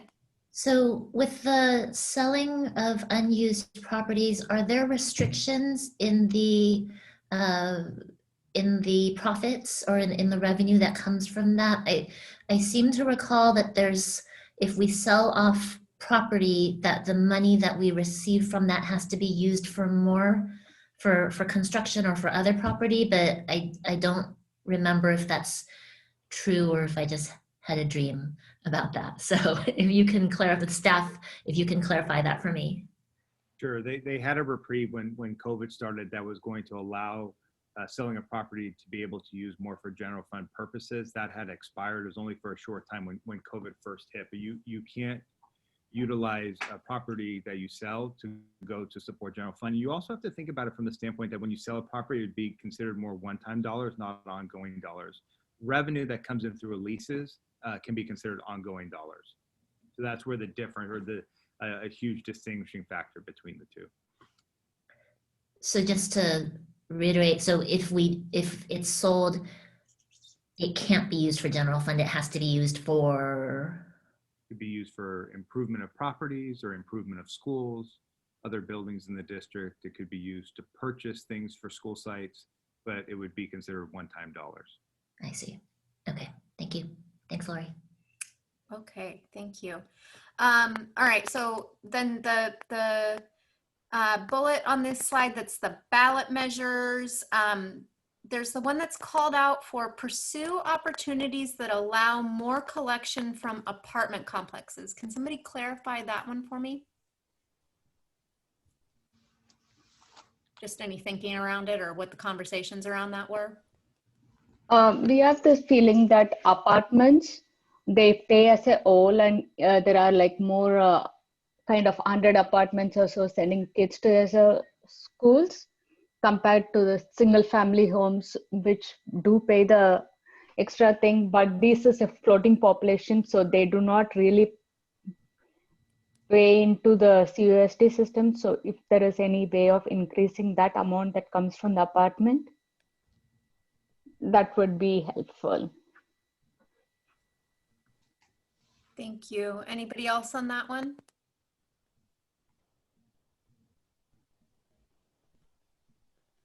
Okay. All right, so and then for staff, my request on this one would be to revisit I know we had talked about potentially, and I can't remember, Jeff, you'll have to remind me if it was with first interim, maybe possibly bringing back the revenue enhancements in their entirety for conversation. We did say we'd bring it back during first interim, and part of that was because some of the programs, we had to freeze the programs when we didn't have kids on campuses. Right, okay. Yes, thank you for reminding me to that. So then are we still expecting that to come back with first interim? We are. Okay, great. Thank you.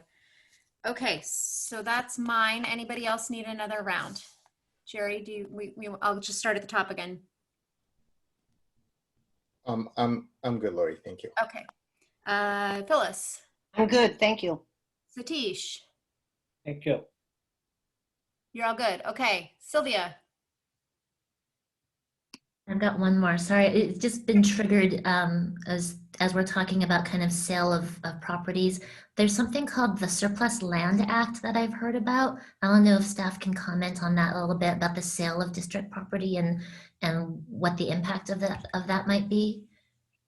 So that is something we will need to talk about, but a lot of it's going to be based upon the decisions that we make coming up here.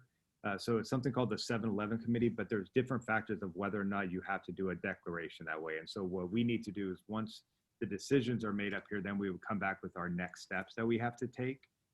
That is a lot of information you guys will be getting regarding the type of committees that we have to have in order for us to be able to surplus properties. I see. Okay. So more to come on that for sure, Sylvia. Great. And that's coming, is that coming in one of our special board meetings, or is that? It would come based on some of the decisions and wet decisions. If any decisions are made, it would come as a result of those decisions. I see. Okay. Okay, thank you. Yep. All right. One last call for further clarifying questions. Not that we won't have lots more in the weeks to come, and also I'm sure when we get to discussion. So, okay. So with that, I will just, before we go on to public comment, remind everybody that, again, we're not taking any action tonight. We're not planning on coming back and discussing this further tonight after public comment.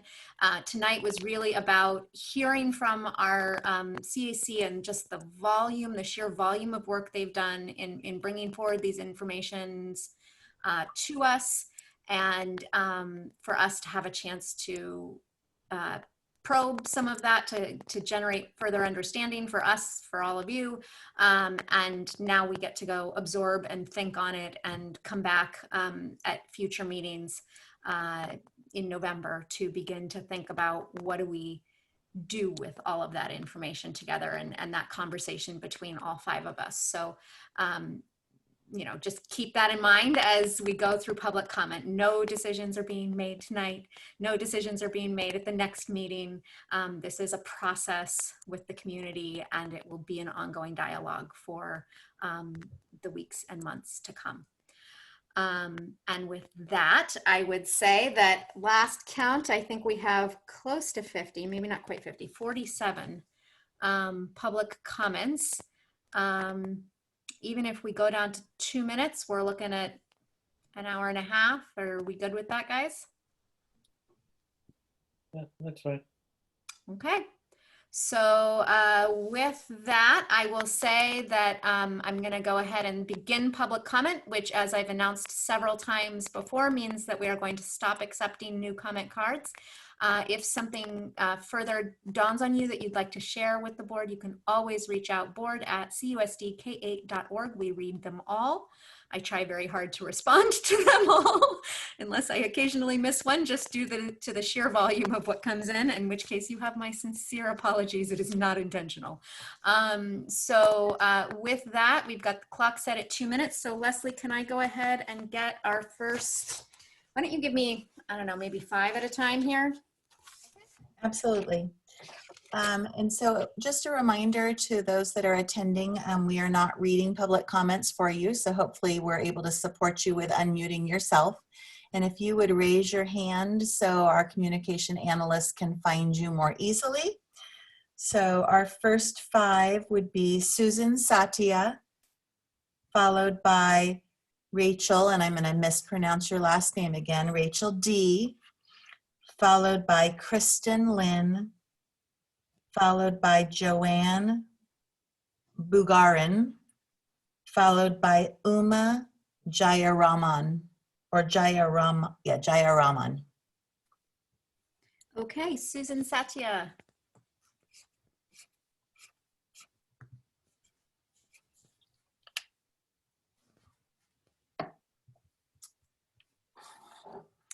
I don't see Susan. Susan, if you can raise your hand if you're still with us. Actually, Susan, Rachel, Kristen, Joanne, Uma, if you can all raise your hands.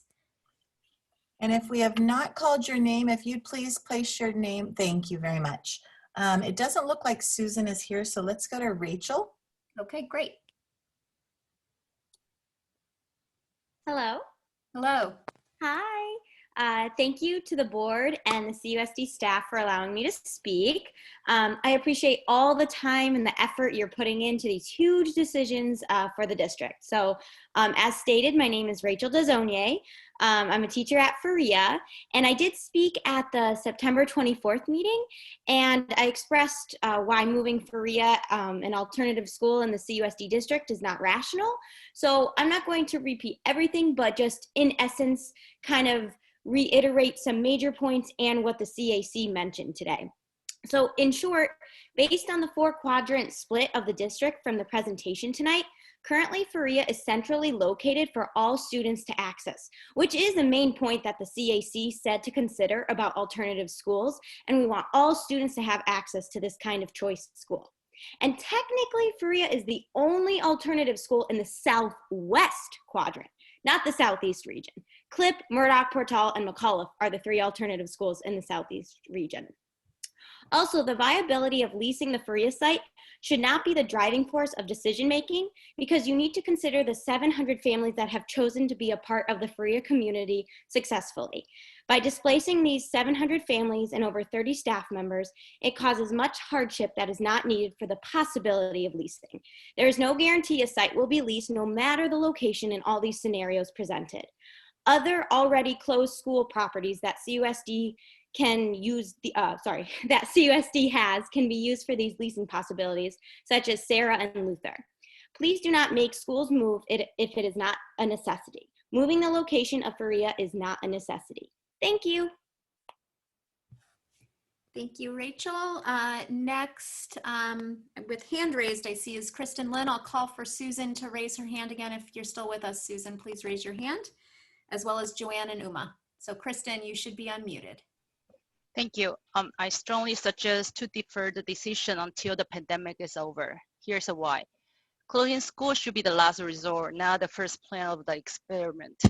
When I was on the board, boundary withdrawal is the last thing we will consider. Closing school is even worse than the boundary withdrawal. I need to hold each of you accountable. Have you ever explored a different solution to save the budget crisis? Can I request the public record to see what you have been done? CAC back to 2017 had 10 meetings with all kind of recommendation. None of them is closing school. How the board went to the route to direct the 2020 CAC to only consider closing school and push for the school list for only 5 millions. When the budget is tight, how much the trust worth? CUSD is a great district, and the community engagement has been the driver for the greatness. When the community really believes in one thing, the result is huge. If you forget what the community did, internet has a memory. 10 years ago, Tiffin campaign is a great example. The end result is 115 teaching positions saved in that campaign. On the other hand, what happened 5 years ago in West Valley, and what's the reaction for the community? The endless community strike caused no confidence on the board president and the superintendent. Now closing school is not just one school like 5 years ago, and closing school is not just like a changing staff like 5 years ago. When budget's tight, we need to bring the community together instead of divide the community. Closing school, not this school, but that school, is dividing the community. Don't make the decision too soon. even if it seems makes sense. I strongly suggest to defer the decision after the pandemic. If the community lose the trust. Thank you, Kristen. So next I have Joanne Bugarin. Joanne, you should be unmuted. Welcome. Okay. Hi, thank you. Thank you to the school board for allowing me to speak today. I'm a parent at Lincoln Elementary School. I've been a part of the Lincoln community for almost 8 years now.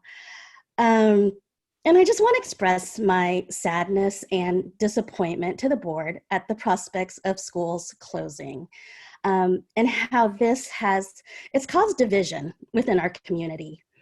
Several months ago, when the news of school closures might happen, there were a couple schools in my neighborhood that was sort of on that list of potential school closings. And it was inspiring to see their grassroots effort to not have their schools closed. But at the same time, it was also disheartening to hear and read comments from people in the community pointing at other schools to be closed instead of theirs. It's sad. It's sad that it's come to this, that we feel that we need to point at other schools to save our own. We all have same reasons as to why we don't want our schools to close. It's our second home, it's our family. And even though we don't attend the same school, we are a part of the overall CUSD community. Our kids, they're in the same Little League team. They're in the same Girl Scout troop. They're in the same Boy Scout pack. The division it's unnecessary and it's unhealthy for our community. I implore the school board to come up with other measures to alleviate the budget deficit instead of school closures. The divisiveness, it has to stop. And to echo the presenter of the sixth option, we're in the middle of a pandemic, and to close schools, it's not what our kids need right now.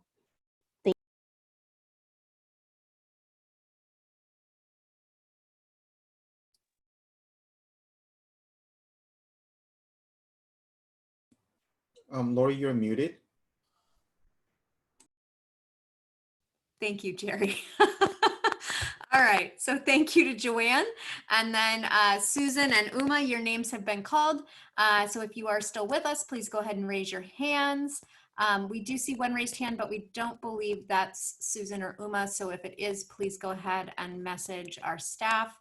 Otherwise, Leslie, can I get 5 more names? Yeah, absolutely. Jia Jing Liang, Tara Dowdle, Walter Sotelo, Wei D, and Mark Lundry. Okay, so let's Jia Jing, I see Jia Jing. Jia Jing. Okay, great. So let's go ahead and call Jia Jing, please. Good evening, everyone. My name is Jia Jing, a 5th grader in Lincoln, and I have a younger sister attending Lincoln as well. Due to the time limit, I will jump straight to my questions. If I read the data from the report correctly, the dramatic drop in enrollment number happened before 2016, and this number is relatively stable in the recent 3 years. At least for Lincoln, we have close to 550 students since 2017. Actually, lots of my friends and my sister have been overflown to other schools during school transfer as Lincoln does not have enough space. What I don't understand is why enrollment has suddenly become a major issue which could even lead to school closure. 2. Talking about Lincoln, I was proud to find that it is the first school founded in Cupertino 150 years ago. Also, among the other feeder schools of Kennedy, it not only has the most students, but also located closest to Kennedy and is the center of all the other feeder schools. Given this information, I am very confused about the following things. 1. Why do we have to rely on renting out the campus to fill the budget gap? Why not rent out some other city building or office? 2. Why Lincoln? It has the most students, so the impact will be the greatest. If enrollment decline is indeed the main reason, why close Lincoln, which has the highest number of enrolled students and the lowest reduction rate in the past 5 years. 3. If we need the money, Lincoln does not have the largest campus and not the one which can provide the highest rent. 3. Finally, what is the rush to make a decision now during the pandemic? We have been staying home for 9 months without being able to physically meet Mr. Kropp, our teachers, and most importantly, our friends. Imagine my little sister's astonishment and horror when the pandemic is over, but she can no longer go back to Lincoln, no longer see her teacher, and no longer meet her best friends at school after almost 1 year of separation. What about the promises that our teachers and all of our community telling us this is not going to last long? You'll all be back at your school again soon. Thanks for your time. Please, please don't make 2020. Thank you, Jia Jing. Okay, so next I have Tara Dowdle. We're struggling based on the names to determine if the individual is raising their hand. There's more individuals raising their hand than we've called in regards to names. And so we're struggling to determine if they actually have submitted comment cards. I do not see Tara Dowdle. I do not see Walt. I see Tara now, so I think we can go to Tara. Yep. There we go. Thank you. Okay. Oops, she disappeared though. There we go. Okay. Hello. Hello, welcome. Thank you to the board. I moved into CUSD 5 years ago and immediately heard about the financial challenges facing our district. We have a complicated funding model that's worsened with the pandemic. I've heard a lot of harsh words spoken recently by our community. Clearly, this is a challenging time and an emotional one. We love our schools. I know that no decisions have been reached yet, but one possible option is that my neighborhood school, Meyerholtz, becomes exclusively a CLIP campus. Does this make me sad? Yes, but you know what? There are 3 schools just around the corner and they're all great schools. I've met a lot of great parents and children at Miller Middle School that came from Blue Hills and Dilworth and Muir, and I cannot, in all good conscience, argue that you should keep my neighborhood school in favor of closing someone else's. We are so privileged to have so many great schools in CUSD, so my biggest concern is how do we retain those top 10 standards and have great programs for our children? How do we keep those amazing teachers? Because cut after cut keeps our school in survival mode. Have we given any thought to the resources we are missing out on because of this? Ask me if I'd rather have my children that went to a school that was barely surviving year after year, or a district that is well balanced and diverse and thriving. Well, clearly the latter. The square foot parcel tax is being presented as some kind of magic bullet, and I want to make sure we're thinking through all the possible outcomes. It requires a 67% majority to pass, which is hard.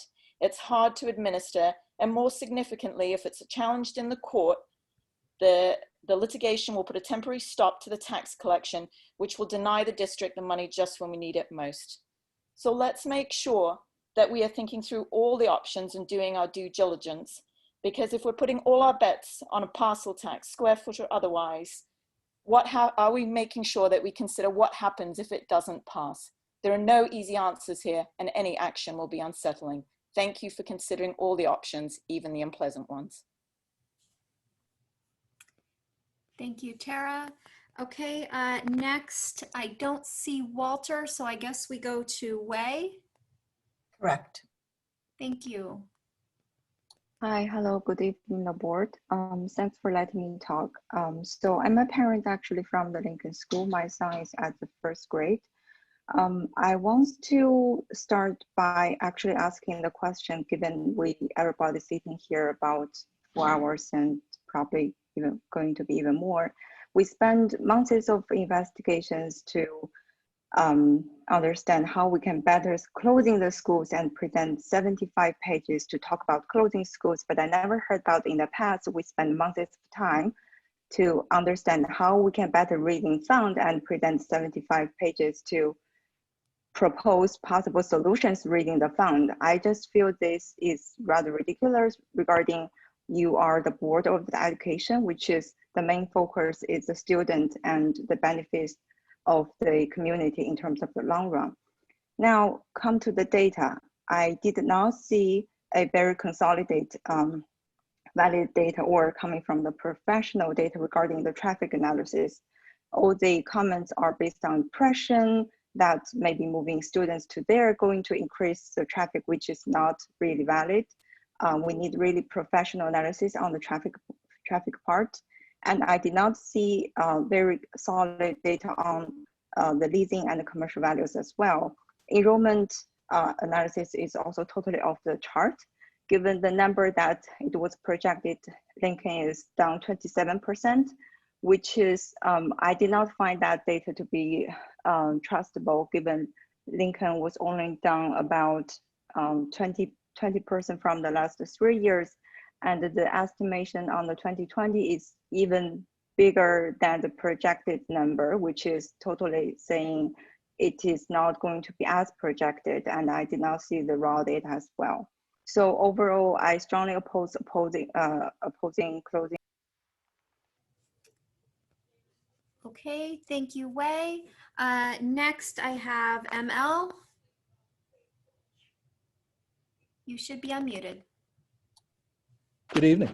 One of the most important things that was not addressed by the CAC was the unique educational value of our schools.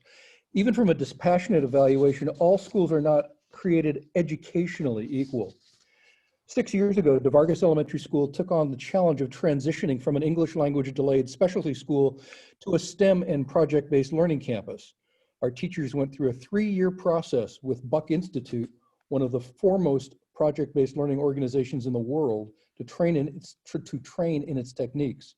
We opened the first makerspace in the district in order to use Maker Ed methods, which fit hand in glove with PBL. DeVargas, although not formally designated in the district as a STEAM school, has years of staff experience in running a de facto STEAM school. It's baked into our culture. DeVargas has been a resource for other CUSD schools, some of which have opened their own makerspaces and developed their own STEAM offerings. DeVargas has drawn visitors from as far away as Russia and Korea as a shining example of what we do in CUSD. The DeVargas Weekly Roar Days offer STEM sessions to students at the same time that their classroom teachers are engaging in professional development, turning a lost school day into an educational win. Those district resources are not just rooms and tools and robots. They are based on the collaboration of its trained and talented staff, which would be scattered across the district should DeVargas be closed. Further, DeVargas is one of the poorest schools in the district, with one of the highest percentages of Spanish language speakers in the district. As you know, Spanish-speaking students are identified out of proportion for special ed compared to other groups. Closing DeVargas would affect those groups unfairly and conflict with district values. As you continue the process started by the CAC, I urge you to be a champion for our most vulnerable populations and preserve the district resource that is DeVargas Elementary School. Thank you. I'm going to need 5 more names. And before I do that, I just want to remind people that if you've got your hand raised and you believe that you turned in a comment card and that we've called your name, then we're not catching that your screen name aligns with that comment card. Please go ahead and email Leslie Maines in the chat. Her email address is in the chat so that we can correctly identify you with the right comment card. Otherwise, I'm going to get 5 new names, please, Leslie. Okay, the next 5 names are Rochelle Chu, Vibor Nanavati, Cynthia Tushida, Scott Sotelo, and his hand is up, and Siri. Okay, so first I have Rochelle Chu. Rochelle, you should be unmuted. Hi, board members. Thank you all for the time and energy you've put into this very difficult decision and for carefully considering our input. My name is Rochelle Chu, and I've been a Lincoln parent for 11 years with 2 kids. I'm also a part-time Lincoln staff member. In my spare time, I volunteer at Lincoln as a PTA board member, room parent, and back in 2010, I was Lincoln's school lead on the Tiffin Their Future Is Now campaign, which raised $2.5 million in about a month and saved the jobs of 115 teachers. I guess you could say Lincoln is pretty much my life. The thing is, I'm not alone here. Lincoln evokes loyalty and longevity. Doing some math, our teachers today comprise nearly 350 years of cumulative teaching experience at Lincoln. 7 of these teachers have at least 20 years each at Lincoln. 15 of these teachers started their careers at Lincoln and are still here. Those who leave are usually for retirement or grade level fluctuations, and they usually boomerang back to Lincoln when they can. Our low staff turnover speaks volumes. Lincoln is also all about location. Being in the tri-school area, I'm sure many can relate to having their sibling children from Lincoln, Kennedy, and Monte Vista waiting and walking with each other to and from school. It's also heartwarming to see grandparents who can walk their kids to school drop-off and pick-up. Without a close-by elementary school and with our high enrollment, we'd be forcing more drivers on the road, adding to traffic congestion. Although I'm obviously biased towards saving Lincoln, I'd like to request we creatively look for a solution that saves as many schools as possible to lessen the upheaval in the middle of a pandemic. No one wants to lose their school. My experience on Tiffin is that we can come together as a community and do incredible things. So let's think out of the box and make it happen. Thank you for your time. Okay, thank you. Next would be Vibor, although I don't see a raised hand. So Vibor, if you're with us, please go ahead and raise your hand. And for now, I'll move on to Cynthia because I do see her in our raised hand list. You should be unmuted. Hi. Thank you for listening to the comments tonight, board, and staying up like the rest of us. I'm a little faded, so bear with me here. I've been a parent at Lincoln for over a decade, and I've also been a PC board member for many years. Like all the parents here, I am against any school closure. In my opinion, there's no scenario presented by the CAC that satisfies the equity and fair criteria. I understand that the CAC prepared the different scenarios, but the ultimate decision falls on the school board members. So I have the following comments and questions for the board members. So I understand that the school closure decision will come to a vote in December. This is what Stacy had answered in my question to her in the town hall the other day. So that's just a little over a month after this proposal is presented tonight. And we're right in the middle of an election. So why such a short time period? What is the reason that the vote can't be deferred until after the election or when the new board is in place next year? And how will the voting work? Does each board member vote on a scenario? What if you each pick a different one? Are these the only scenarios? Is there going to be transparency in how the voting has happened? Is this the right time to close schools in the middle of a pandemic? And thank you to the lady in the scenario 6 who presented that. Lincoln, in particular, is cited repeatedly for two things: traffic and projected declining enrollment. What are the studies that support these conclusions? And can this be shared with the public? If Lincoln is closed and leased, isn't traffic a moot point? And currently, older siblings at Kennedy Middle and Monte Vista High School can walk their younger siblings to Lincoln. Parents will now have to drive to the alternative school if Lincoln is closed. This would break up siblings and cause traffic congestion in another location. Thank you, Cynthia. So then next I have Scott. You should be unmuted, Scott. Hello? Hello, welcome. Yeah, hi. Thank you for allowing me to talk. And I listened carefully to all the scenarios that you have presented. I do appreciate the hard work you put behind that. Now, I don't know how to start these things, but I would like to ask a simple question. Have you ever thought about the socioeconomic impact of all scenarios you have presented so far? Children are under a lot of stress because of the lockdown. The pandemic, as you know, is causing a lot of trouble. I hope that one day, once the pandemic is over, and my child has to go back to school, how can I explain him why his beloved school is gone for good? That is a very difficult situation from the parents' perspective. Also, I cannot believe, being an engineer, I cannot believe how can you shut down a famous school just based on traffic data? Is that the traffic data available from public sources that are very reliable? Also, I cannot believe that the projected decrease of enrollment. This year we have 543 on Lincoln, based on your own data. For the next year, it's going to be 553, and all of a sudden it goes to 395. How can that happen? I just don't buy that. The other point I wanted to make is, whatever scenario you recommend, you will not have vote support. It's unbelievable. The only option that you guys are proposing, all of them are shutting down. I don't see that. Shutting down should be used as a last resort, not as the first resort. Think about the socio-economical impact that you are putting to the parents living in this area. We spend a lot of millions in trying to buy homes in here, and we deserve from all of you. Thank you very much. Thank you, Scott. Next, we have Siri.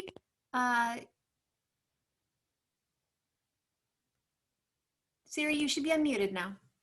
Yes, thank you. Thank you, the board and everyone to come together to protect our school. So first of all, I disagree with the decision to close any school, especially Lincoln School. Before the pandemic, I was the parent volunteer to the morning helper at the traffic. And then I can see that a lot of parents who has a sibling that also from high school, the Monta Vista High School, and also the middle school had used Lincoln to divert the traffic and drop off only one place together with the younger sibling. That's very important. I don't think that the study, the choice that they say that Lincoln will increase the traffic. I disagree that at all, because I can see that it will be helpful to divert the traffic from the high school, and the parent can use Lincoln to be as a one place. And also I can see that a lot of older siblings that walk to the Lincoln to pick up the younger one, walk back home. So this has been a traditional for a long time that we have the school that in the neighborhood closer to the older sibling school, and they can walk back home together. The younger one can see the older kids and see that, okay, one day they will go to the high school, one day they will go to the middle school. That is a very great thing for them to see older kids, right? So I disagree to all the close of the school, especially this time that the kids is looking forward to back to school. Okay, thank you, Siri. And I think I need 5 new names, Leslie, is that correct? You do. So we've got Ryan, we've got Nikhil Settler, we've got Lee Ann Gillis, Demetrio Vlasco, and Jan Liu. And once again, if your name was not called, if you'd please put down your hand until we call your name, and email me if you believe we skipped your name. So Ryan, I do not see Ryan. I do not see, oh, we got Nikhil. All right, Nikhil, you should be unmuted. Can you guys hear me? We can, thank you. Yeah, thank you board members for giving me the opportunity to speak. So I'm a Lincoln parent, but it saddens me to see that the board is looking to close schools as a main alternative or a main option to address the budget deficit. This should actually be one of the last resorts that we go to. So as we all know, we're in the middle of a pandemic with loss of lives and livelihood. And both the parents and the children are struggling to maintain a sense of sanity. One thing that the kids can fall back is a strong bond to their schools. And this kind of gives them a sense of purpose and normalcy. And it would be very emotionally distressing to these kids if we suddenly tell them that the schools are closing down. Another big premise that is being made is the sites can be reliably leased out, which will bring in the money. but nobody really knows how things will be once the pandemic ceases. We might move back to normal, or we might be completely different in the way we function as a society. So assuming the fact that we are going to get in a lot of money by leasing out properties, that may work or may not work. So I urge all of you to, one, kindly consider other options before closing down schools, and two, at least wait till the pandemic is over, possibly till we get a vaccine, till next summer, before we even think of making some decisions or some other alternate choices. So thank you. Thank you. Next is, unless we found Ryan, which I don't see a hand for, Leanne, welcome. Leanne, you should be unmuted. You need to unmute yourself though.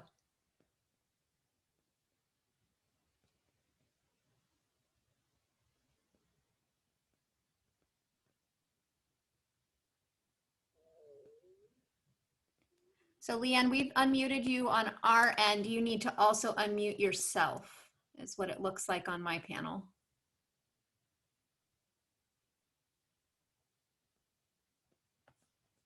Okay, why don't we go to Dimitri and we can try again with Leanne, or Demetrio, excuse me. Sorry about that. Demetrio, can you hear us? Oh, Yes, we can hear you. good night. So I'm a Lincoln parent, and I carefully looked through CAC documents and data they provided.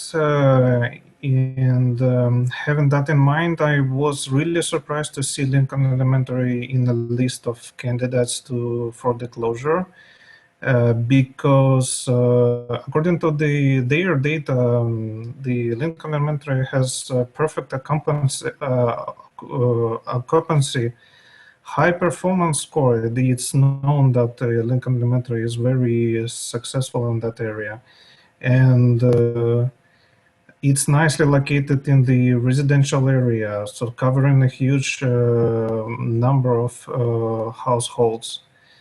And out of that, the CAC data also shows that it has a perfect running cost, optimal for such a size of the school. Therefore, I don't understand how the Lincoln Elementary ended up in the list of the closure. But what I also wanted to say is that different scenarios comes from the different ideas behind of them, and the idea to sell the property to gain money and put the price on the first place is not the best. It's almost like a selling our kids, so I don't like it. And the second thing is that don't do projections to 2025. It's too much rough. I suggest to return to this question in 1 year when the pandemic is over. Thank you very much. Thank you, Demetrio. Next we have, I'm going to circle back to Leanne. You should be unmuted. Go ahead and unmute yourself. There you go. Hello, I'm so sorry about that. Thank you for your patience. Hello, thank you. My name is Leanne Gillis. I am the mother of two daughters who attend both the CUSD and the FUHSD schools, Lincoln Elementary and the Monte Vista High School. I want to first thank the board members and the CAC committee members for your time and your hard work. I do really appreciate the thought and attention that went into the presentations tonight. My question is, I have been hearing that the school closure is not necessary if we could implement a simple tax like the Berkeley square foot parcel tax to make up for the underfunding. I know that back in 2018, the FUHSD had considered such a tax, but rejected moving forward with it. Some community members continue to say that a square foot tax would be a viable way to solve the CUSD's funding issues. Can I ask, and not tonight obviously, but can I ask in the near future that the CUSD or in conjunction with the FUHSD explain if a square foot tax would avoid school closures and resolve our financial issues? Thank you so much. Thank you, Leanne. Next, I have Jan Liu. I don't see a raised hand. So Jan, if you're with us, go ahead and raise your hand. And while we're waiting, oh, I do see Jan. Welcome. Hi, respected member of the board. I'm a Lincoln mother. I've been with Lincoln School District for many years, and I'm surprised to know that the closure of the school in the midst of the historical pandemic is even being considered. I feel like it's a worst thing that can happen to my kids. I believe alternative measures should be at least considered before closure of the school. As taxpayers and parents of the students, we should be well informed before the measure even being considered. We have only a month to really carefully consider this measure and make the decision. This is such a big decision for many and would have a vast impact to many many families. So I really think giving the vast impact, the decision to close probably not the most responsible thing we should put up with the taxpayers. So I feel like many of the Cupertino family feel the same way. I do hope, you know, as a Lincoln parent, the logic behind why this school should be closed, I feel like it's not a logical one. I feel like it's based on. Thank you, Jan. Next, I guess I need 5 new names from you, Leslie. Okay. Just 1 second. The next 5 speakers, we've got Kitty Moore, Mooney Munisekar, Kevin Lynn, Pamela Hershey, and Sonali Padagonkar. So I see Kitty is ready. Great, welcome, Kitty. Okay, great. All right, good evening. Hi, I'm Kitty Moore. I'm the chair of the Cupertino Planning Commission, representing myself only. CUSD advertised for a parcel tax of $125 in March of 2020, yet did not share that you would be looking at closing at least 4 schools within 6 months of that parcel tax failure. It's important to realistically inform the public when asking for a parcel tax. I appreciate the sentiments of the families who moved to Cupertino for the schools, because that is why I came here 25 years ago. I know families picked a particular location, working out what their trip to school and back would be like, and organizing their future around their plan for their chosen school. There is some uncertainty for Cupertino's future. Cupertino will be allocated approximately 6,500 residential units in the next coming Regional Housing Needs Assessment, or RHNA, cycle. There was a mention about the Valco development earlier. The current SB 35 plan would generate 480 K-5 students and 144 grade 6 through 8 students using the specific plan EIR generation rates. As to the parcel tax comments earlier, CUSD will lose $8.5 million per year starting June 30th, 2023, when the parcel tax expires. The option of the square footage parcel tax, expert analysis by FUHSD stated that the square footage tax is fairer than the current fixed amount parcel tax. And I see that I only have about 30 seconds. I have a blog, Kitty number 4, Cupertino.org, kittyforcupertino.org. I have the whole FUHSD square foot parcel tax report, which was obtained from a public records request on the blog, and you can read all about it. Thank you. Thank you, Kitty. Next, I have Mooney, but I don't see a hand raised, so I will go to Kevin Lynn. Just 1 minute. We've got Mooney here. Great. Okay. Thank you. Yeah.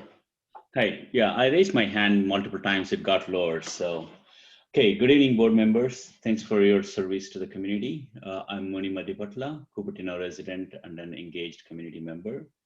I'm a Lincoln Kennedy Monta Vista parent. I don't believe, we should be closing any schools. Interim Superintendent Stacy said declining enrollment is not unique to Cupertino. She also said that, we have been struggling with this fiscal solvency issue over the last 5 years.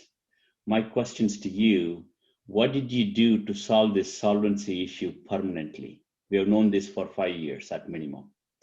What do you keep saying, declining enrollment is a problem? Doesn't more enrollment create even more dependency on the state for funding? Shouldn't we be focused on getting our school to become a basic aid district instead of being a perennial beggar looking out to the state for handouts? All these schools were open and operated successfully in late 90s when we had 14K students, almost 2,000 less than what we have now. We have 34% portable classrooms in CUSD. That's an indication that our schools are overcrowded. As a community, we want all of our schools to successfully operate. We want small schools within walkable distance instead of large, overcrowded schools where parents drive kids to drop and pick up. That's not what we are looking for. So as a responsible board with community support, I want you guys to work really hard to solve this problem, solvency problem once for all, not temporary Band-Aid measures. And I think, we have known this for a long time. Declinement started happening in 2013. It's not a yesterday's phenomenon. And we have been having funding issues for almost more than 5 years. It's time to solve it once for all. Thank you. Thank you, Mooney. Next, we have Kevin Lynn.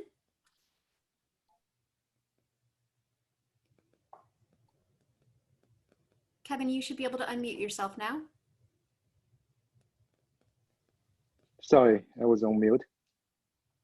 So good evening, dear board members and everybody else. My name is Kevin, Lincoln parent of 2 sons. One goes to Lincoln and the other goes to Monta Vista. So first, I'm very shocked, and so does the whole Lincoln community. So we have never heard about Lincoln was in any of the discussion regarding disclosure. This is the first time.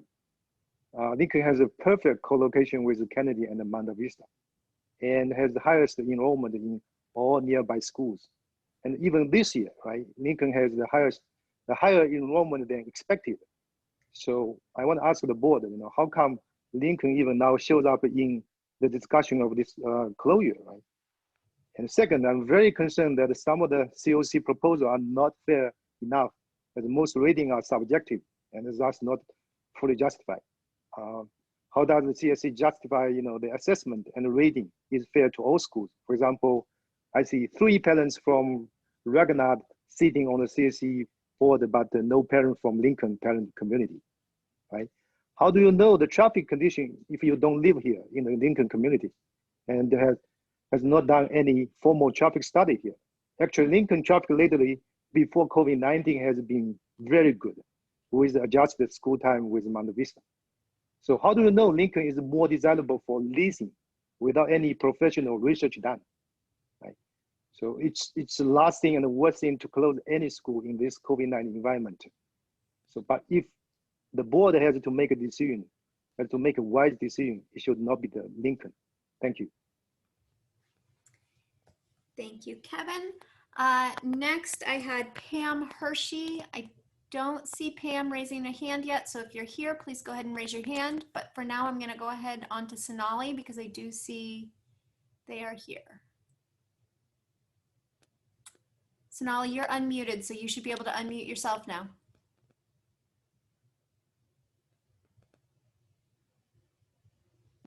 Can you hear me? We can. Welcome. Yeah, hi. Thank you all CAC members for your time and effort. I just want to ask one question about scenario one. And so when closing Regnard, they said that the north part of the Regnard will go to Lincoln and south part of the Regnard, south of Rainbow will go to Blue Hills and north of Rainbow will go. So I was wondering where Rainbow kids are going to go.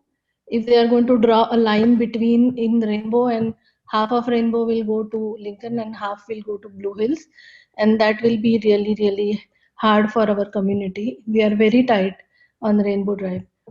Another thing I just wanted to reiterate that moving kids from one school to another, it is not going to solve our problems, as we had a finite amount of funding and finite amount of kids, so moving kids is not going to help.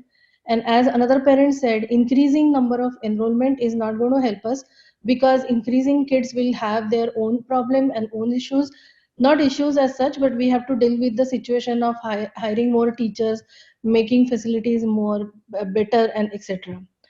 Another question I had was the 1.3 million savings that we are going to do after leasing the 6-7 schools. How did we come up with that number?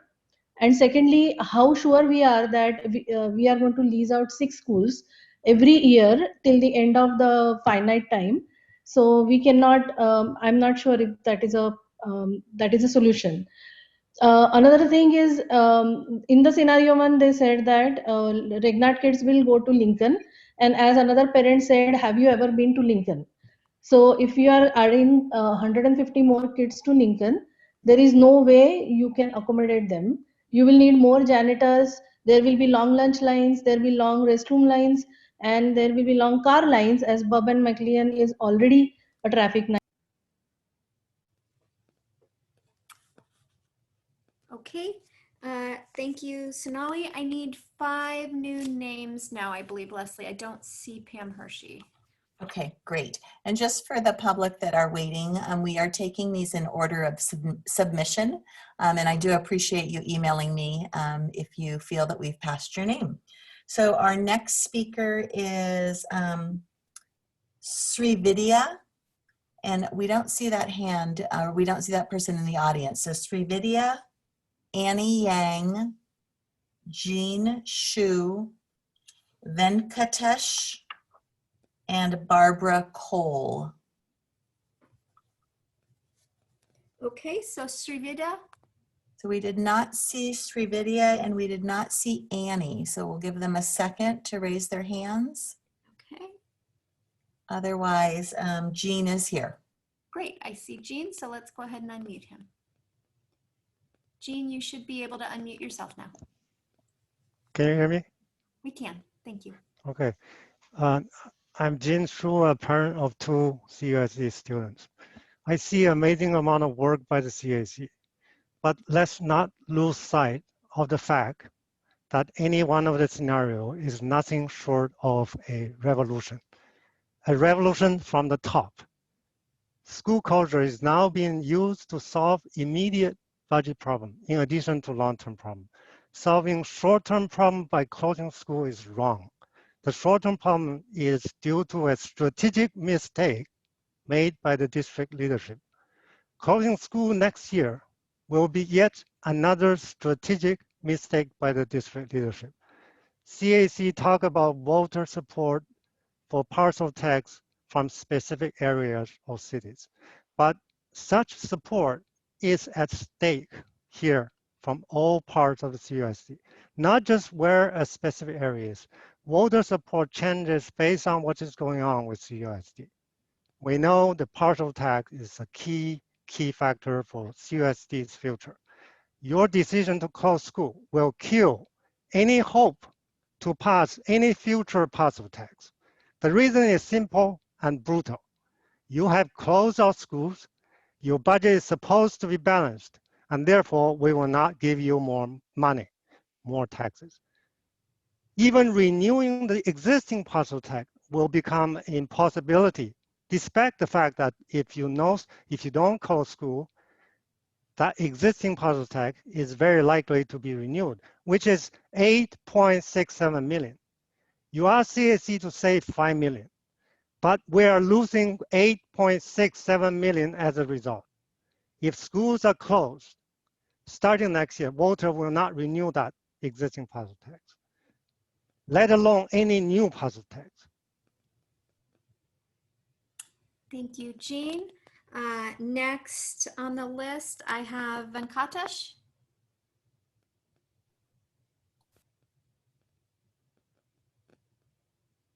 You should be able to unmute yourself.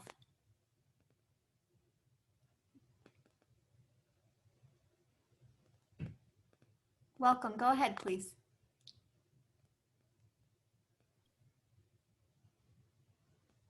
Venkatesh, you should be able to speak at this point.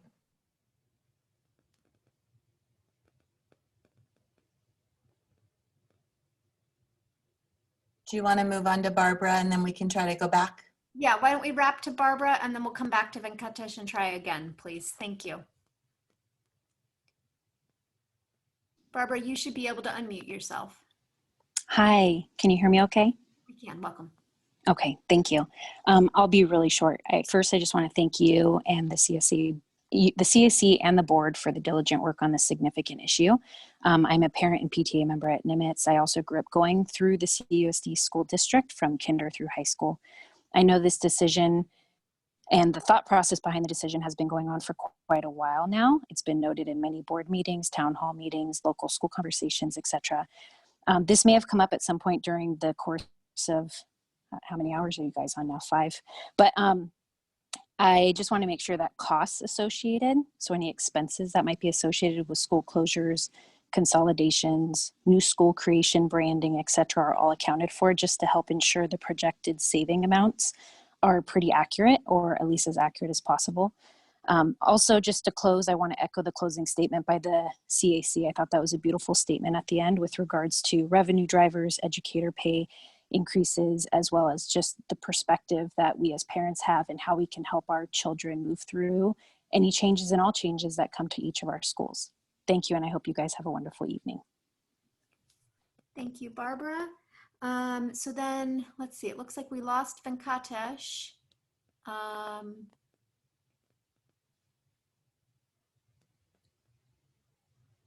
Leslie, do we know if our raised hand aligns with one of our comment cards, or should we? I do not think it does. And so if the person with the raised hand would email me, that would be great.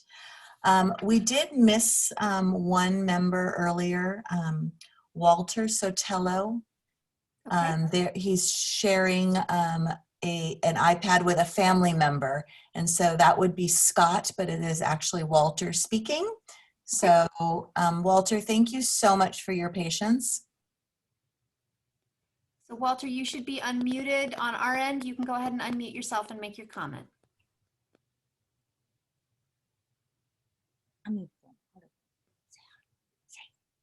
Hello. Hi, my name is Scott. Today, I came here to tell you how much I love my teacher and my principal and my school and Principal Crop. I'm coming from Lincoln Elementary School, room 4. I came here to tell you 3 things about it. First, she tells me nice things to make my brain grow stronger. Second, I can run to the school by foot. Second, I love teacher and the principal. Please do not shut down my school. Thank you. Yeah, I'm Scott's mom, and now it's almost midnight, but Scott is still hanging over there, and she wants to talk to you guys, and he wants to show his voice and let you know how much he loves his school. And when he go back to school, if he missing all his teacher, what your teacher, Scotty? Mrs. John. Mr. John. He loves Mr. John so much. I cannot think about if we when he come back to school, he cannot see his principal in the morning. He can see his Mr. Zhang in the class. That will be so hurt his feeling. So please think about, don't shut down Lincoln. Thank you very much. My orders. Thank you. Okay, and I don't see Venkatash back with us with a raised hand, so I'm going to go ahead and ask for 5 new names. Okay, great. We've got Brian Toleno, Nilesh Ahuja, Ashish Patekar, Shuping Liu, and Christine Leung. Okay, Brian, are you with us? Actually, all please raise your hands. So we've got, I think Brian is connected to Yari. So let's go with Yari.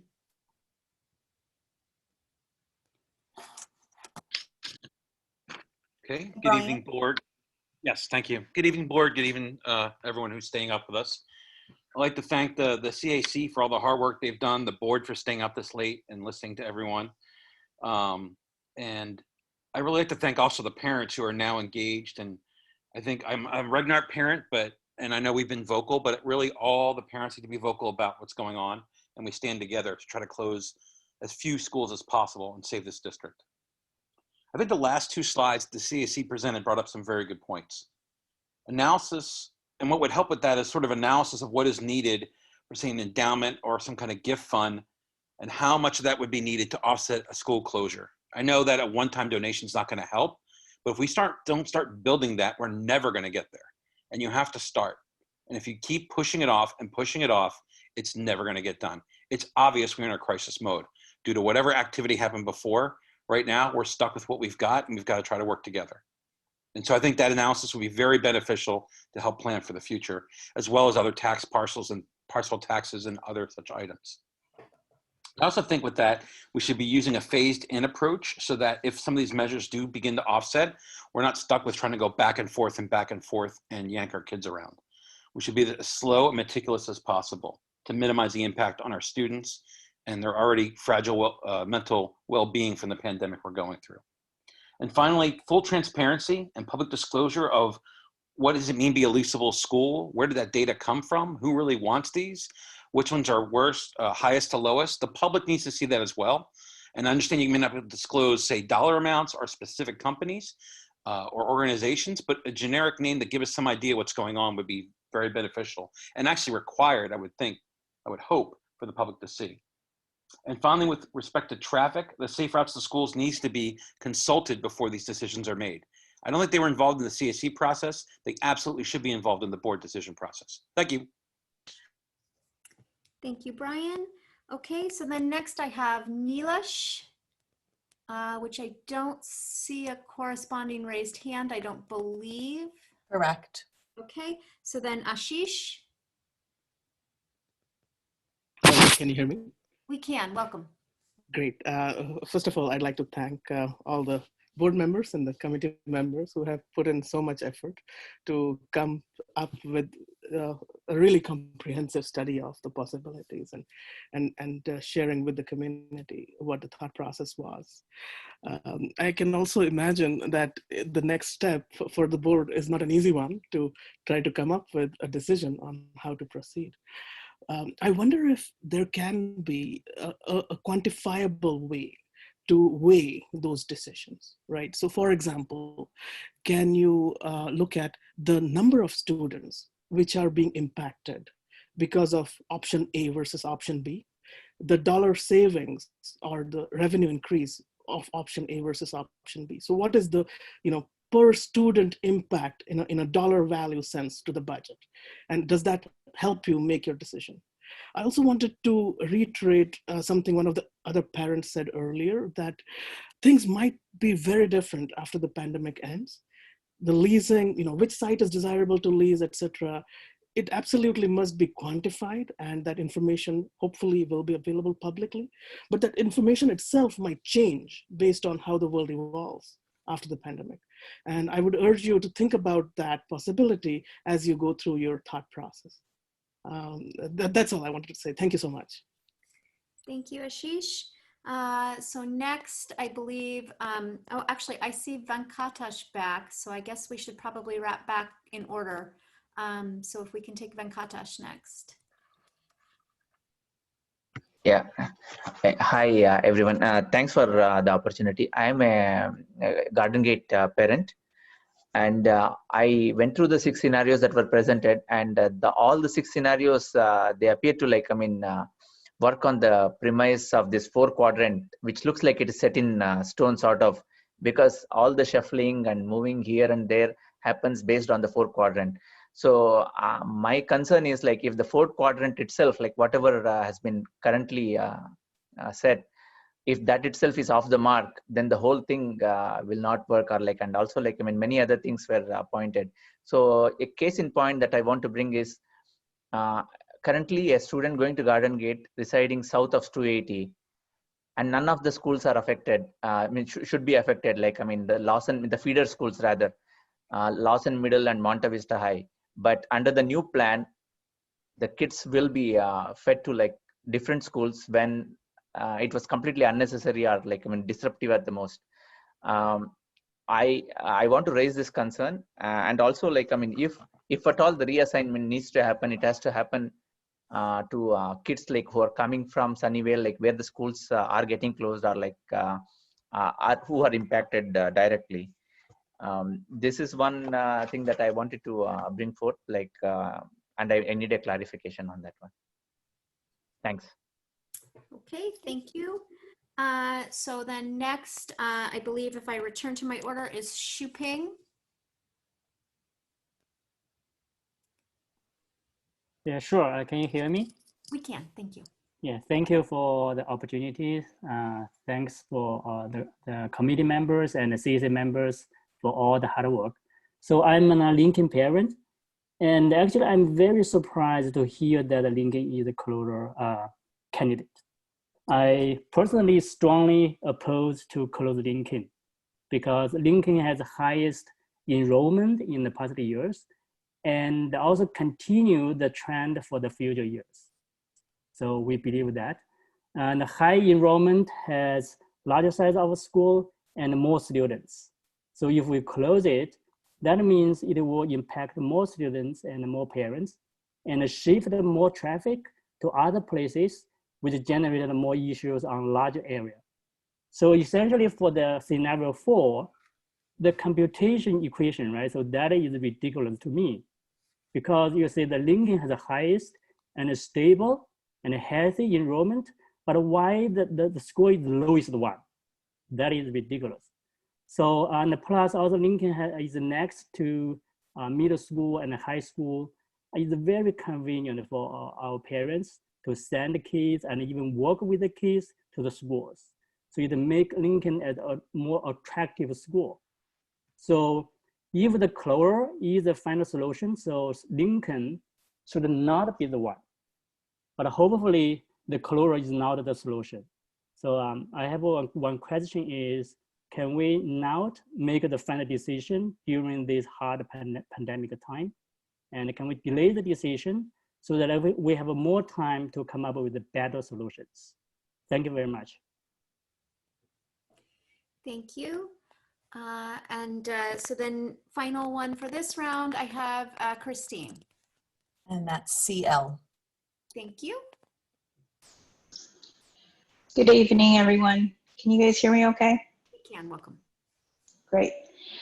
I had the privilege to serve as a member of the CAC, and I cannot emphasize tonight how much the hearts and minds of the CAC put the future of this district at the forefront of all of our discussions.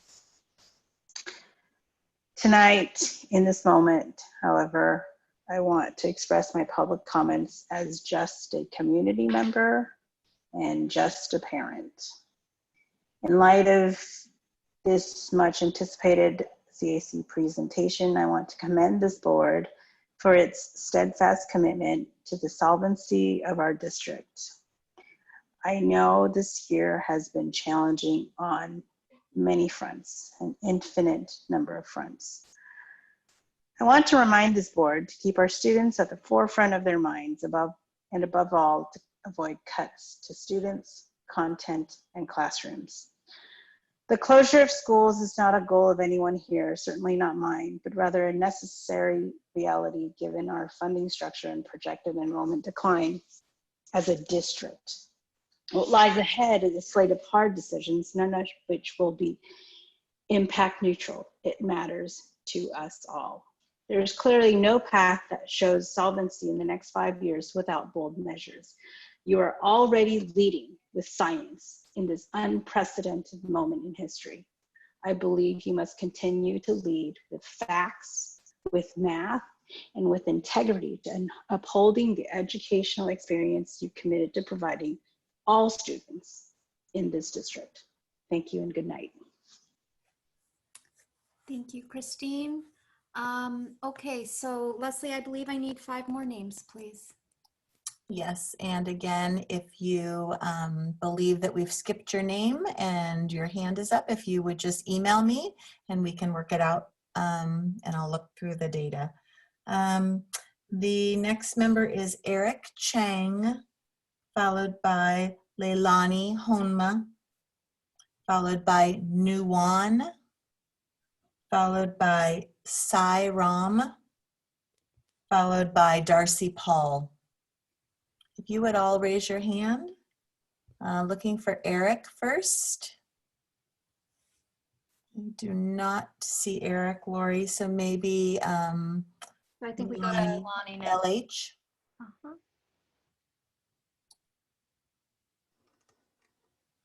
Good evening. Thank you to the members of the CAC for your dedicated, challenging work for our students, families, staff, and district. Closing schools is not something anyone wants to talk about, let alone make a plan and then implement it. I appreciate all the hard work, the research, the difficult conversations that the committee has done. Thank you all for your detailed scenarios and thoughtful assessments. I have 4 children who went to 3 schools in CUSD. Our family started in CUSD in 2007. I was an active parent in the schools, serving as PTA president at a school site, as well as PTA president at the council level. I'm speaking for myself tonight. As a parent leader, I became very aware of the funding issue because it affected how much money our PTA had to raise. I first heard of the funding issues in 2016, 2 superintendents ago. For the last 4 years, the superintendents have been having community meetings regarding the funding shortfalls. A CAC looked at this issue in 2017-2018, and at the community meetings during the 2019-2020 school year, the board, with 4 of 5 new trustees, decided to study this issue for another year. Low funding, high cost of living has affected our district. In my 13 years at Meyerholtz, our family had 6 principals, 5 of which left CUSD for other jobs. Many beloved teachers have moved to higher paying districts or lower cost of living areas. It was mentioned tonight that we want to keep cuts as far away from students, but in reality, the lack of funding has already affected our students. Fundraising issues by the district have not come to fruition. The parcel tax measure failed in March. COC 25 did not bring in the desired revenue. And now with the pandemic, it is more difficult to ask our parents and community to donate. To the honorable trustees, thank you for your dedicated work. These are challenging times, but you cannot continue to kick this can down the road. Thank you, Lonnie. Next, I have Nuwan. Welcome. Hi, can you hear me? We can. Hi, thanks for the opportunity to speak, and I want to thank the board and the CSC for the what must feel like a thankless job coming up with these scenarios and talking through these difficult decisions. I'm a Lincoln parent, and I just want to observe that in several of the scenarios that were described, it seems like there's a heavy emphasis on projected future enrollment, which makes complete sense in terms of determining, how many schools to close if that is, the last option left. But it also seemed to me like there was not much emphasis on current enrollment, which in many cases seems like it should drive more of the decision making around which schools to close, as that would affect the most number of kids. The larger schools have more kids that would be affected. So I just want to suggest that future enrollments certainly drive decisions around right-sizing the entire district, but to take current enrollment more heavily into account when determining which schools to close if we do have to actually close some of the schools. The other thing I wanted to observe is, a lot of our enrollment is driven by new people moving into our district. Relatively small numbers are driven by new kids who are already here that are safely projectable over long periods of time. So given the relatively small groups that we're looking at for each school, I suspect there's a fair bit of error in the projections as well as statistically looking at it. So again, I just want to encourage the decision making to take more heavily into account current enrollment as opposed to just looking at future enrollment. That's really all I wanted to say. Thanks again for the opportunity to speak. Thank you, Nuwan. Next, I have Sairam. Hi, can you hear me? We can. Welcome. Thank you, board members, for the opportunity to speak. Thank you for all the hard work. You got all our attention now. I'm a proud parent of a Lincoln Leopard. I moved last year from Mountain View to Cupertino for the only reason to have my daughter attend Lincoln Elementary. While I understand we are in a fiscal deficit, I am appalled to hear that our schools are being considered as lucrative real estate properties, up for lease based on the highest commercial value. Our schools are our second homes where our little ones make their fond memories in their formative years. I would like to voice my strong opposition to closing any school in general and Lincoln in particular. I also would like to voice my support for out-of-the-box ideas for revenue generation. Let's all come together and find innovative solutions to save our schools. While I applaud all the hard work done by the CAC, could there be unconscious bias in analyzing this data? Can you please share if there was uniform distribution of parents from all the schools in the district in CAC? Finally, I urge you to please hold off on any decision making post the pandemic so we can all meet in person and discuss all the options available to us. Thank you. Thank you. Okay, and then I have Darcy Paul. Hi, yes, can you hear me? Yes, we can. Welcome. Great, yes, hi. This is a discussion about closing schools in the middle of a pandemic when residents, including working parents with young children, are being asked to shoulder the full costs of running the district, but are also now being told that the extremely high property taxes that we pay are not enough to keep this system going without closing schools. Please work to articulate the tremendous stresses that have been placed upon the community of people holding down jobs while trying to also form effectively a school site in their homes, basically all the time during the work week. This will be good practice if and when the conversation ever turns in a serious manner to fiscal equity and how we go about correcting the severe underfunding of our allocations. From the other side of the financial equation, what is being done to reduce costs? Is the specter of closing schools something that is happening in other places as well? What other districts are considering closing schools in the middle of this pandemic? And to the extent that other districts are feeling financially constrained, are they all talking about closing their schools, or are there other ways to go about approaching this issue?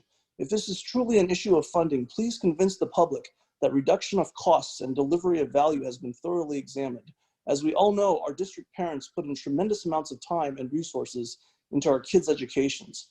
If we are convinced that everything possible is being done to be responsible stewards of our very high tax dollars and such things as the equity of our returns on those dollars, from striving to bridge funding gaps at the state level to ensuring that we have teachers across the board that care first and foremost about our kids, then we will most certainly deliver on the funding gaps. Please reconsider, to the extent that this is a reasonable characterization, the apparently strategic course of action that we're looking at here. Finally, with regard to fluctuations in populations, why does the trend for funding move inexorably in an upward direction irrespective of what happens with population, particularly when that population goes down? We have to have the flexibility and response. Thank you, Darcy. Leslie, I believe, unless Eric joined us. I need 5 new names. Okay, great. We've got Deepak Lakshwani, Selena, Uma Krishnan. I'm going to spell it Yixue, and Michael Huang. So Deepak, if you're here, if you'd raise your hand. Selena, Uma, and we lost one. Michael, and then I see. Yishu. There we go. We've got one. Okay, so let's go ahead and take Yishu, please. And Okay. apologies for the name. No problem. Can you hear me? We can. Welcome. My name is Isha. I'm the mom of a kid in Mule and a kid in Dilworth. I agree what some CAC members and many other parents said earlier. First, could we postpone the school closure discussion and the decision after pandemic? Second, could we think more about how to raise more funds and recruit more students? I have 3 questions. First, is the school disclosure the only thing that CAC are allowed to suggest? Second, for the scenario 4, could the group representative explain why Mule and Dilworth were given the lowest scores? What's the major factors in affecting their scores? Third, in the budget roadshow, I saw CUSD has the most students compared with surrounding school district. CUSD has almost 10 times of students as that in Saratoga. Why insufficient enrollment keep being used as excuse for our budget crisis? And the minimum school size is imposed as a criteria for school closure decision. If we have more students, will our per student money become even less and the budget deficit become even worse? I can't agree more about what the second speaker said at the very beginning. Parents' support is one of the most reasons for our for CUSDs today, and don't divide our community. It reminds us of the fight in Fremont last year about the location of the shelter for homeless. Thank you. That's it. Thank you, Yishu. Okay. So Deepak, Selena, Uma, Michael. I don't see any of those names corresponding with our raised hands. So if you We have Michael. Okay. I think it's Devin and Logan Huang. Okay.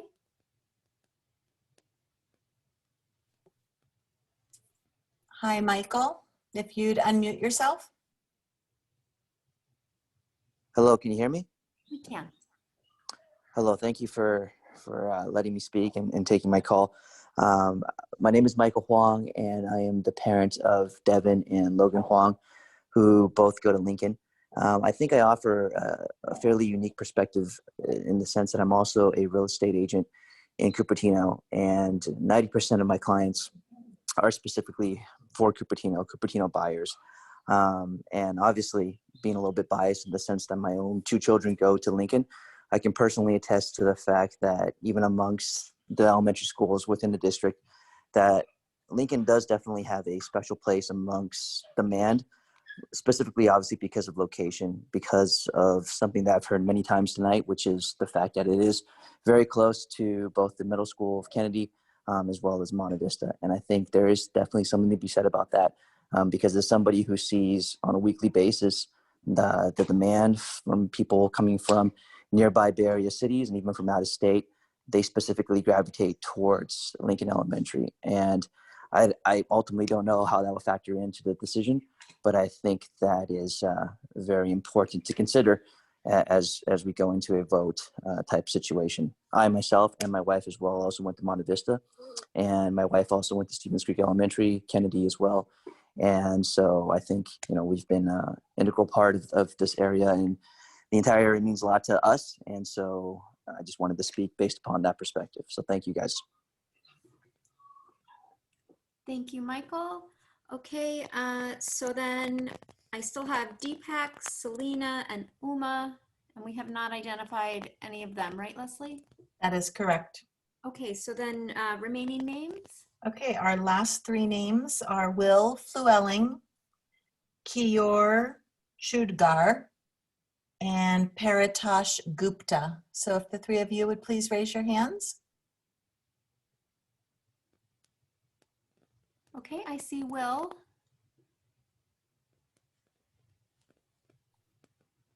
Hello, I so thought I was going to be saying good morning. Thank you for being here. Thank you to the CAC. Thank you to the facilitator, Greg. Man, the differences of opinions and attitudes coming out of this group, that must have been an amazing job that he did, so I want to give him credit. Lori, I know you're big on themes, and tonight what I heard a lot was, how can we help? I heard a bit more about ballot measure support. That's really exciting to me. That got my blood going because we're going in the right direction. We're finally starting to think like a united community that we need to be. I really appreciate the CSD United plug, and I think we can solve some problems locally within our school fundraising at each site, however we do it. But more importantly, I'm going to come back to those ballot measures. This is the big one.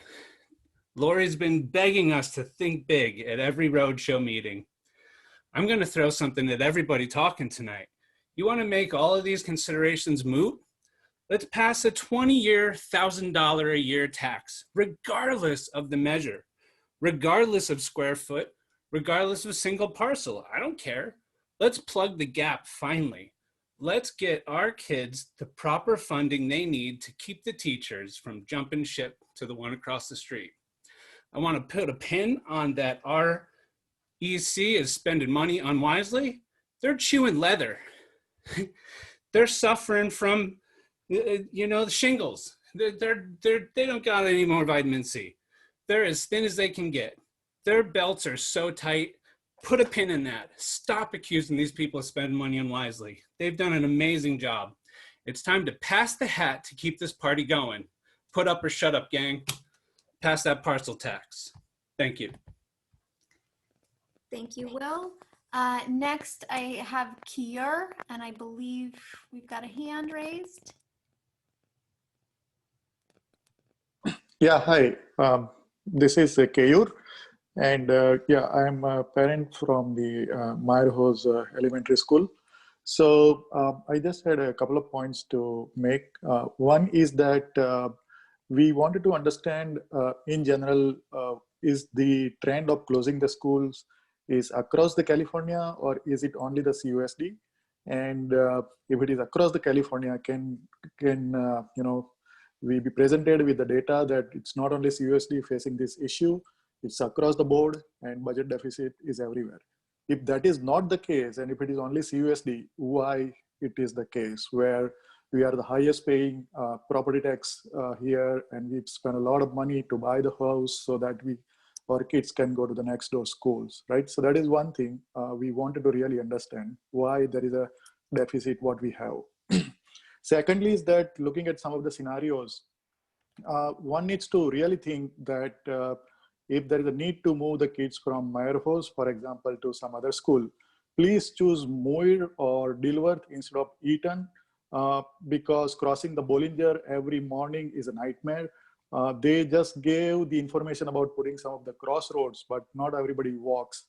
Driving the car early in the morning, going through the Bollinger without any traffic signals. Every single street coming out to the Bollinger doesn't have traffic signal except the Blaney. So it's a nightmare going to Eaton. And how will that affect the local assigned current middle school and high school? Will it still be the Miller for us, or will it change to Lawson? Will it still the Limbrook, or will it be the Cupertino? We have a multi-year, not only the elementary, right? So please think through these points. I see that these things are missing in some of the scenarios presented before making the decisions. Thank you. Okay, thank you. And let's see, Paratosh, did we find? I do not see Paratosh. And a couple individuals have been emailing me, and they submitted their comments quite late in our public comments. So I will make sure that the board gets a copy of any submissions that came after our time. Okay, all right. So then with that, we've made it through all of the cards that were submitted before we called for the cutoff. That is correct. Okay. All right. So with that, I know we had many hours here now that we've been going, but I do want to pass it back to Stacy for any closing items that you need us to be thinking about and or doing as we prepare for what comes next.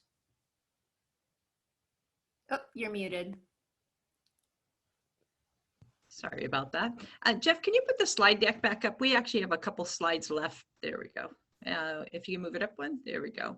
So I really wanted to close out, you know, definitely we will put together the Q&A that we can collect all the questions that you have and get that posted. You know, I was trying to keep track of questions as they came up as well, but really wanted to kind of leave because this really was an information presentation item, the clarifying questions.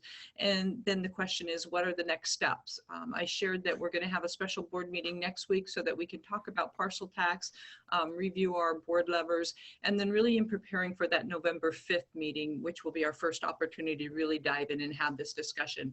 And so looking at what is the next step for the board and really bringing it back to what was the charge of the CAC and what they provided tonight, equipping and informing with some decisions, it really does come back now as the next step is yours as the board work to do. Creating this long-term fiscal solvency and stability and looking at all those components of the CAC and the feedback and the questions to really do the same task that was charged with the CAC as far as developing that plan that's going to be a long-term plan that addresses our fiscal solvency. And so really that is something that for you as a board members to think about over the next 2 weeks is what would that plan look like? What are those components that you may still need some further information on or some more clarifying questions that weren't asked that you can generate before our next board meeting so that come in prepared to have that very robust conversation. If you want to go on to the next 2 slides really do just call out, they're reiterating what the charge and the board criteria and the guiding principles are and how do those apply now to the plan that you as a board are going to create. And on the last slide, it really is the direction that you are able to give us as the district staff. What are we going to do? What do we need to do? Sorry, stumbled there a little bit, so that we can do the work, so that we can build this concrete plan, so that it does attack our multi-year problems, and that we have these very quantifiable decisions to move on. And with that, if there are any comments, any. Oh, I do have a question, Lori, if that's all right. Yeah, go ahead, Terry. All right. So if you could back up, so this charge here, is this something you're asking us to approve for ourselves? Is this a charge you're giving us? So could you clarify that? Sure. So one of the questions was, what is the next step after this? And it really is, the next step is really going back to the charge that provided to the CAC. Mm-hmm. And now the board gets to do the work on that based on all the information. Right. If we could go back 2 slides, please. I want to, because I think throughout the evening and when we've looked at the CAC, you know, when the report was winding up, it talked about how this closing is really part of a concrete plan. So I guess my preference would be to work on the entire concrete plan, because I think I've heard it said, and maybe I apologize if I'm putting words in people's mouths, but that you know, fiscal solvency is the key that we have to solve here. But that what I've heard is, actually, maybe I shouldn't assume that. I'll just say for myself that school closure is like one of the last resort kind of things, right? I just want to be clear. You know, I've said this from the very beginning, from when I got on the board, that we have to fix this structural deficit problem. So fiscal solvency is very important to me. It is critical, but I think school closing is one of those things that's like, you know, next to the worst thing, which is being fiscally insolvent.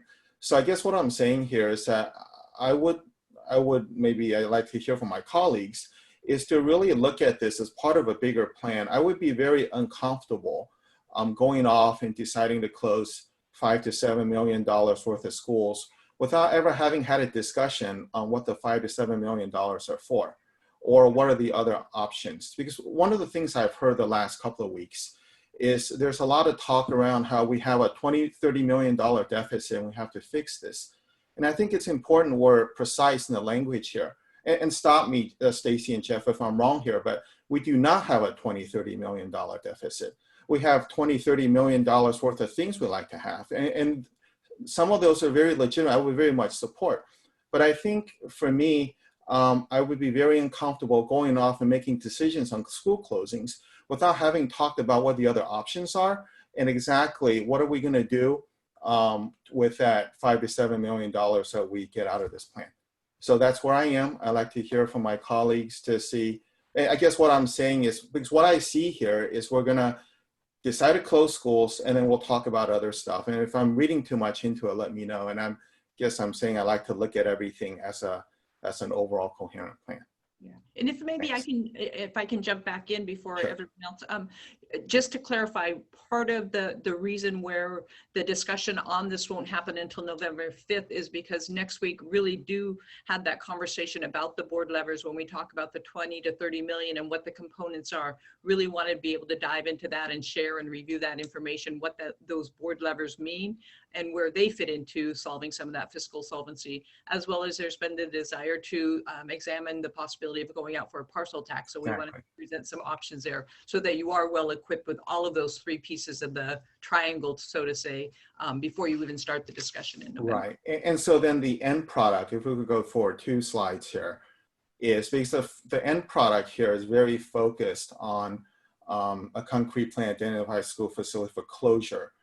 I guess I like to see a discussion around the triangle before deciding what the particular angle, one part of the triangle, to use a metaphor, Stacy.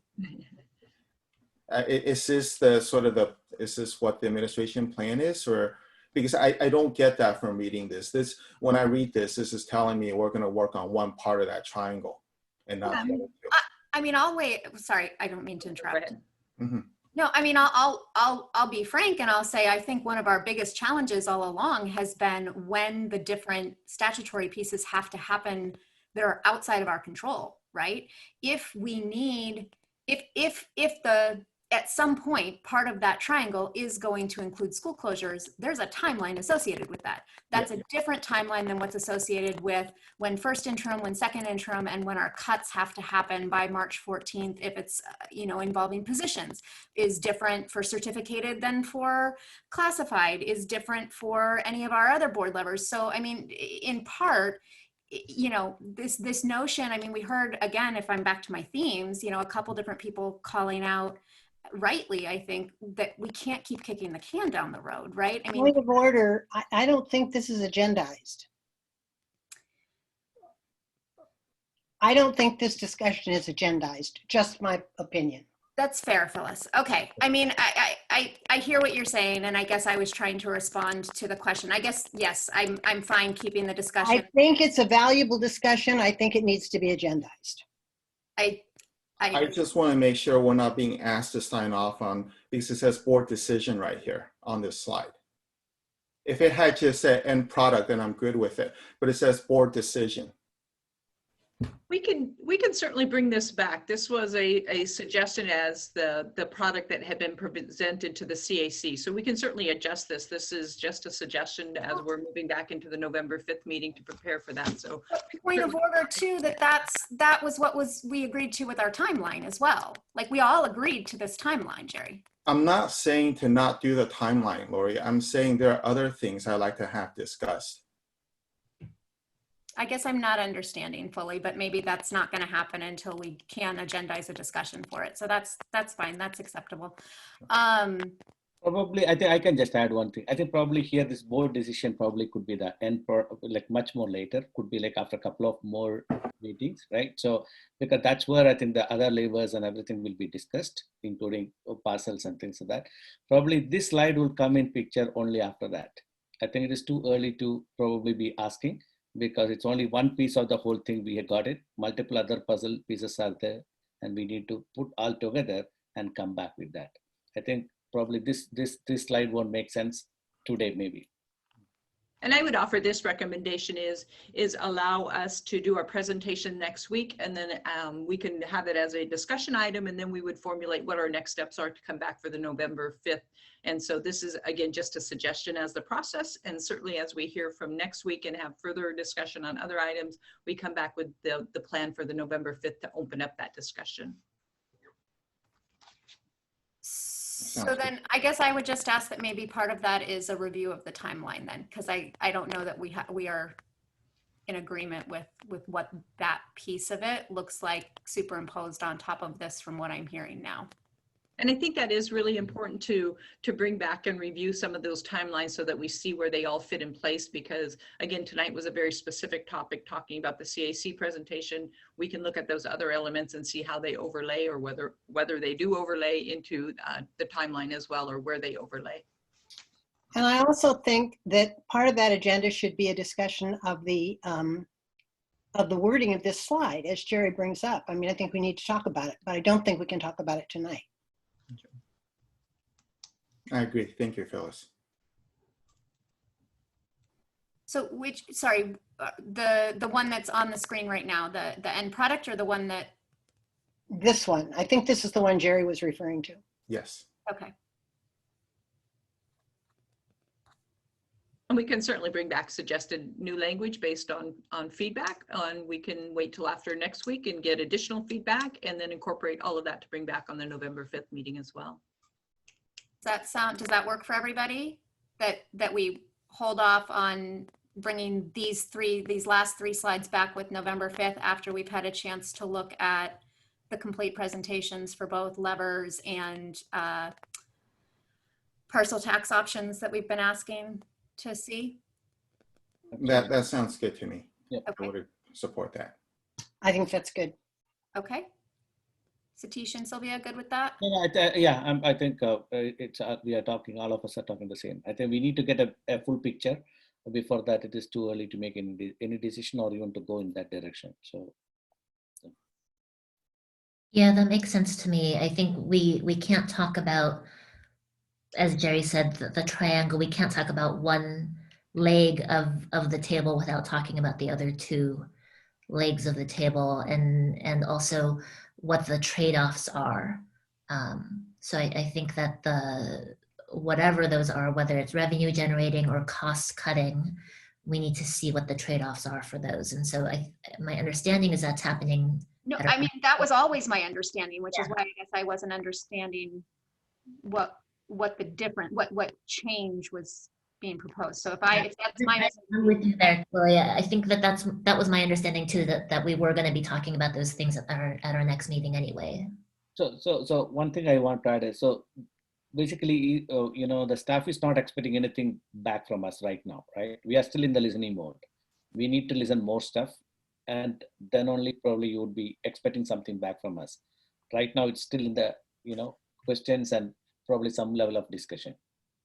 Our expectation from you is we're giving you homework to go back and study the presentations from the CAC, because there was an enormous amount of information in there, and I can only imagine the process time. And so as those questions come up, if you can send those to me, we'll develop a Q&A so that we can stay very transparent with the community and let them know the responses.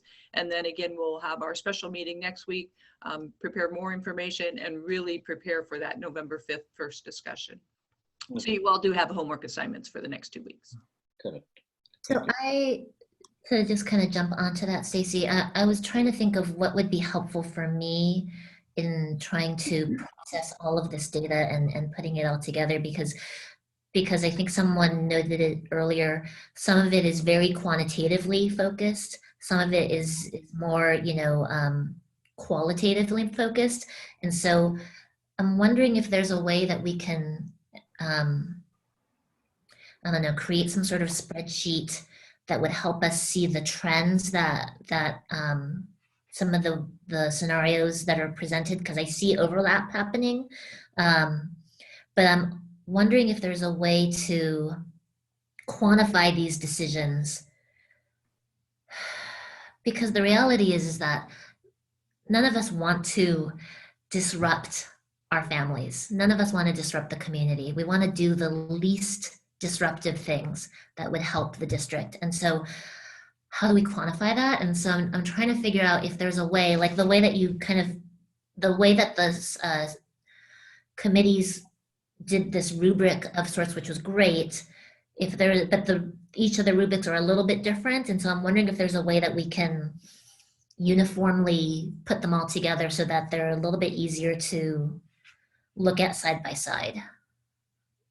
We could take a stab at it. I would just want to be cautious that we don't dishonor the work of the CAC and try to interpret work that they spent an enormous amount of time on. But we can certainly take a stab at seeing if we could make it a little bit more conceptualized into a format that you can do some comparisons. Yeah, I would appreciate that. That would be great. And I absolutely agree. Like, I don't want to discount or take away from the work of what's been done with the process here, but just a way to help organize the thoughts would be good.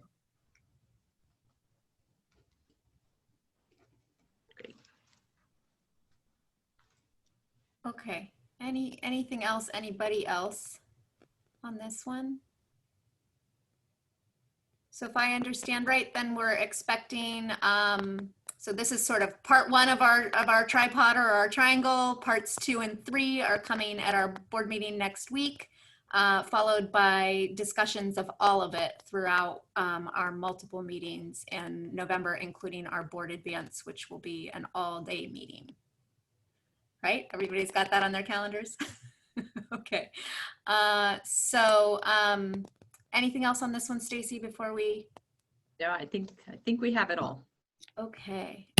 So before we move off this item, I do just want to one more time extend our sincere thanks to the CAC as they sort of finish the official parts of their duties. I know that we will continue to rely, and staff will continue to rely on your expertise to help with the Q&A as needed, you know, for all of the hours and for all of the time and for all of the conversations and for all of helping to educate us, all of us, both on the board and our entire community. Our sincere thank you. Okay, so with that, now I got to find my agenda again. Sorry, guys. Actually, it's here. It's just so tiny. Let me break this up again. Okay, so that finishes out on 6.1, our Citizens Advisory Committee presentation of plans. Moves us on to item 7, board and superintendent activity. Board and superintendent activity and committee reports. Does anybody want to get us started with that?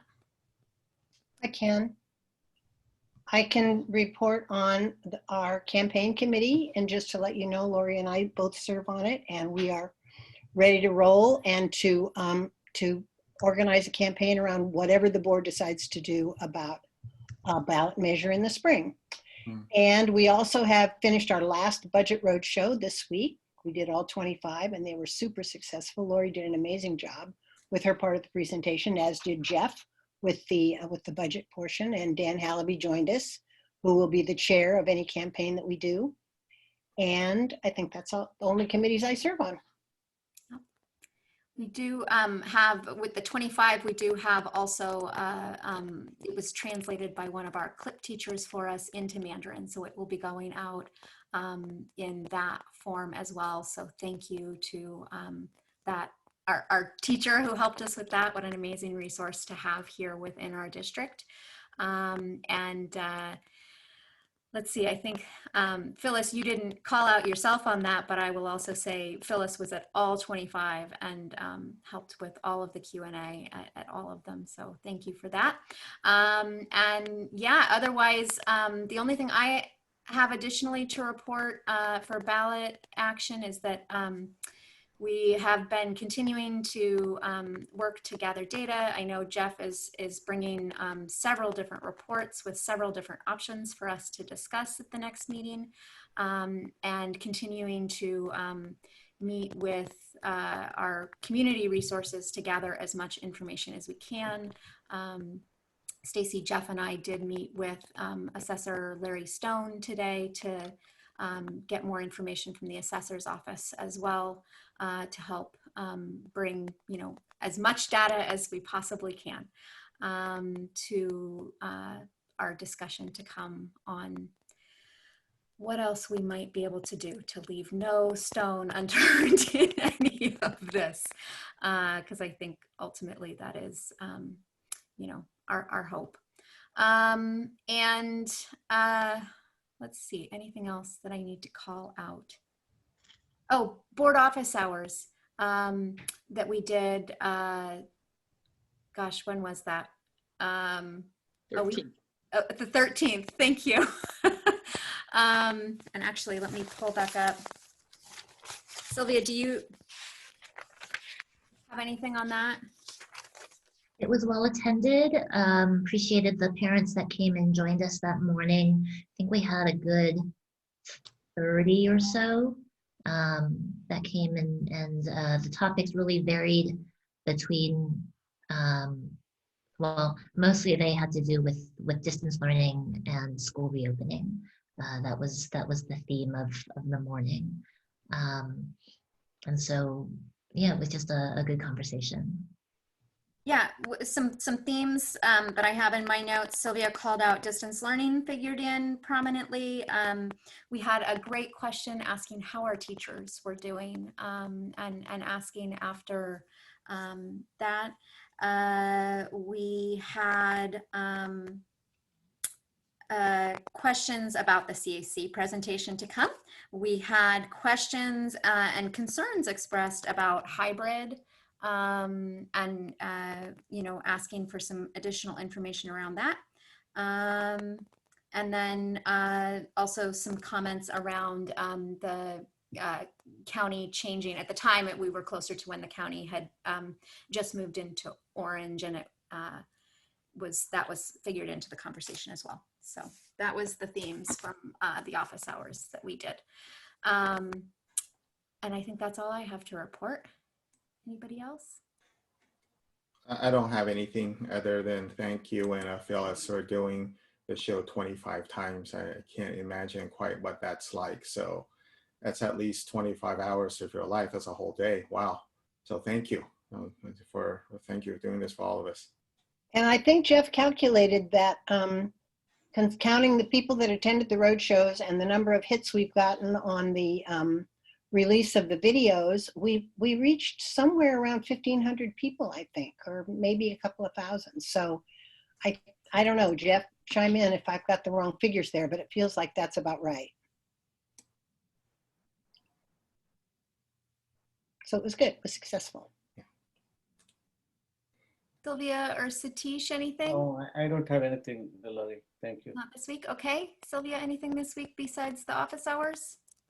Yeah, so I was able to join our student nutrition team in helping to pass out meals last week at Hyde. Hyde is a new location, so now we're at 5 different locations passing out meals. It would be interesting, I think, just talking with Nicole a little bit about what some of the challenges have been, some of the learnings that they've had to do, because they went from so many meals over the summer, and then when the government stopped the waiver program, then it really shrunk, and then as soon as the government reopened the waiver program, now it's starting to trickle back up. And so just the way that they've had to reorganize their operations, as well as just kind of distribution, cooking, redistribution of staff, might be moving into agenda planning, but it might be interesting to have a presentation from them on there's going to be a lot of challenges, I think, with whatever model we end up doing in after January for meals, because I know that there's requirements for meals if we have students on campus. So just something to think about. Great. Okay, Stacy, anything from you? No, just to kind of follow up to what Sylvia said, that will be incorporated into our reopening plans and updates, the portion of the student nutrition, depending on which hybrid model we do look at as we move forward in the reopening. So that is incorporated in. So thank you for that. All right, so anything else on this one before I move us on? Okay, So then on to item 8, agenda setting. And so Sylvia just mentioned that. Anybody else for anything else that we need to be considering here? I was wondering if it'd be possible to get a short update on the sort of the reopening of schools, because we've had that on the agenda. We didn't have it today. And so it doesn't have to be a full-blown presentation, but any sort of updates I think would be nice for the community to hear. So anyway, it's a request. Okay, got it. Great. Okay, it won't be part. It won't be part of the special meeting, right? Special board meeting. Well, let's focus specifically for the topics, maybe in the special board meetings. Otherwise, You're saying the what you'd prefer yeah, not I'm just suggesting to Jerry what Jerry said. I think yeah, regular versus special, right? Special. Let's keep the focus of the special as special. I just putting a suggestion again. Okay, why don't you let Stacy and I talk in agenda setting next week, and we can either look at, well, actually, I guess it'll be tomorrow that it would post, right, Stacy? We won't post until Monday. Because it's a special meeting. Thank you. Yeah, so I'll touch base with Stacy, and we'll figure out if it makes more sense to bring it as an item at one of the next 2 meetings, and then and/or an update in either a memo or a note to the community. We can talk options. Does that work for everybody? And our intention had been to bring it back on the November 5th. So that had been our plans. But if we do need to bring it back earlier, we would need to know that. Jerry, is there any, you're looking for an update on anything that's changed on phase 2, or to know when we're starting the planning for phase 3, or? I think just any sort of update on certainly part, it's not so much, I guess both. I think it's just keeping the community updated. So if a note would do, that would be fine. I think November 5th was when we were gonna start the discussions of the parts of the triangle. And so I just wasn't sure timing wise how that would work. Well, I trust you and Stacy to work it out. So I'm okay either way. If it's postponed till November 5th, that's fine also. Okay, but it sounds like your preference would be that we touch on it at least with a short item. Yeah, I was thinking no more than a couple of minutes. It could even be verbal. Just it doesn't, like I said, it doesn't have to be a full-blown deck and all that. Just if there's nothing new happening, then it'll take 30 seconds. But just to touch on it would be nice. So, right, there's always something happening. All right, so great. So I'll touch base with Stacy on that, and we'll figure out where the best place to bring that. Thank you. Okay, anything else for you or for anybody else? No? Okay. All right, so with that, I believe we are to the end of this agenda on this much anticipated item and meeting, and otherwise, I guess I will call for adjournment. So thank you, everybody. Thank you for your patience with us tonight, as well as to my colleagues with each other. I know this is hard stuff, and if I'm short, it's stress, and I own that. So, okay. And with that, I will go ahead and adjourn the meeting. Thank you all, and I hope you have a wonderful weekend and study up. Boy, do we have our work cut out for us.